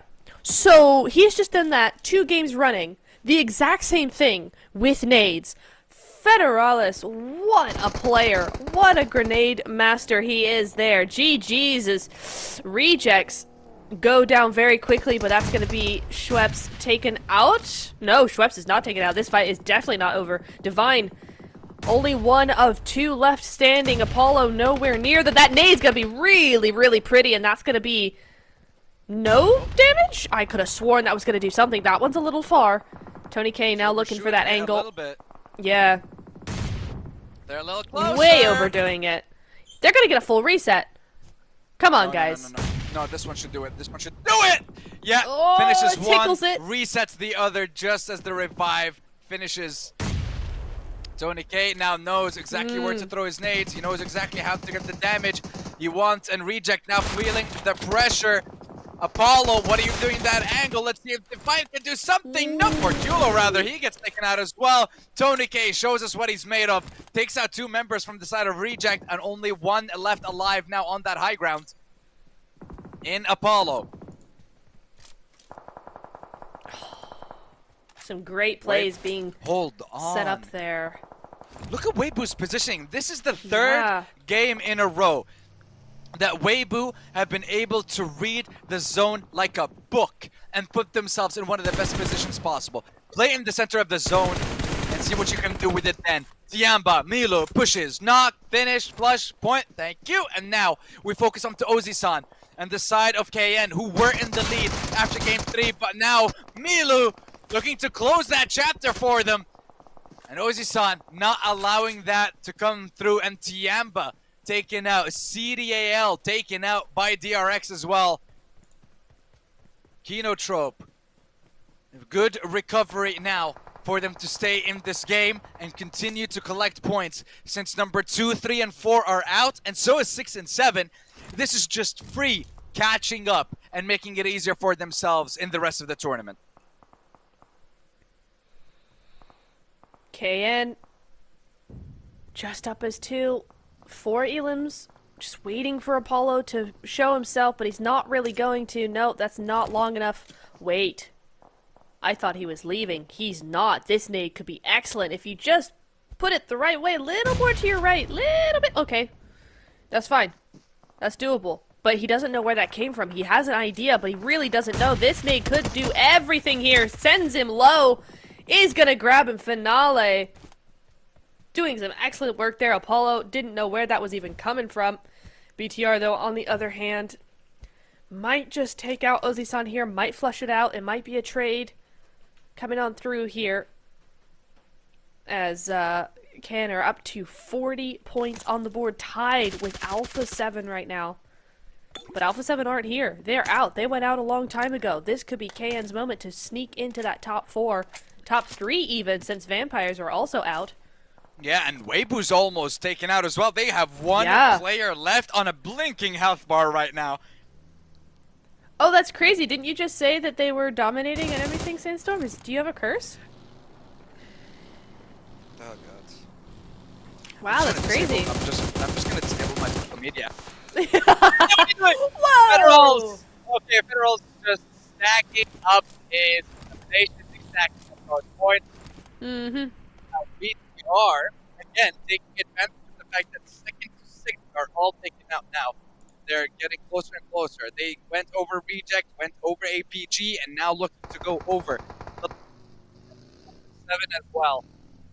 Influence Rage, though, I'd have to mention, previous game, they were 14 points, 15 for 14, now 10 with 29. And the only squad that has all 4 members. If this game turns into a chicken dinner for this team, they are jumping from 10th to 5th easily. Yep. And then they're in the race once again. Yeah, because talking about the race, right, it is going to be just that. This is where we get into that race for the win. Obviously, yeah, you start the race at game 1. But everybody knows you have a few games to kind of get settled, and then it really starts kicking into a more serious gear, right? This is now where we're at. That if Influence Rage really want to be able to be in the running in that Smash Zone Day 3, this game, they need to win it. They need to be back into those 30, 40 points to have a chance, because the way these teams are playing, they're kind of running away with it. They really are, and if they're allowed to run away with it, it's just going to be made next to impossible when we get to that Day 3, because then they're just getting 30 plus points. Yeah. It's not that they're getting 30 plus points, but it's just the threshold that you have to reach is whatever they have in first place plus 30. That just makes it so much more difficult for you to try and catch up. Even though, yes, you have more games, more chances, but the second they cross that threshold, if they win, it's done. Yeah. But also, I'd like to, on some level, I believe that the first team to cross the threshold is never the team that wins, I feel. That's very true. We've seen that twice now, both at global stage and regional stage levels. We've seen that. I mean, CSA, PMSL last week. Hora were able to get it to it first, and they ended up going down to 3rd place. They did not win. Nobody ended up smashing, but it was, they didn't win it either. So it's something that we have seen a lot. So maybe that's the case. Maybe it just opens that gate, but that team will not do it. We'll have to see. Although, can these teams stop running into each other? They're as bad as us, Sandstorm. Well, let's have a look and see. Zone number 7 is closing in 35 seconds. An absolute mayhem. Chaos and carnage await us at the end of this final game. Lorenzen almost getting knocked out here. Diego trying to respond to DRX. Sykes still able to run away. Oh my god, so is as well. This is crazy. He's just running through the whole squad. He gets back in the car again and again. Shotgun comes out. Fabian with the trade 1-for-1. Hyunbin focusing onto Osal now. Hyunbin missing everything. Switching to the pump shotgun. Gets taken out by that DPS, and now so is the last member left alive. Blinking HP. Just need one pump and you'd get that elimination, and your team will survive. Can DRX do it? Yeah, and so is take him down. No, he can't. It is going to be DK and their partners in crime, representatives of the same country, fighting each other out. One will continue, one will be taken out, and guess what, Neb? Influence Rage have a full squad, and it's a 4v2v2. Can they get this chicken dinner and make things easier for them going into day 2? Can they salvage day 1 with this game right here? They have 9 eliminations, but Lorenzen goes down and Diego is low. I mean, either way, they've jumped up a lot of places on that leaderboard. The only person standing in their way right now is BTR Duo, left alive. But the way that these two players are playing, 7 eliminations out of the 8 between the two of them. They also have a really good spot in zone. Federals feeling very, very good. His teammate also looking really good. Influence Rage could just lose here, but the only thing here now is that DK looking to move in behind BTR. Is this the space that INF need? Is this what Influence Rage need to actually just regroup? Yes, it is. They're gonna be going full send, pressuring both of these teams, and DK might just lose this for BTR.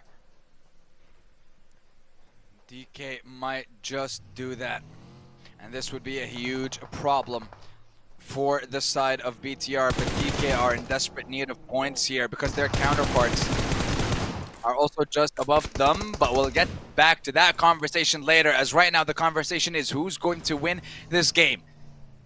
3 squads, 3 teams, 7 players in this 9th stage. Lil Boy pushing up, very aggressive. Bullet comes out. Federals might actually be stuck in this shack. Ooh. Throws out Ney, a little bit of damage. But here comes Razy as well with the backup Federals.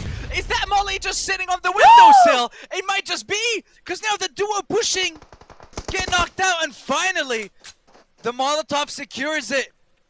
But Influence Rage are in a spot of trouble right now, as they have 1, 2 left alive versus the the last member of BTR. It is going to be a 2v1, and it is going to be Razy trading 1 almost, but Influence Rage secure it. They salvage the end of day 1, securing themselves a chicken dinner, jumping from game 4 in 14th place with 14 points. They are now surely within the top 5 after 11 plus elims and the chicken dinner. The Brazilians are here to play. Aren't they just, what a game coming in from Influence Rage. That's exactly what they needed. That's definitely going to be them in that top 5 spot. And I tell you what, Brazil did not come to play. They came to win. Brazil on top here, the only region to get 2 wins here. Am I right about that? No, I'm not right about that, because no, PEL did it. PEL did it as well. But still, Brazil on top, winning the first and the last games of the day. Big shout out going over to them. It was hard fought. I will say BTR gave them a run for their money, but it is going to be Influence Rage to take the cake on that one, and that's going to leave them feeling good after day 1. Oh yeah, definitely after a winner chicken dinner like that, especially with, I want to say it was getting close to a point where they were almost going to lose that, especially after the 2 members got knocked down. that was an instant problem for them. But they were able to adapt. They were able to, I guess, get themselves back into the zone in a few short moments. It's like, okay, we still have just one player. It's one player. It's a 2v1. There's no need to revive. We can rely on ourselves. Because I felt like if you focus on the revive, you're giving a 1v1 opportunity. And then once again, it becomes a 2v1 where you're focusing on the revive. Just take the numbers advantage that you have in that situation. Don't give the enemy an opportunity to sneak up on you. Because one nade in that enclosed space could have eliminated you. One nade could have done it all. So Influence Rage, well played to keep on going and secure themselves the chicken dinner eliminations. I think 12 by the end after securing that one as well. Maybe 11, maybe 12. But at the end of the day, huge, huge performance. And this is what I was asking of them. You needed the chicken dinner. And I mean, you answered, so thank you. Yeah, thank you very much. Really good stuff to see. I really just want to see those leaderboards, though, Sandstorm, and kind of get an idea of what tomorrow's games are going to look like, because we really came into this obviously knowing what to expect, but at the same time not knowing at all what to expect. And so this has really given us some perspective about who's in it to win it, who's trying, who's almost there. And tomorrow should be looking very, very spicy indeed. All of these teams trying their best. A lot of these teams having very, very close points. I mean, it goes kind of all the way down to like 10th, 11th, 12th place, 20 plus points. And with the top team only having 50 odd, it's actually a really like one game's difference. So it is all going to be up to tomorrow to see who's really going to come out on top. We go over to some highlights over here, Sandstorm, and we had some bangers, that's for sure.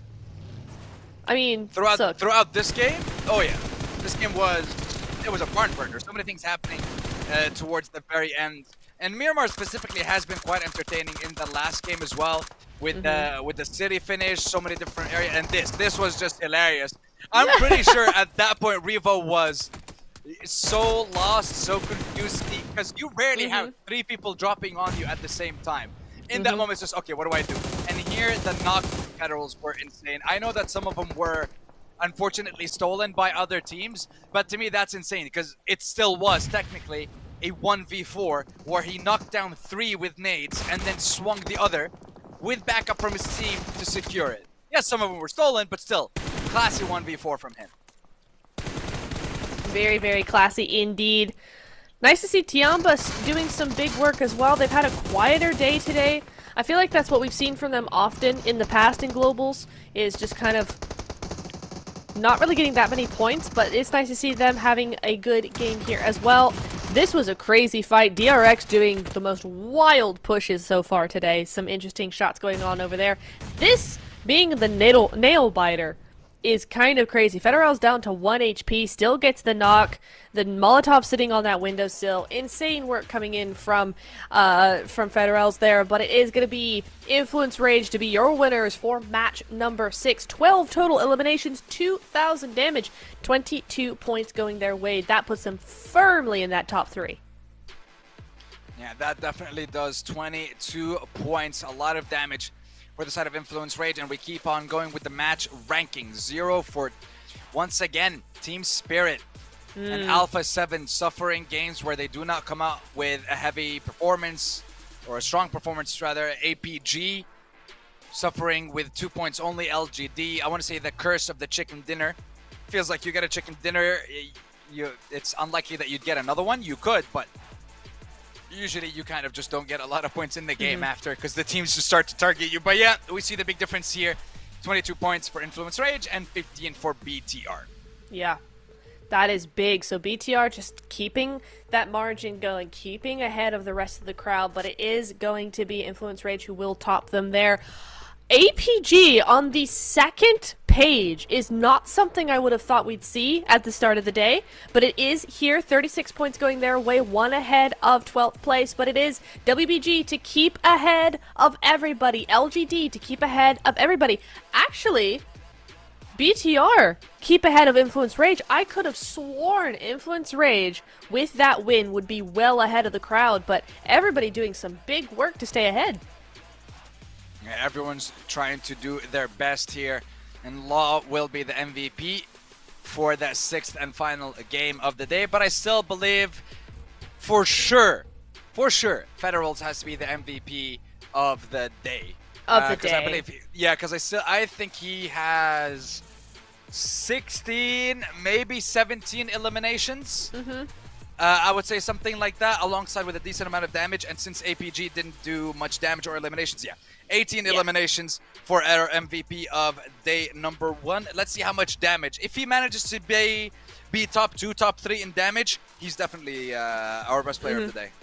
Yep, 100%. I would love to see where we're going to be putting that. Top as well. Oh! Oh! He had to. There we go. He had to. There's no way. After that game, there's no way that he wasn't first place in damage and eliminations, giving Doc and Top a run for their money. And a new name to kind of show up consistently on this high level as well, Okay. All right, GG's. Very nicely done. Top and Doc, the ultimate duo, they're really coming into their own this season. But Federals, he's going to be coming in there. I mean, those last 2 games, there's no way he wasn't going to be doing that. So, big GG's heading over to him. Big day for him. Yeah, very big indeed. And now we're just going to give you guys a quick rundown of the overall ranking one more time. Teams that need to step it up tomorrow. Every single team that's here. Specifically from Thunder Talk to the teams down. Because I want to say like Reject, RC, and APG. 35-36, you're still 21 points away. 22 points away from first place. So 10th till first, it's still very relevant. It's still very close. And within the first 2 games of tomorrow, you can be within range of those teams. But right now, as it stands, Weibo Gaming is leading the pack with 58 points. And we'll see what happens with them tomorrow. LGD have that 47 points, 1 point ahead of BTR. Vampire with 44. So the consistency for Vampire is also there. They have 2 0-point matches, and they're still 4th. Wow. I like this as well. I like this point breakdown. I like this as well. I will also say between 2nd and 8th place is 10-point difference, which is going to be wild coming into day number 2. Let's see what day number. Ooh, what do we have?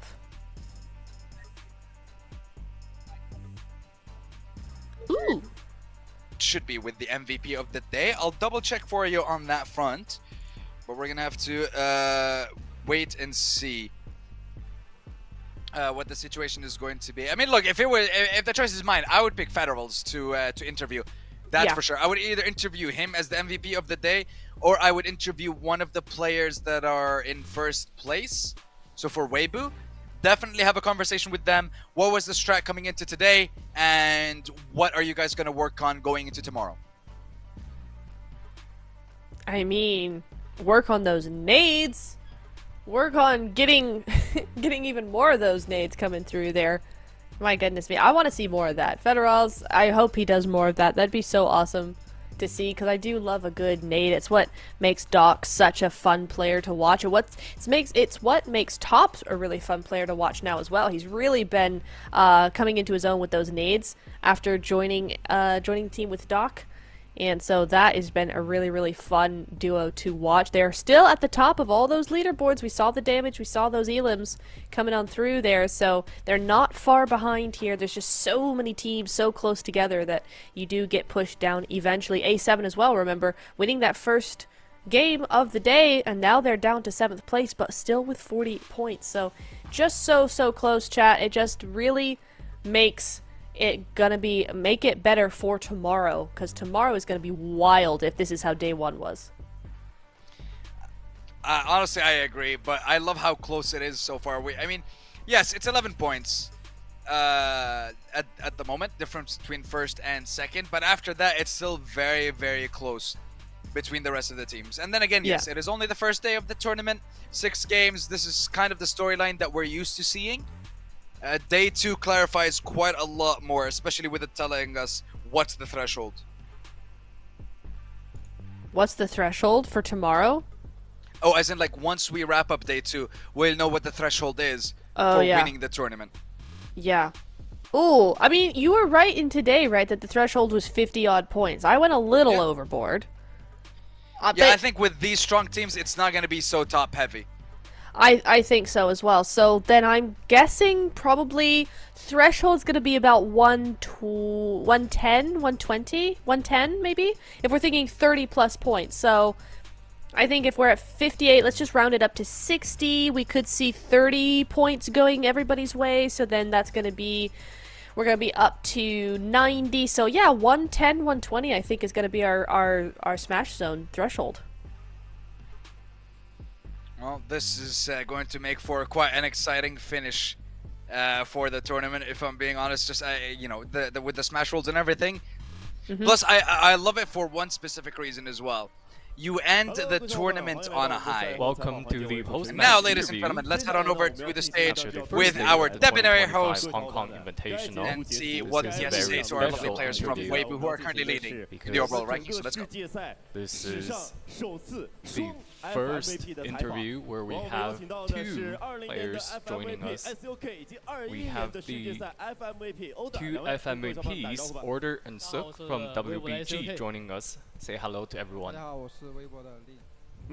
在今天一天的比赛打完了之后呢，我们的 After 微博给你 today's 取得了一个 matches, 非常非常出色的成 WBG 绩。 has 但 achieved 各位 a 小伙伴 very 不要 good 忘了， result. 这个其实是我们微博给你以这样的 This 一 is 套阵容 actually 来打的第一场比赛， first 对吧，Order？ Match, the first tournament you have been with this new team. This is your first match after transferring teams for Order, and you've delivered a good performance. 哎，对，哎，那么你觉得，之所以这样的一个 Did you 新组 expect 成的 this? 阵容一上来就有 For 了 this 一个 new 这么好的 team 发 to 挥， achieve 那么 such 主 a 要原因是什 good 么呢？ result, what was the reason 还 behind 是大家太 this? 强了。 I think it's because my team members are all very strong. And all of the players for WBG are very experienced. And now, I want to ask Sook, as the team's shot caller, how would you evaluate the team's performance? I would say we did good. I think we also got lucky with the circles. We played to our best and we played to our abilities. So we had good opportunities and we seized the opportunities. And also we played differently because this is an international tournament. Did you feel some pressure in this way? I feel that all the teams are very strong. Everyone had the same understanding. If you lacked a little bit, everyone will seize the opportunity and seize your weakness. So there definitely is a lot of pressure because everyone is very strong. But today, as we mentioned, we were quite lucky and we also played well. And also, I think, of course, this is because your team is very strong. And also today, we saw the use of the explosive ball. How did you feel? Well, I feel that was quite unfortunate. I feel that as soon as I found the ball, I wanted to try how good it was. I want to make sure that everyone can see how good I am with the weapon. But as soon as I picked it up, I was taken out, so I was really unlucky. I think tomorrow I will try it again. Well, yes, I think we can all expect and hope we can see more of the weapon in the future. And I love that. Not gonna lie, question. best answer. In recent Best international answer tournaments, right there. the teams from PEL often ranked high in the first day or in the first 2 days, but then they were overtaken later in the tournament by other teams. What do you think we can do to hold this strong position to make sure we can hold this top spot in the next 2 days? I think the most important thing is to play well by ourselves. We shouldn't care too much about the other teams, we should just play to our best. Yes, I think for all of our players, if you play to your best, you will get good results. Alright, thank you. Thank you to our two players for joining us in the post-match interview. And also, we have a special ceremony coming up. We will have the top-ranked team of the day, WBG. We will have their time for reckoning. Let's welcome WBG to the stage. With the conclusion of the first day's matches, WBG currently holds the top spot in the standings. They will collect the bullet necklaces from the defeated and begin their time for the reckoning.